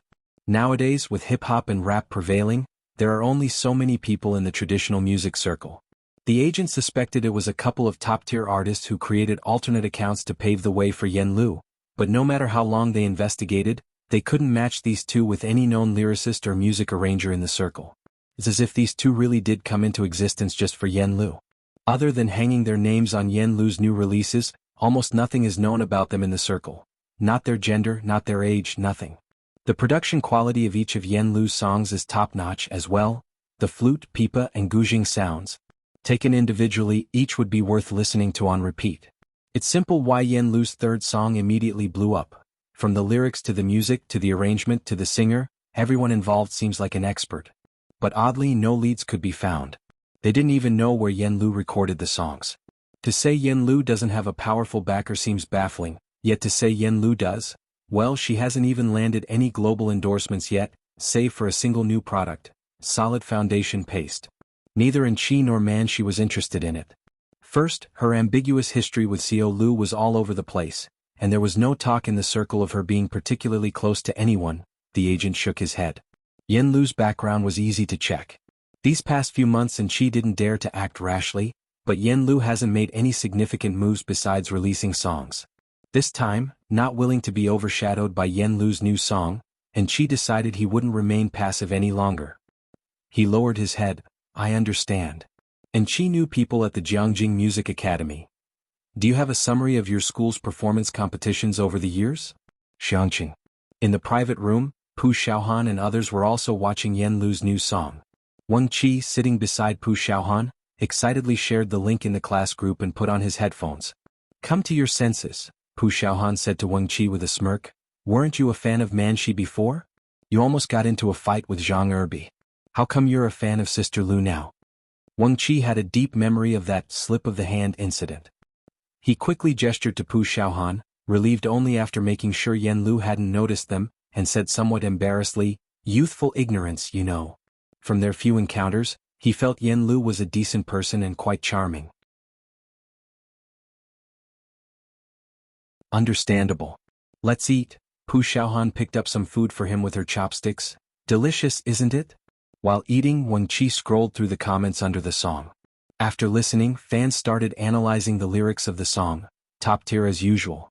He immediately noticed the second hottest comment. The name, The Never-Setting Sun, is indeed nice. When will we take it back? Smirking, he laughed and then liked the comment. After everyone finished eating, Yen Lu offered to take the people from class 15 to karaoke. She knew that during her filming period, these kids often helped out at the Zhang family. Pu Xiaohan was the first to refuse. Sister Lu, let's wait until after our college entrance exam. Recently, everyone's been tortured by Alien and the study God's notes to the point of sleeplessness. The learning atmosphere in class 15 has been good lately, probably moved by Bai Lian and Ning Xiao's study schedules. There was also Lu Lingxi's heartfelt advice during the class meeting. High school and college indeed provide the best opportunities to break out of your original social class. It's hard to enlighten these students, but Bai Lian makes a good poster child. That's true. Wang Qi sullenly crushed his can of cola. I'm also trying hard to study. Alien, when you guys ascend later, can you take me with you? Bai Lian raised an eyebrow, giving him a look. Wang Qi was genuinely a bit sorrowful. I'm seriously afraid that after the exams, you'll either go to college in Beijing or Jianghu, leaving me here chanting Makabaka. Listening to their conversation, Yen Lu realized that the group around the table were candidates preparing for exams. After finishing their meal, Bai Lian and Yen Lu lagged behind. The other students were discussing problems up front. Jiang Fulai was following close to Bai Lian, listening to Wang Qi and Pu Xiaohan discuss a math problem for a while. For about a minute. He couldn't help but glance at Wang Qi and Pu Xiaohan. Touching the back of his head and sensing a chill, Wang Qi said, so if you substitute the trigonometric function, why is this problem so perverse? 2/3 times the square root of 3. Before he could finish, Jianghe, who was being led by the hand by Pu Xiaohan, looked up slowly and said, 2/5 times the square root of 3. Huh. Wang Qi and Pu Xiaohan stopped their discussion.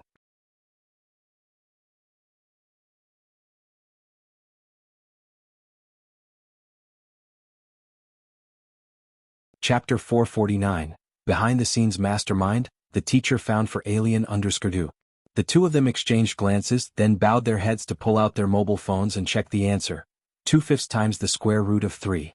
Wang Qi, Xiaohan, what goes around comes around. The pair lifted their heads, pretending nothing had happened, not daring to discuss the problem in Jianghe's presence. I heard he's going to take the bar exam? Yen Lu came back today and visited Zhang Xi's with Mother Zhang, wearing a black mask and asking in a low voice, can he become a lawyer? After all, it was a criminal offense. Bai Lian didn't understand these things either. Jiang Fulai lowered his brow slightly. The temperature in the private room was cold, and he was holding a jacket in his hand, uttering only one sentence, don't challenge Qi Lu's professionalism. Yen Lu was worried and anxious, which of course Qi Yundai had already considered. She escorted Bai Lian to the door where Xiaotian and the male assistant waited outside for Yen Lu. This is Xiaotian, you've met him. Yen Lu didn't dare to speak much to Jiang Fulai but introduced the two new assistants to Bai Lian. This one is a Huang, a new assistant. Sometimes when there are too many trolls, it's a Huang who handles them. Even the most famous celebrities have trolls, let alone Yen Lu. A Huang was very curious about Bai Lian but did not dare to ask more. After Bai Lian and Jiang Fulai left, a Huang asked Xiao Tian in a low voice, "They're actually friends with Sister Lu? Who is this Miss Bai? How come Sister XN hasn't signed her? With that aura and appearance, wouldn't she become a star if she entered the entertainment industry?" "Miss Bai is not interested in the entertainment industry," Xiao Tian replied. "Otherwise she would have been snapped up long ago, wouldn't she?" Yen Lu looked at the two of them. "You can also take a couple of days off." It wasn't late after dinner. Jiang Fulai drove Bai Lian home, whereas Xiaohan was going to Jiheng's place to shoot new material, so she went with Bai Lian. Tomorrow would be March, and Jiheng had already finalized the designs for the males and females and began cutting and making clothes. Nearly 40 pieces of clothing needed to be rushed out by May, which was a bit of a tight schedule for 2 months. When the 4 people arrived at Jiheng's courtyard, there were 3 people in the courtyard of Jiheng. Seeing Xiaohan, Jiheng introduced these ladies. "These are embroideresses from around here because there are too many clothes, and I was afraid we wouldn't make it in time for your graduation photos, so I asked them for help. Handcrafted clothes have a long production time." "This is great," Xiaohan said excitedly to the 3 new embroideresses. "Can you appear in the shot?" Aunt Shin, having been briefed by Jiheng, nodded to Xiaohan with some reservation. "We can." Xiaohan immediately took out her camera from her bag and began filming details under the courtyard's lights. She planned to edit a video from the start of Jiheng making the clothes until the whole class was dressed and had their graduation photos taken, which would be very meaningful as a keepsake. For this time's labor costs, Xiaohan contributed most of the funds and only a small portion came from the class fund. It's probably because Class 15's class fund was never depleted. Although Class 15 didn't have as substantial a background as Class 8, Xiaohan's video views were quite impressive, making her a little rich girl in Class 15. Jiheng moved the embroidery frames to the side, and Jiang Fulai placed his coat on the stone table, helping to set things up. Jiheng put down his smoking pipe, glanced at Jiang Fulai, and didn't say anything else. Xiaohan finished filming a segment and stopped next to Bai Lian. "Lian's sister, Bird brother is 8 years old, right?" "Right." Bai Lian glanced down at Jiang He who was sitting on the stone bench nibbling on an apple, and hooked her lips slightly. "Why?" "Ah, and never mind," Xiaohan muttered and walked away with heavy steps. After everyone left, Bai Lian leaned over slightly and flicked Jiang He's forehead with her hand. "What have you done?" That evening when they parted ways, she had noticed Class 15 looked as though they had taken a hit. The little bird brother refused to answer. Rewriting the Past topped the new song chart overnight. Besides the composition and arrangement, the lyrics of the song also trended on the hot search. "The sun never sets." Xiao Bingwen looked at the last line of the lyrics and found it interesting as well. Next to him, Director Qin, who was speaking respectfully to Su Nanjing, heard the words and laughed, not quite understanding music, but this phrase he caught on to. "Ha, stealing the idea, I love it, I'll go have a listen." Director Qin didn't usually listen to songs. He just tuned into the radio when driving. He didn't pay attention to Yen Lu's new song. Now, however, he started searching for this new song on his phone. Beside him, Xiao Bingwen watched Director Qin, thinking that such an idea was really like something a Qin family member would have, a bandit-like idea, but the lyricist probably didn't mean it that way, right? Jiangjing. Su family. The evening still featured a family dinner. Ever since the Guohuai incident, all the people Su Jueming had planted next to Su Nanjing had been removed, which Su Jueming had anticipated. He would not have resorted to this if Su Nanjing hadn't made such a big move this time. With no one left inside, it became difficult for him to keep tabs on Su Nanjing. Although no one said anything out loud, Su Jueming knew that the Jiang family must have had a hand in the purge of Su Nanjing's inner circle. He really has some good luck. Su Jueming gritted his teeth inwardly. Had paid a heavy price and still hadn't gotten close to Jiang Shijua. At the dinner table, some were praising Su Jiming's son, Su Jin, who had just discussed cooperation with the official research and development department. The elder Mr. Su glanced at Su Jin and nodded in approval, offering a few words of praise. Not bad. His appetite was poor, and he didn't eat much, only looking up to ask Su Juling, "How is Nanjing doing lately?" Gao Yin sat next to Su Juling, her eyes downcast and silent. Su Juling was modest. "Big brother, don't be modest," Su Jueming said to Su Juling with a smile. "You must be negotiating a big deal but keeping it from Dad. Is it supposed to be a surprise for him?" There indeed was a surprise. Su Jueming bowed his head, hiding the cold sneer at the corner of his mouth. He had really set Su Nanjing up for a fall in the Su family from early on. Not to mention the elder Mr. Su, even other members of the Su family all knew that Su Nanjing was up to something big. Having been away from home for more than half a month, Su Nanjing had also been somewhat neglectful of the Su family affairs. Plus, with Su Jin recently chalking up one accomplishment after another, it inevitably led the elder Mr. Su to some contemplation when comparing them. No big deal, Su Juling said with a smile, turning to his father. This matter was supposed to wait for Nanjing to come back and tell you himself, but since you asked, I'll tell you now. Nanjing has negotiated a rare metal supply partnership with a foreign company. They will ensure a supply for the coming year, and the contract was just signed the day before yesterday. The moment these words were out, the laughter and chatter around the dinner table instantly vanished. A look of surprise and joy spread across Elder Mr. Zu's face. He sealed the deal? Good, truly worthy of being a member of the Su family. He was so pleased that he asked someone to fetch his prized daughter red wine to uncork. Are you sure it's the Dawson family?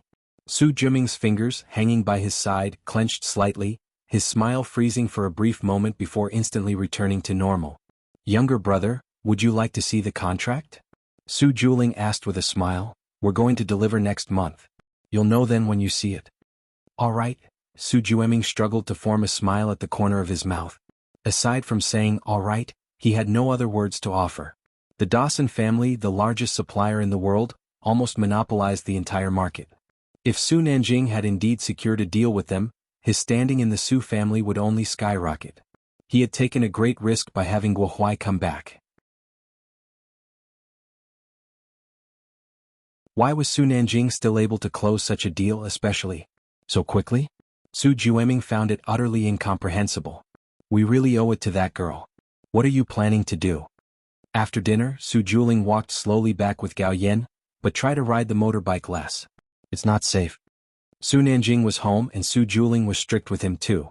What can I do? Sighed Gao Yen, hugging her military coat closer. I wanted to make her my goddaughter but she didn't want to. Su Juling turned his head, a look of surprise in his handsome eyes. The one you mentioned last time is her? Yeah, Gao Yen pondered and then pulled out her phone from her large pocket, calling Su Nanjing. Su Nanjing answered quickly. Gao Yen gave Su Juling a signal to be quiet before asking, Didn't you ask me to find a teacher last time? I asked Principal Yang for recommendations and confirmed with several of them or else. She rolled her eyes as if mentioning it casually. Shall I send them to Xiangqing?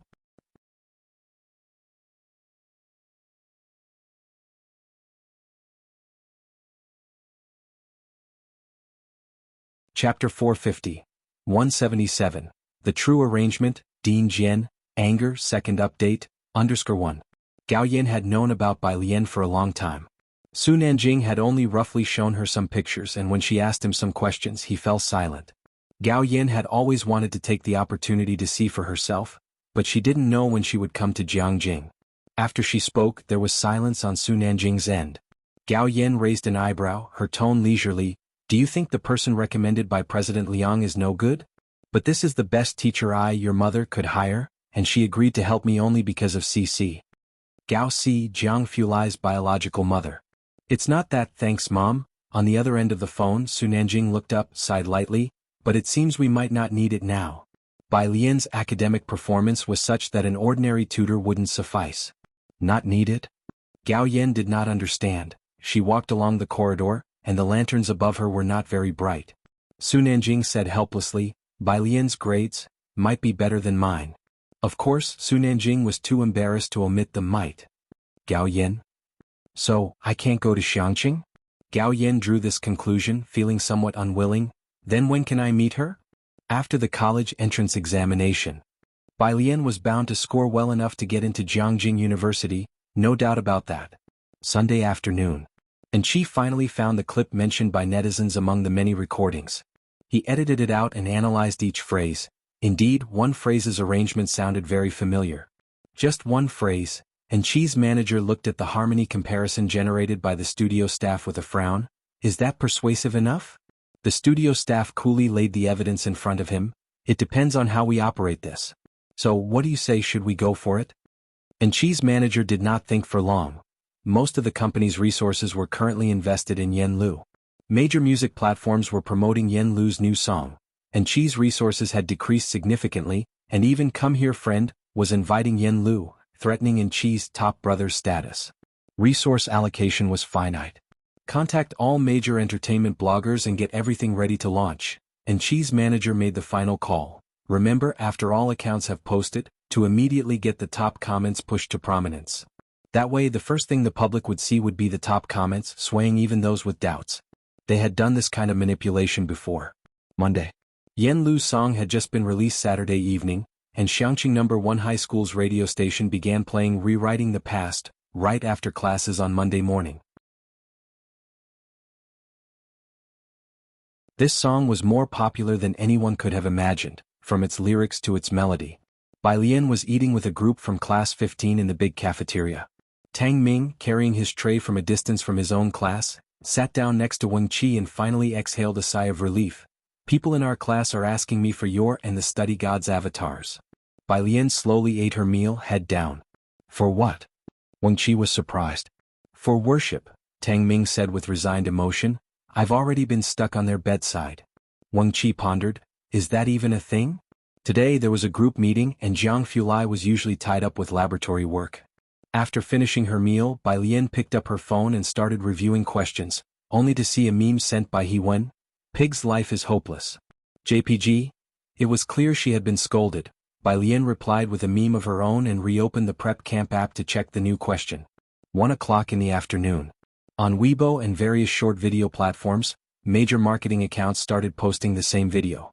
The video content was simple, isolating a section of Yen Lu's music and comparing it with a snippet from 2 years ago, noting a similar style and chords. Army of online commentators were quick to jump in. So similar, are you saying we're blind and can't see it? I've been wanting to ask, why is Yen Lu's song so popular? She's not even an original artist, now we see the scandal, eating melon? How many haven't listened to Yen Lu's song? I must be the first on the internet, right? Check the lyricist and composer, there must be more juice to it. Yen Lu had stepped on quite a few toes, so as soon as the marketing accounts published it, many in the industry secretly added heat to the topic. There's a saying, when the wall falls, everyone pushes. But by the afternoon, scandal in rewriting the past arrangement became a trending phrase across various platforms. Following that, netizens also dug up Yen Lu's previous dark history. Her new song was already very hot, and now with these revelations, it dominated the public discourse for a time. Class 15 spent the afternoon attentively in lessons. After school in the afternoon, the school's broadcasting station was still playing Yen Lu's song.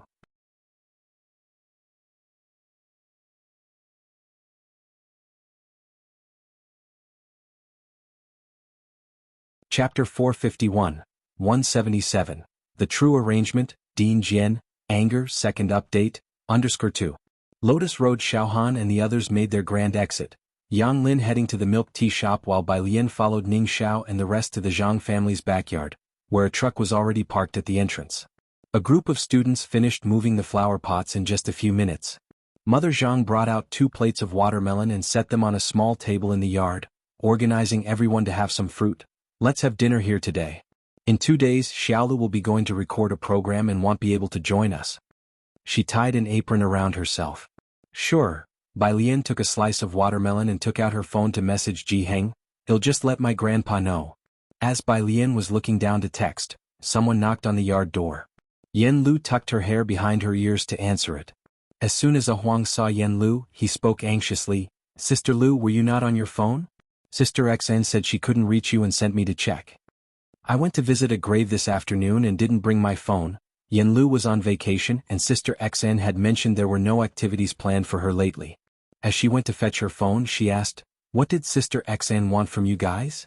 Xiaotian was about to speak but then noticed students from Xiangqing No. 1 Middle School sitting in a row in the backyard, each holding a slice of watermelon, eating and curiously watching them. Bai Lian, however, was not sitting. She stood under the shade of a tree, her blue and white school jacket casually open. One hand held a slice of watermelon, the other a phone, and she was looking down to text. As they talked, Bai Lian had just finished sending her message and looked up at Xiaotian and Huang, her pale face slightly lifted, an air of languor about her. The setting sun tinted her wispy hair with a hint of gold. Despite the urgency of the moment, the sight of Bai Lian calmed Xiaoshan's nerves. You two take a break. Bai Lian put her phone back in her pocket and then bit into her watermelon without looking up. Next to her, Mother Zhang handed watermelon slices to Xiaotian and A Huang as well. A Huang, holding his slice, had no appetite whatsoever. Inside the house, as soon as Yen Lu picked up her phone, she saw numerous missed calls from Sister XN, Time Entertainment CEO, and others. She was about to return Sister Zin's call when the CEO of Time Entertainment called. Yen Lu, the CEO of Time Entertainment, exchanged pleasantries. You must be aware of the situation online. It's quite significant this time, and the PR department wants you to make a Weibo post right away. Deny any connection with the arranger so this incident seems unrelated to you, minimizing the issue. But Wang Xn disagrees. Please persuade her to deny any connection? Yen Lu replied politely, I can't do that. The CEO of Time Entertainment had expected Yen Lu to be more clear-headed than Wang Xan, but she was more resolute than Wang Xan, frowning. With a lyricist and composer on hand, there's no need to worry about an arranger. Don't be stubborn about this. They'll have a look first. Yen Lu didn't want to explain too much and gave a brief answer before hanging up to call Sister Xn. Sister Xn quickly explained the whole situation. There was only one chord progression that was marginally similar, completely unrelated to the main melody, and definitely not plagiarism. But netizens wouldn't be convinced by such a dry explanation. Don't know who started it, but they're blowing this out of proportion, Sister Xan said, her hand on her forehead. By the time I found out, it was already trending #1 online. It's tough to set boundaries on this kind of thing. The company wants to sever ties with the arranger, but I suggest you don't go along with it. This is happening because of you. Yen Lu knew her own rise to fame very well. Bai Lian was the biggest benefactor on her path, and Ding Jian was found by Bai Lian. I know.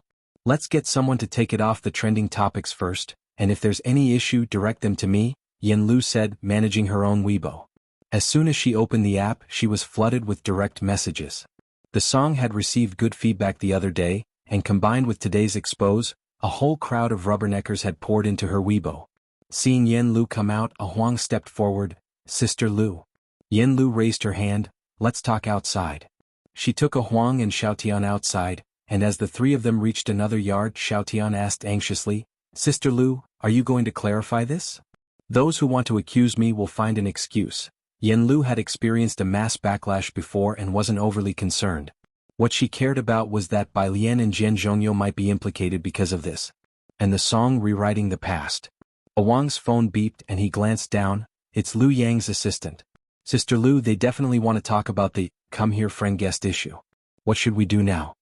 Yen Lu would be recording Come Here Friend in 2 days, followed by going for acting lessons. Lu Yang was the friend arranged by the show's team for Yen Lu, a currently popular star, whose participation was quietly confirmed the day before yesterday. You answer it, Yen Lu said calmly. Xiao Huang, on the other end of the phone, Lu Yang's assistant was very polite. Lu Gu has caught a bit of a cold recently and might not be able to record Lu's show. Yen Lu gave A Huang a look. Suppressing her irritation, A Huang smiled and said, Lu Gu, take care of yourself. Let's cooperate another time.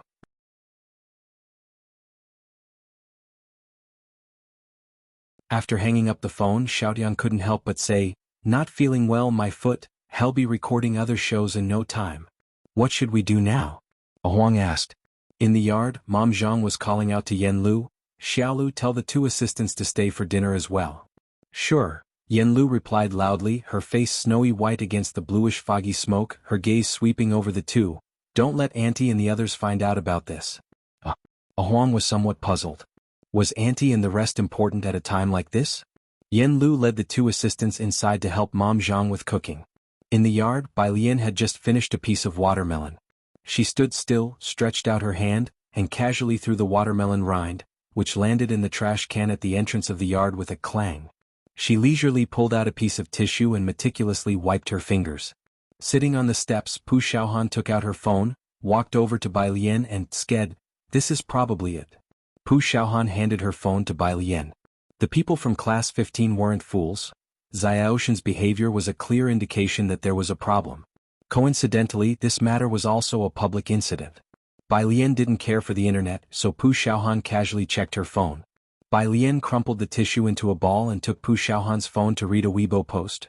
At Time Entertainment, all these resources just to promote Yen Lu? Is Yen Lu your godfather? It's hilarious. Outside of those two songs, what else does Yen Lu have to show for herself? Now with the new song's arrangement causing controversy, is this the superstar you neglect other artists for? Hilarious. And the comments below. Let's predict Yen Lu Studios' PR response. Yen Lu only has a working relationship with Jian. Please don't escalate the actions of Jian to the artist herself. Yen Lu also strongly condemns such behavior and has already terminated her collaboration with Jian. Doghead.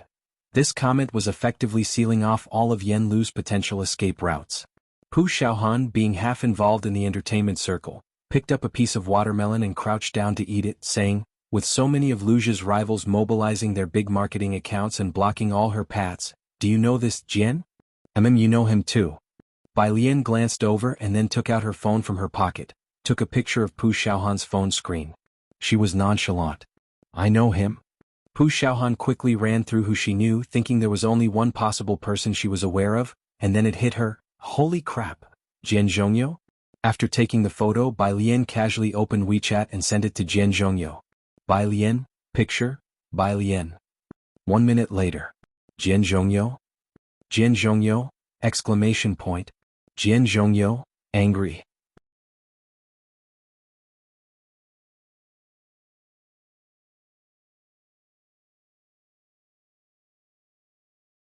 Chapter 452, 178 Brother Jiang intervenes _1. Young people's world is something Jian Zhongyo doesn't quite understand. He couldn't name a single hot star if asked. It was the start of the school semester, and he had even sneaked out for a trip during the holiday with many tasks awaiting him. Today was Monday, and he had just finished a meeting when he received a message from Bai Lian. As soon as he opened the picture, he saw the bold black letters. Rewriting the past, arrangement controversy explodes. He squinted his eyes and sent Bai Lian several symbols. The older generation could handle videos, but many Weibo functions remained a mystery to him, so he scrolled through somewhat slowly. At that moment, Bai Lian sent another message. Controversy?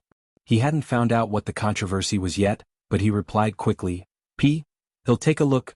Dean Jian was too lazy to keep scrolling and directly asked a teacher he knew beside him to operate it for him. Miss Yen Lu. The teacher took Dean Jian's phone. He had recorded with Yen Lu twice and naturally recognized her. Don't worry, he'll check it for you. It took the teacher just a few minutes on Weibo to understand the whole story. The barriers within the arrangement community aren't that high. Actually, before this, most people wouldn't go specifically digging into the arranger of a song. Now that it's been dug up by paid posters, it could only mean that this was the only flaw they could find in the song. On the other side of the phone, Bai Lian, having seen the reply, knew it had nothing to do with Dean Jian. She was waiting for Dean Jian to reply to her. Yen Lu was still busy in the kitchen with Zhang's mother. Xiaotian and Huang, the two assistants, had originally come to bring Yen Lu back to deal with the situation, but before they could get to it, Yen Lu caught them and put them to work washing and sorting vegetables. Xiaotian, the kitchen space was small, and Huang, who was squatting in the hall removing shrimp veins, felt a bit clueless. What exactly am I here for? Why am I squatting here? He turned his head to look at Yen Lu, who was helping in the kitchen. It was a big issue that concerned Yen Lu's reputation, but she didn't seem to be in a hurry at all. Instead, she was taking her sweet time in the kitchen. Xiaotian, while picking shrimp veins, felt a weird calm settle over him. Let's just keep sorting for now. Outside, after Bai Lian and the others had finished eating watermelon and went to throw out the trash, Bai Lian and Ning Xiao entered the house. Why haven't you started doing the problem sets yet? Ning Xiao brought in a flower pot, his voice calm. Bai Lian grabbed a pair of scissors. The ones on the app? At the beginning of the month, the app had released new problems, and Ning Xiao had already started solving them. Bai Lian hadn't started, and many people were stumped by a particularly current problem on the app. Yes, I was just looking at the Langland Seagull 0. Bai Lian stood by the window, started trimming the branches. He'll look at it in a couple of days. Right now, I have to sort out some materials for Hewen. Hewen was like a senior brother who had his younger sister do all the grunt work.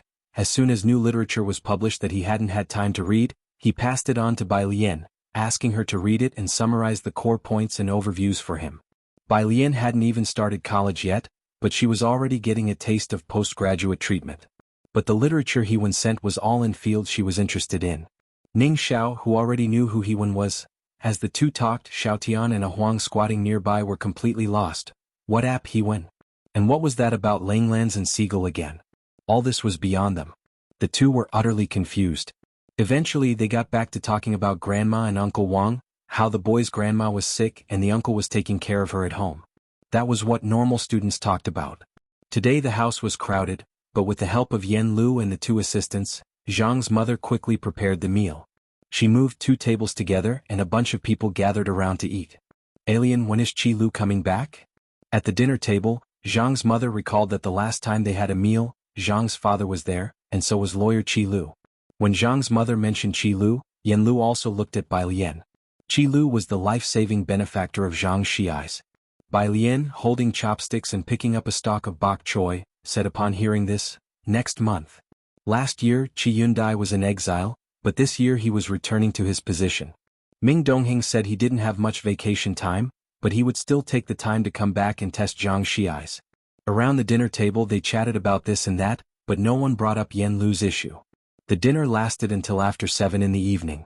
As A Huang finished eating and started to help clean up the table, he looked down to ask Xiaodan, "Why does Sister Lu have so many student friends? Also, who is Qi Lu?" "I don't know," Xiaotian responded as he placed the dishes into the kitchen. Xiaotian and A Huang hadn't been involved with Zhang Shi's case and didn't even know that Qi Lu was a lawyer. They only thought it was some 2-character name. "These students are so lucky to be friends with Sister Lu," A Huang sighed. Then his concern returned to the pressing matter at hand. Time Entertainment knew that A Huang and Xiaotian were with Yen Lu. The Public Relations Department couldn't reach Wang Xin for a decision, so they called A Huang. After taking the call, A Huang finally found an opportunity to speak with Yen Lu. "Sister Lu, the Public Relations Department communicated with me.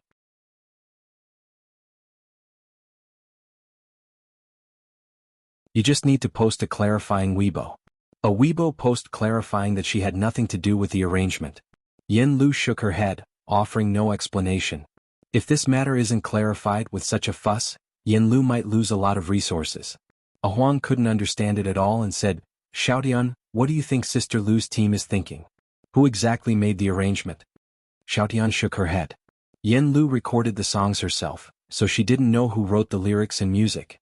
Within the entire Time Entertainment, probably only Sister Xin and Yen Lu knew about it. At 8 o'clock, a group of students bade farewell to Mother Zhang. Jiang Fulai's car had just stopped on the opposite side, waiting for her. As Bai Lian walked toward the car, her phone vibrated a few times. Principal Jian had finally figured out the ins and outs of the situation.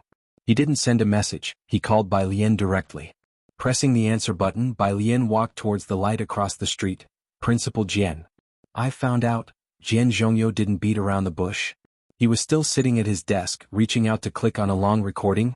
"There is a video on the internet from a previous internal performance of our school, and I conducted that performance. I checked the records of that performance at the school." Principal Jian didn't have a vivid memory of that performance, and it was only after seeing the video online that he realized he had such an arrangement to his credit. It was indeed Jian Zongyi's own stylistic hallmark. There was nothing much to say. Jian Zhongyo could only sigh. The netizens, or rather Yen Lu's aggressive moves, were too powerful.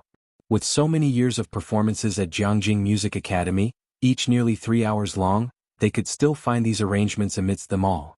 "What do you plan to do?" Bai Lian reached out to pluck a leaf from the side, toying with it in her hand, her voice calm and unhurried. Jiang Fulai saw her walking so slowly, so he got out of the car to wait for her. Bai Lian was not yet done talking with Principal Jian. "We need to handle this." Principal Jian also calmed down, having lived long enough to know that with such intensity behind it, there must be someone stoking the flames. Otherwise, even if it's clarified, a lot of people won't be notified. Everything needs attention. Spreading rumors takes just a mouth, debunking them runs you ragged. After hanging up the phone, Jiang Fulai opened the car door and asked a few questions, to which Bai Lian recounted the whole situation with Yen Lu. "Your new song." Jiang Fulai knew she wrote lyrics and composed music, and his eyes turned colder too. "Yeah." Bai Lian was not too concerned. She got into the car and began to check the academic paper Hewen had sent her on her phone. Jiang Fulai, seated beside her, raised his hand to signal Ming Dongheng to drive, his eyes narrowing slightly. "Don't let Principal Jian act rashly on this matter, give me Yen Lu's agent's contact information." Rewriting the past had already been labeled impure, and clarifying it completely wasn't something Principal Jian, an outsider to the circle, could accomplish. Bai Lian opened Sister Xin's WeChat and sent it to Jianghu Lai. Jianghu Lai reached out to open it and added her as a friend. Why are you looking at this? Jianghu Lai waited for Wang Xan to accept, his gaze glancing over at the new academic paper Bai Lian was viewing. It looked familiar. Hewen gave it to me. Upon hearing this, Jianghu Lai knew what Hewen was up to. The light was turned on in the back of the car and he sat under it, dressed in a black shirt and black trousers, his refined facial features especially cold, and he just tugged at his lips at the comment. Hewen, who was at a research base dressed in a sterile suit, suddenly sneezed. A male student in the laboratory glanced at him. Hewen, do you have a cold? Don't pass it on to the junior sister. He picked up a mask and had Hewen put it on. Hewen, Beijing. Time Entertainment's public relations department had not yet gotten off work. Everyone was busy dealing with Yen Lu's situation. In the office, the CEO earnestly said to Sister Xn, "You've been in the entertainment industry for so long, you still don't know what it takes to maximize profits? If there's an author for the lyrics and composition, it's easy to find another arranger, just push the blame on him, give him some compensation to shut him up. Is this arranger Yen Lu's father? Won't you make any concessions at all?" Hearing this, Sister Xn sitting opposite only raised her eyebrows. Principal Jin might not be Yen Lu's father, but Bai Lian could be considered as such. With Principal Jin's status, the fact that he was willing to arrange music for Yen Lu was all for the sake of Bai Lian. In the whole entertainment industry, no senior had a stature like Principal Jin's. If the PR department clarifies it, just push the responsibility onto Yen Lu. Sister Xn put down her teacup. Yen Lu had been through a lot and Sister Xn had become indifferent.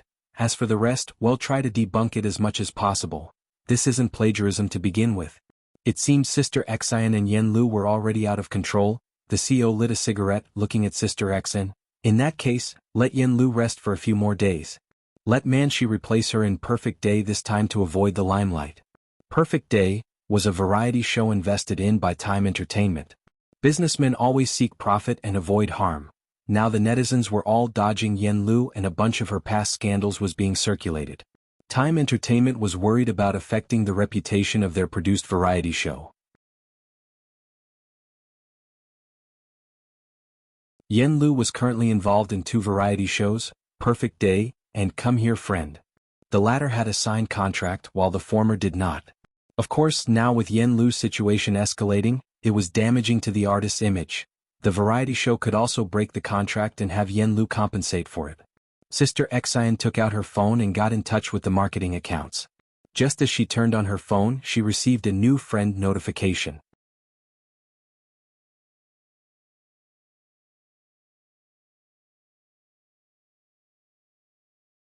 Chapter 453.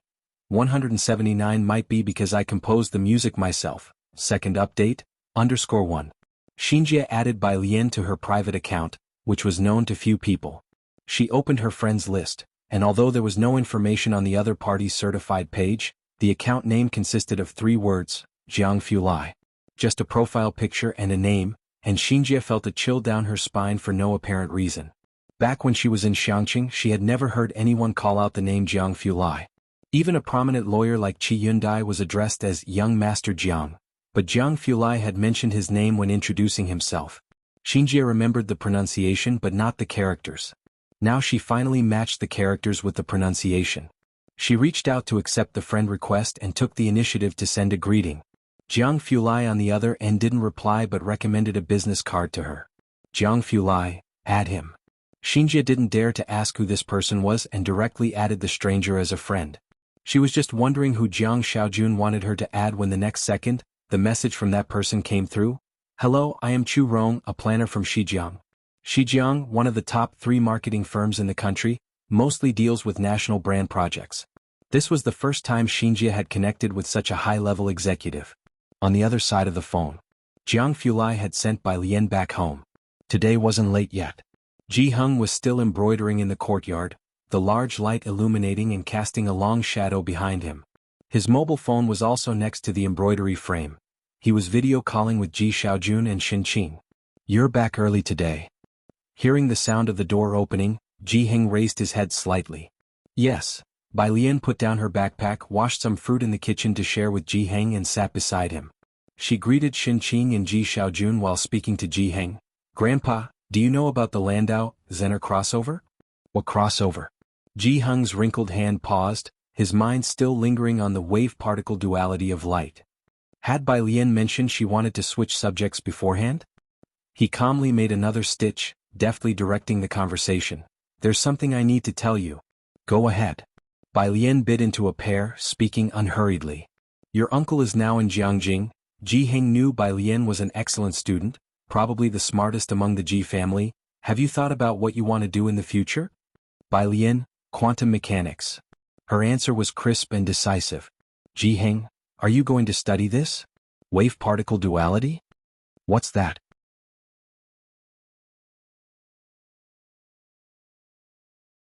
On the other end of the phone, Shen-qing was full of confusion, and Ji Xiaojun also leaned in. Bai Lian looked encouragingly at Ji-heng, who set down his needle expressionlessly. All of this is related to quantum mechanics. In short, a photon is a superposition of waves and particles. To put it in plain terms, do you know about online games? You know there is a rock ahead, but it won't spawn until you get close. The moment you walk over, it immediately spawns. Shen-qing didn't understand, but she felt something odd and involuntarily rubbed her arms.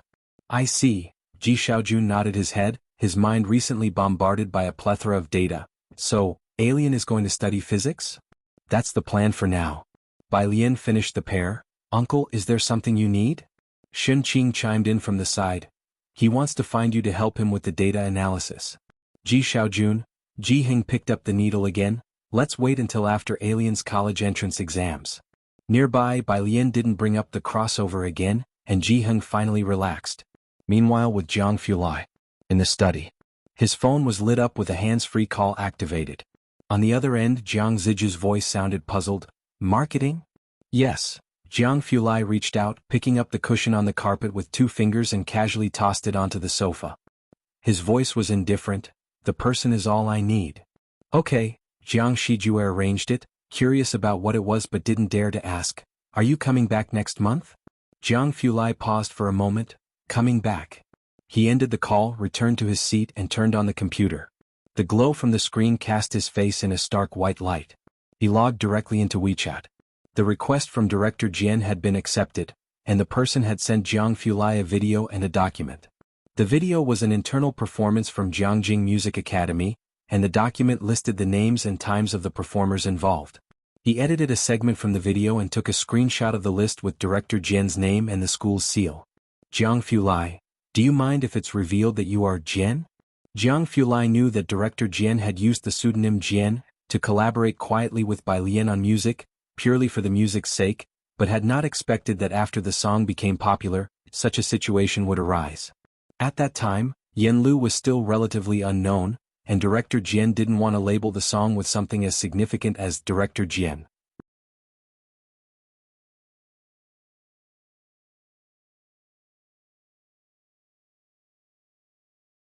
Chapter 454.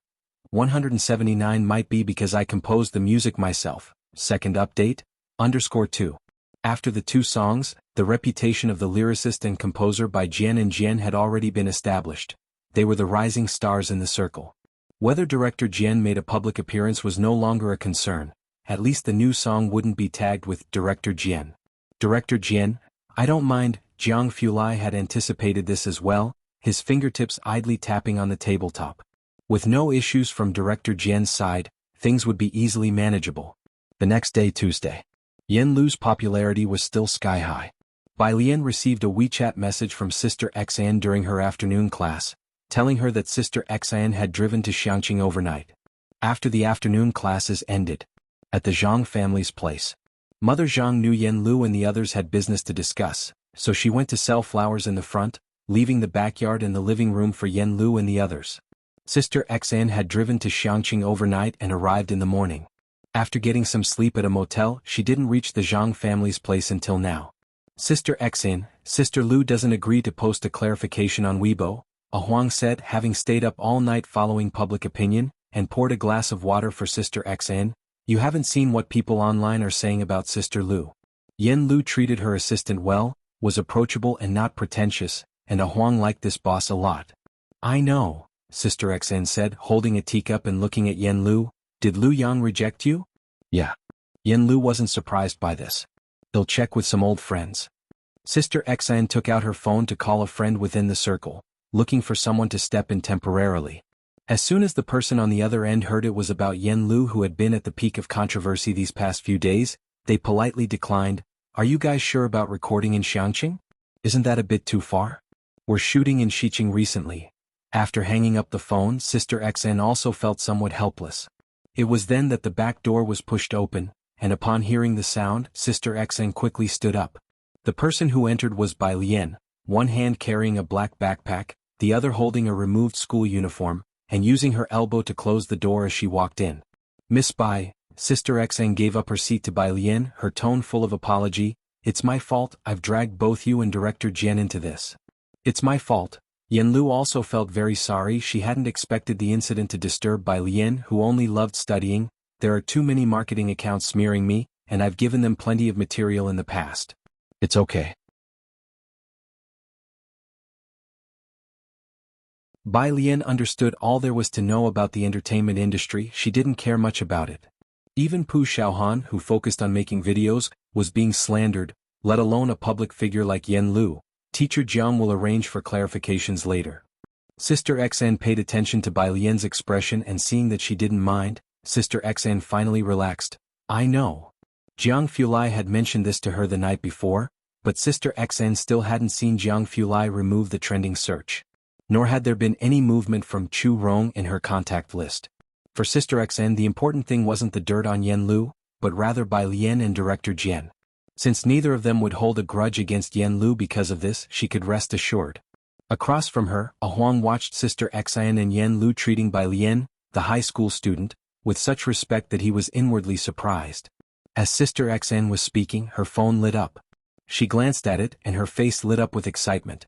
Yen Lu, Teacher Mei Yi is willing to be the guest star for this episode. Teacher Mei Yi? Yen Lu was very surprised. How could he come?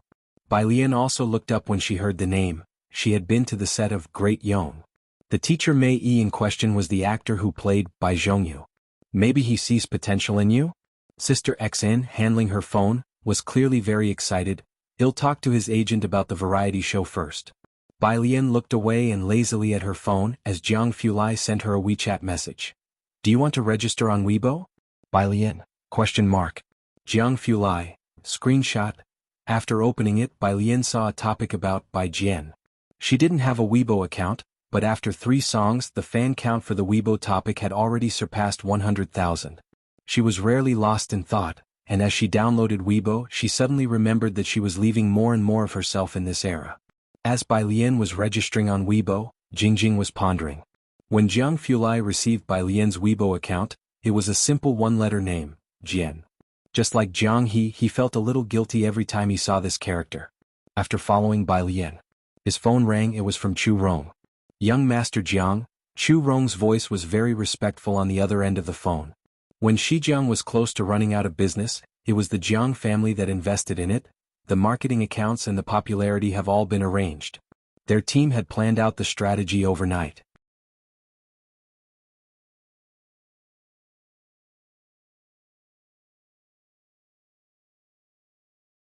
Chapter 455. 179 might be because I composed the music myself. Second update, _3. Ensure Yen Lu won't be stained by this incident and use the opportunity to push the song to another level of popularity.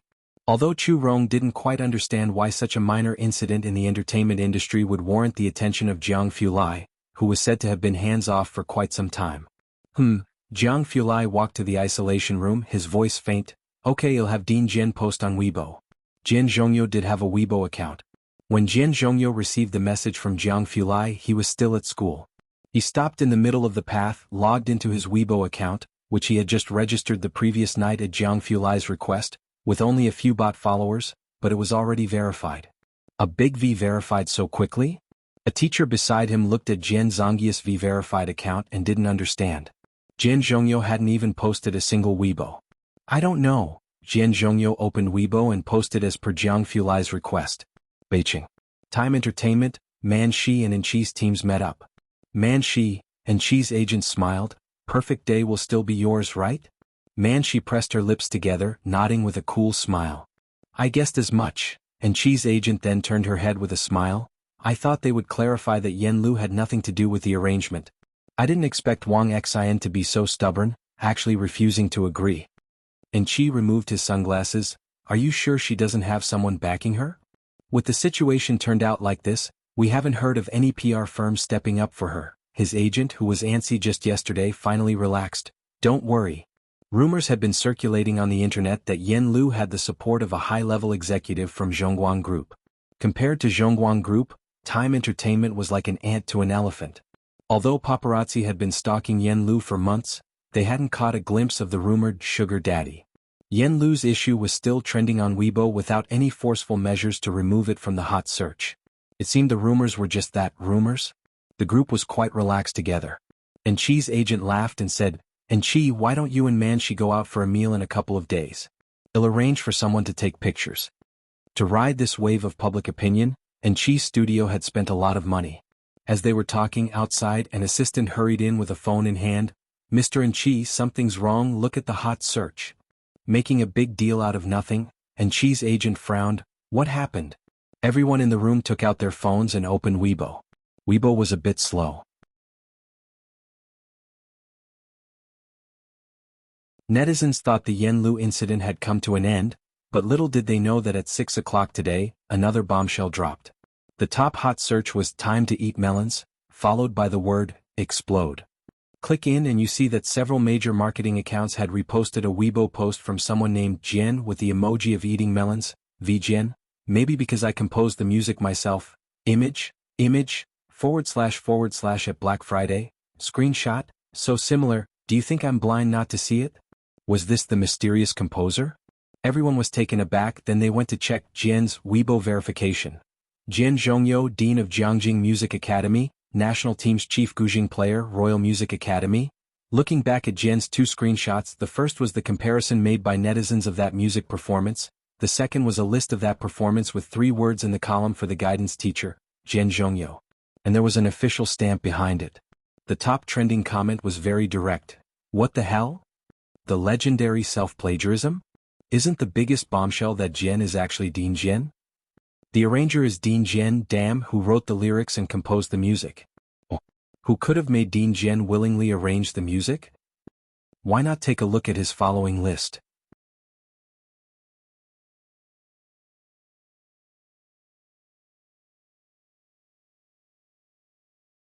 Chapter 456. 180 Regretting not doing it sooner, Mysterious Composition _1. Netizens mostly came for the excitement, and the vast majority of them did not recognize Dean Jian. But there were some professionals in the comments section providing explanations, along with striking and vivid contrasts. The status of the Dean of Jiangjing Music Academy might not be known to those who don't study art or mingle in this area, but when you compare him with the president of Jiangjing University, it becomes crystal clear to everyone. Yen Lu had a 3S+ level drama waiting to be aired, and beyond that, 3 songs that had broken through the music industry in China this year. No one could have imagined that the obscure arranger would be someone like Jian Zhongyo, who was detached from the entertainment circle. Jian Zhongyo could be called a master, an artist who could perform at national events. Perhaps many netizens still couldn't imagine Dean Jian's status in the world of national music. But Qi and his entourage, who had been to the music academy for lectures, were well aware. And Qi's agent felt like he was going insane, his hands trembling. The arranger for Yen Lu is him? From the very first song? Why has there never been any hype on Yen Lu's side?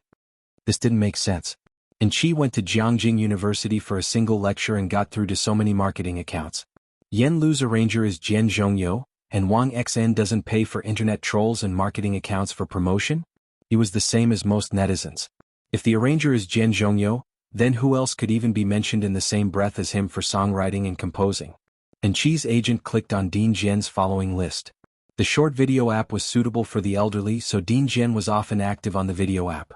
This was his first time registering on Weibo, and his account was only following 3 people. Yen Lu, the official Weibo of Jiangjing Music Academy, and as Qi looked at the last one, an account with a system-generated gray avatar and the name Pic. The Weibo account was obviously newly registered with no posts, but already had 100,000 followers. Beside him, Qi also stood up incredulously. The arranger is Dean Jian. Then everything made sense.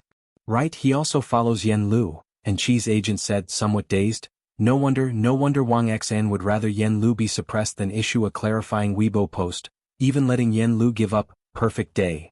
This all-in gamble had resulted in a total loss for their side, as the millions invested earlier had completely turned into traffic for Yen Lu. That was the top artist in national music, a height in art they in the entertainment industry could never reach in their entire lifetimes.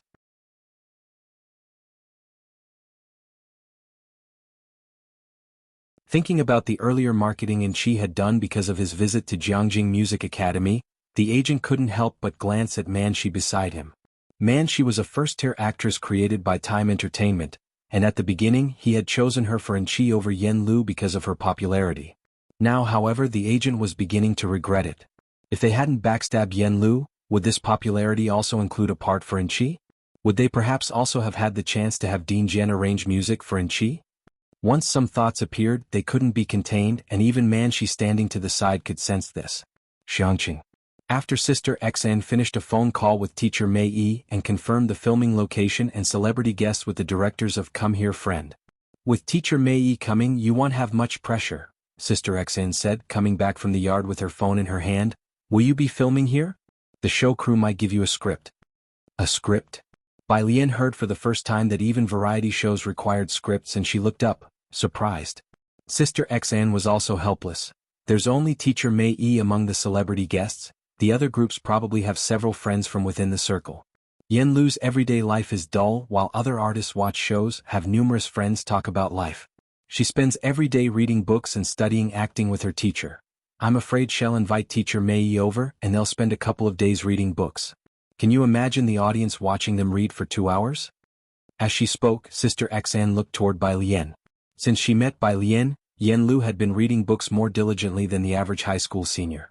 In the Great Yong drama's promotional clips, most of the snippets of Yen Lu were of her reading books or scripts and observing her seniors. Take them to visit Wallow Street, Bai Lian suggested. However, as a phenomenally popular tourism street, it was always crowded and might not be suitable for long-term shooting. Bai Lian tilted her head, looking at Yen Lu as her fingertips tapped on the table, slowly starting to think. Perhaps because she felt guilty about not keeping a closer eye on Zhang Xiai's, Bai Lian had been feeling remorseful about his year in prison and became even more caring towards Yen Lu and Zhang's mother. Sister Xin's phone rang again. It was the CEO of Time Entertainment. As soon as she picked up the call, the delightful voice on the other end rang out. Sister Xan, look at you not letting us know sooner that the arranger is Dean Jian.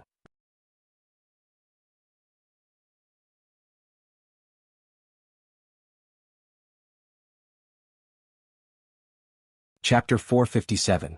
180 Regretting not doing it sooner. Mysterious composition _2. The boss politely called out, Sister Xan. Wang Xan was stunned at the moment. She didn't know about Jiang Fulai's and Director Jian's plan, but when the boss mentioned it, she realized that Director Jian must have clarified the situation online.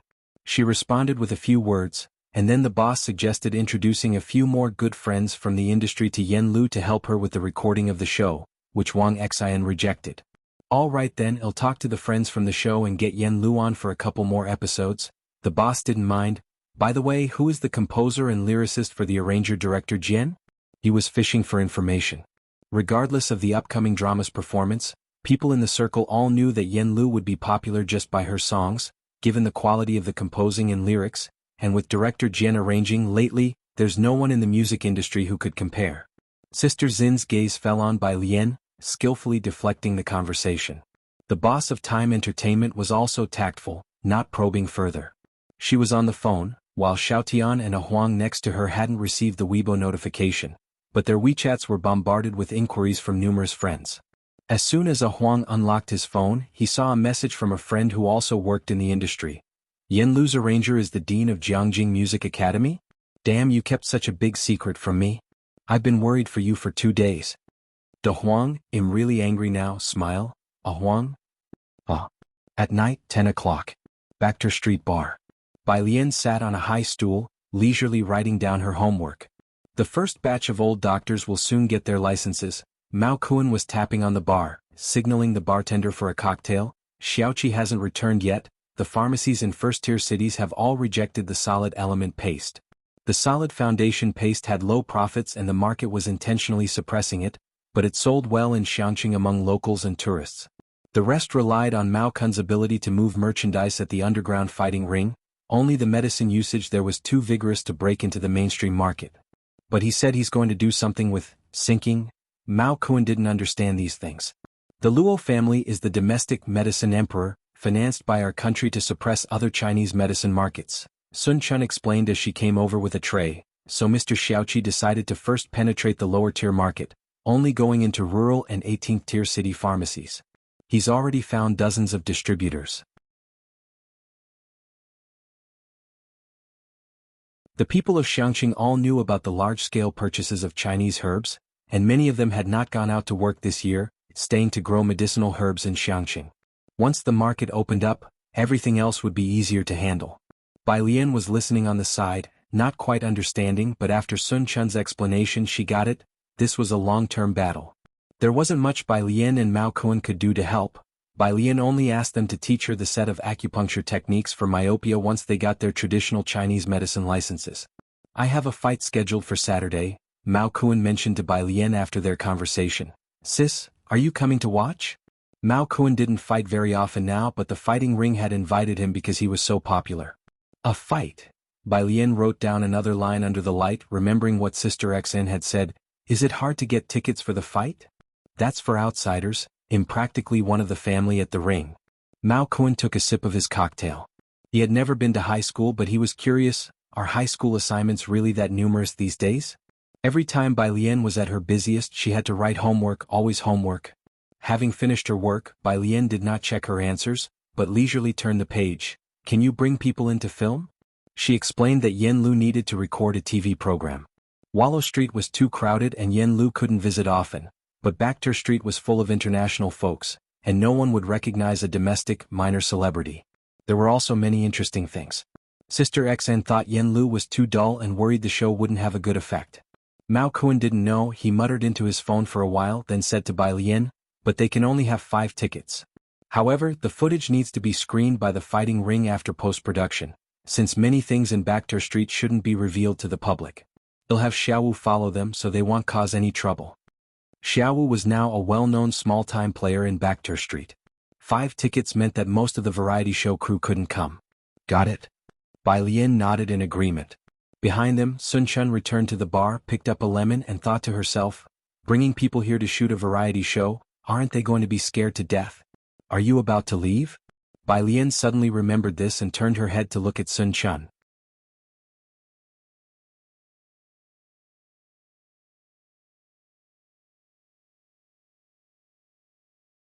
Chapter 458. 180 Regretting not doing it sooner. Mysterious composition _3. Sun Chun fetched a bottle of alcohol from behind and showed great respect to Bai Lian. Mr. Xiaoqi asked me to go to Jianghu to mix drinks and learn a few things. The bar had a branch in Jianghu.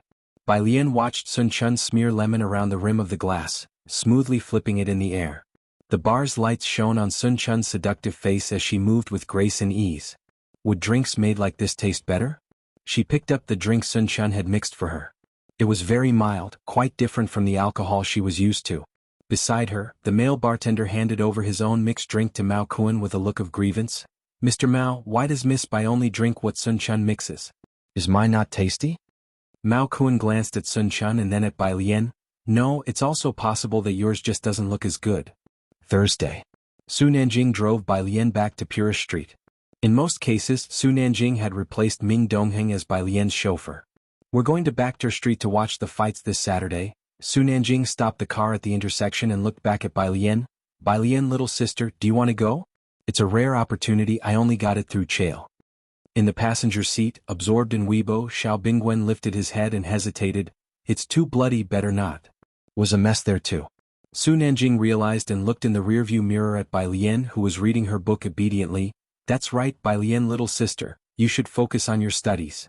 Bai Lian lazily responded with a, The car speakers were playing a loop of 3 songs by Yen Lu, connected via Bluetooth by Xiao Bingwen. As Su Nanjing started the car he asked, do you like Yen Lu that much? Xiao Bingwen returned to WeChat to message Leng Shuha. Xiao Bingwen, I can't believe your teacher is involved. Leng Shuha, she has the talent, it's rare for someone to have arrangements done by the teacher. I wonder who the composer is. You don't get it, Xiao Bingwen held his phone. If you knew who did the arrangement, it would shock you. Su Nanjing wasn't interested in the entertainment circle. He was preoccupied with dealing with Chaos matter recently or thinking about how to formally introduce Bai Lian to the Su family or how to introduce the Empress Mother to Bai Lian. Messages hit the wall. Who is it? Su Nanjing replied nonchalantly. Dean Jian, Xiao Bingwen whispered with a mysterious tone, Shu's teacher. Ah.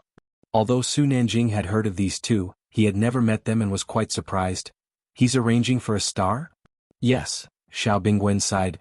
Everyone's guessing who the mysterious composer is. They're definitely not any less talented than Dean Jian. This has been a frenzy in both the music industry and entertainment world. Xiao Bingwen was close to Leng Shuhe and naturally understood music too. The fact that Yen Lu's 3 songs were such a hit already illustrated the composer's abilities. After Dean Jian appeared, even Leng Shuhe and his circle were guessing who the lyricist and composer were, not to mention others. Su Nanjing also found it unexpected, then remembered something and explained to Bai Lian in the back seat, Dean Jian, that's the teacher who's really good at guzheng. Bai Lian, little sister, when you go to Jianghu, I have a surprise for you. He recalled something Gao Yan had told him. In the back seat, Bai Lian lazily turned a page. The car arrived at Purist Street. Bai Lian said goodbye to Su Nanjing. Next to Purist Street's trash cans, a blonde-haired man squatting and smoking stood up when he saw Bai Lian. With a cigarette dangling from his mouth, he pulled a few tickets out of his pocket and handed them to Bai Lian. Bai Lian reached out to take them. Inside the car, seeing Bai Lian interacting with a ruffian with yellow hair, Su Nanjing couldn't help but sit up straight, his gaze following as the yellow-haired man gave Bai Lian something. Hey! Su Nanjing sat up, his eyes narrowing slightly, and tapped Xiao Bingwen's shoulder. Doesn't the thing in her hand look familiar?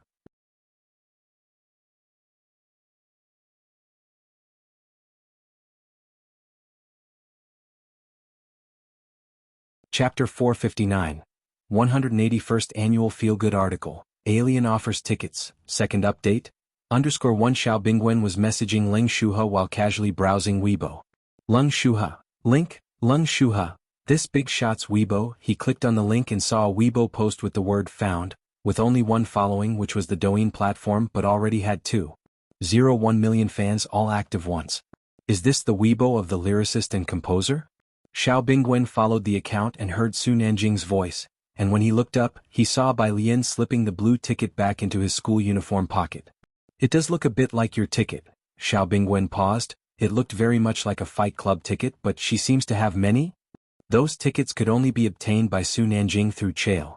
The Chen family might also be able to get them since it said they have a senior brother in the Fight Club, but Su Nanjing and Xiao Bingwen were not familiar with them. Even so, Su Nanjing had only gotten 3 tickets. At a glance, Bai Lian seemed to have many. It couldn't be, right? And, considering Bai Lian's demeanor, she did not seem like someone who would go to a gory place like a Fight Club. It seemed he sensed their gaze. The blonde guy smoking looked up and smiled at Xiao Bingwen and Su Nanjing. He wore a black t-shirt with a skull pattern and a silver necklace around his neck, exuding a vibrant vibe. Xiao Bingwen, it shouldn't be. The next day, Friday, Bai Lian sent the organized data to Hewen. Hewen sent her a message of thanks. Through a long corridor at the Research Institute office. Wearing a blue radiation suit, Hewen stood in front of all the team members, listening to Jianghu Lai speak. The underground laboratory was naturally cold, with cold white lighting, and surrounded by high-tech machinery. Jianghu Lai was sitting in his seat with the computer screen displaying academic papers in front of him. One hand rested on the armrest while the other pointed at the computer screen, his prominent nose adorned with glasses and lips tightly pursed. His cold, white fingertips paused on an example, and he slightly turned his head. Adhesive forces and repulsive forces have opposite curvatures. One causes space to contract and the other causes it to expand. Are you using this example to discuss positive and negative energy? What should I say to you? Should I encourage you to bravely challenge Dirac? He chuckled disdainfully, and others in the know understood that it was directed at Hewen, who lowered his head even further. Hewen. After Jianghu Lai finished looking over everything, he stood up with his phone. Is this the review you organized? He glanced again at the printed documents in Hewen's hands. Hewen, yes, new literature. Jianghu Lai gave him a cold look. You don't need to write acknowledgments.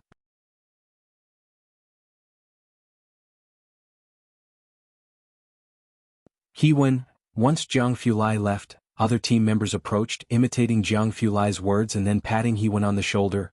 Brave enough to challenge Dirac, that's Hewen. You're our lab's next Dirac. Today, only Hewen was rebuked, while the rest reveled in his misfortune. Hewen, holding several papers and smiling, said, say that one more time, and next time Jiang Xiao invites us to eat, you all can order for yourselves. The others? Hewen turned back to his station, picked up his phone and vented to Bai Lian, got scolded today, running with tears? Running with tears? Running with tears? Xiangqing No. 1 Middle School. When Bai Lian saw Hewen's message, she had already finished school. She glanced down at his reply. Hewen often got scolded and she was used to it by now. In class 15, a bunch of people gathered, with Pu Xiaohan speaking loudly. We don't have to go to Aunt Zhang's place for the next few days. Yin Lu is going to record a show there. Bai Lian slowly followed behind the group. She was looking through the questions on the Jiangjing app. Upon opening the app, she saw cries of anguish all over the public screen, but Bai Lian wasn't paying attention and just kept brushing through the questions, most of which were fill in the blank. Wang Qi, Pu Xiaohan, and the others had been in the midst of a heated discussion.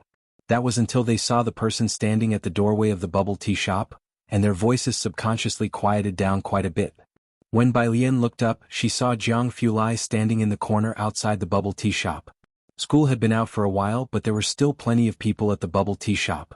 Jiang Fulai stood in the corner about 2 to 3 meters away from the doorway, where the warm light of the setting sun slanted down through the roof.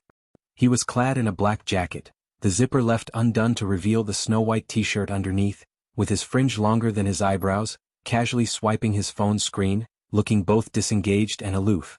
As Ning Xiao and Tang Ming passed by, they respectfully greeted Jiang Fulai. Jiang Fulai looked up indifferently. I'm going to see Yen Lu. Bai Lian didn't go into the bubble tea shop. Instead, she shielded her eyes from the still somewhat glaring sunset with her phone and slightly raised her head.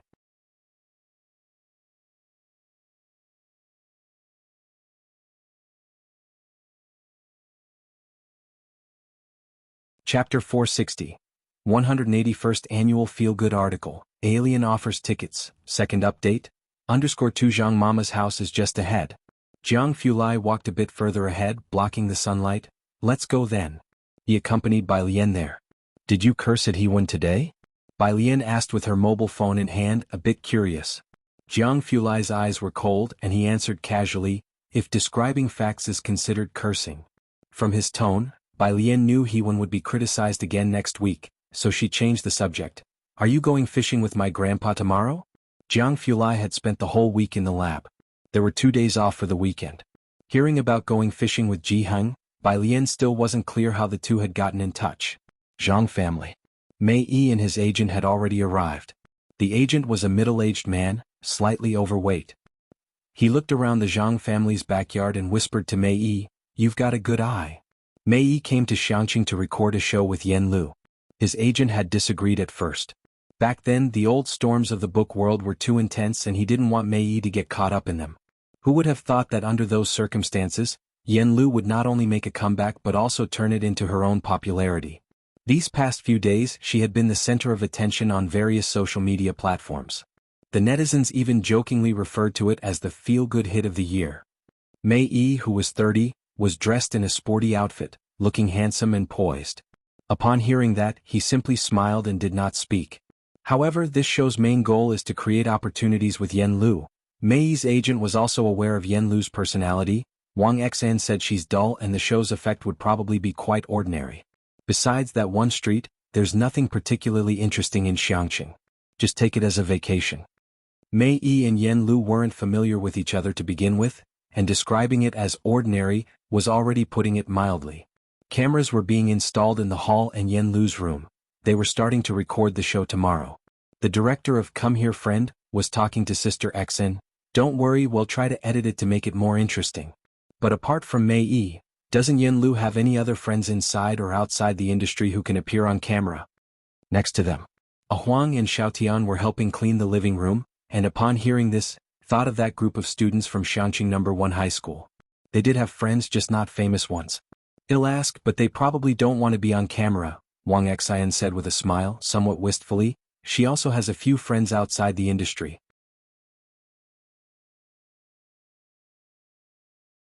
If Bai Lian were willing to appear on camera, the viewership would definitely be extraordinary, and then there was Jianghu.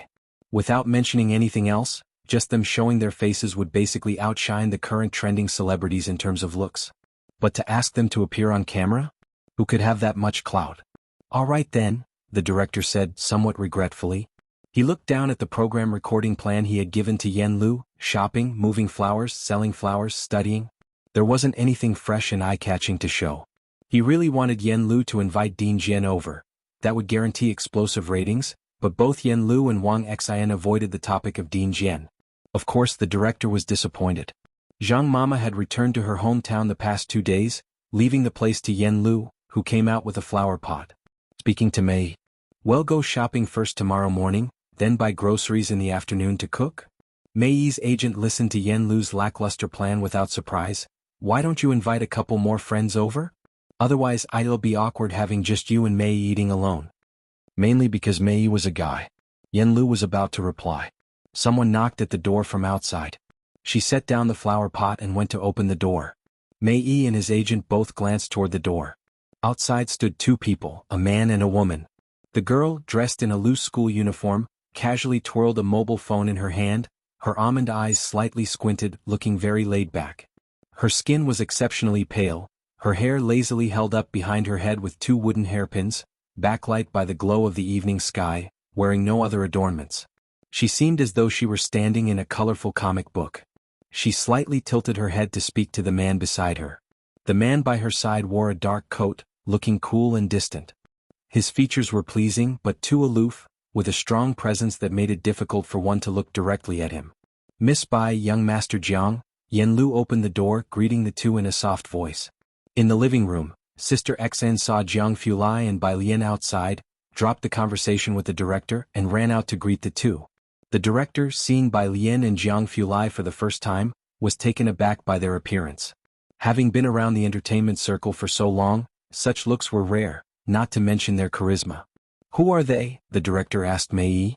Mei's gaze fell on Bai Lian. They're friends of Yen Lu. He had seen Bai Lian on set before, and everyone present was shocked by that sighting. Seeing her once was unforgettable. Mei's agent wasn't much involved with filming and hadn't met Bai Lian or Jianghu. He asked, non-celebrity friends?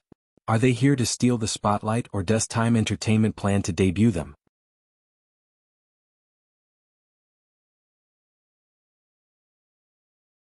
With their looks, Time Entertainment would have struck gold. If they were non-celebrities, he was ready to make an offer. At the doorstep, Bai Lian didn't seem to have any intention of coming in. She stood there, talking to Yen Lu. You're just going to buy groceries and cook tomorrow afternoon? Didn't Sister Xn say that would be boring? Sister Xn, feeling helpless, deliberately lowered her voice. The director said the same, but there's nothing we can do about it, this is all we have here. Miss Bai, would you like to bring some of your classmates over tomorrow afternoon? Jianghu, with one hand in his pocket, just stood by Bai Lian without speaking. No need. Bai Lian shook her head, taking several tickets out of her uniform pocket and handing them to Yen Lu. Bai Lian had heard that right now there were a lot of fans of the white tank top. It was surely better than Yen Lu entertaining the viewers with book reading at home. What are these? Yen Lu, unfamiliar with them, instinctively accepted the tickets. Bai Lian curved her lips slightly. You can go here tomorrow afternoon. These are tickets, and someone will meet you at the entrance to guide you. It shouldn't be boring. Jianghu glanced down. It wouldn't be boring, but it might randomly scare someone to death. You're tuning into the Han Li's Wuxia Adventures YouTube channel. We're so grateful for your support, and don't forget to subscribe to join us on this incredible journey through captivating stories. Your generosity through donations truly makes a world of difference, as it's the primary source of revenue that allows me to expand and enhance this channel for you. Thank you from the bottom of my heart for being a part of this adventure.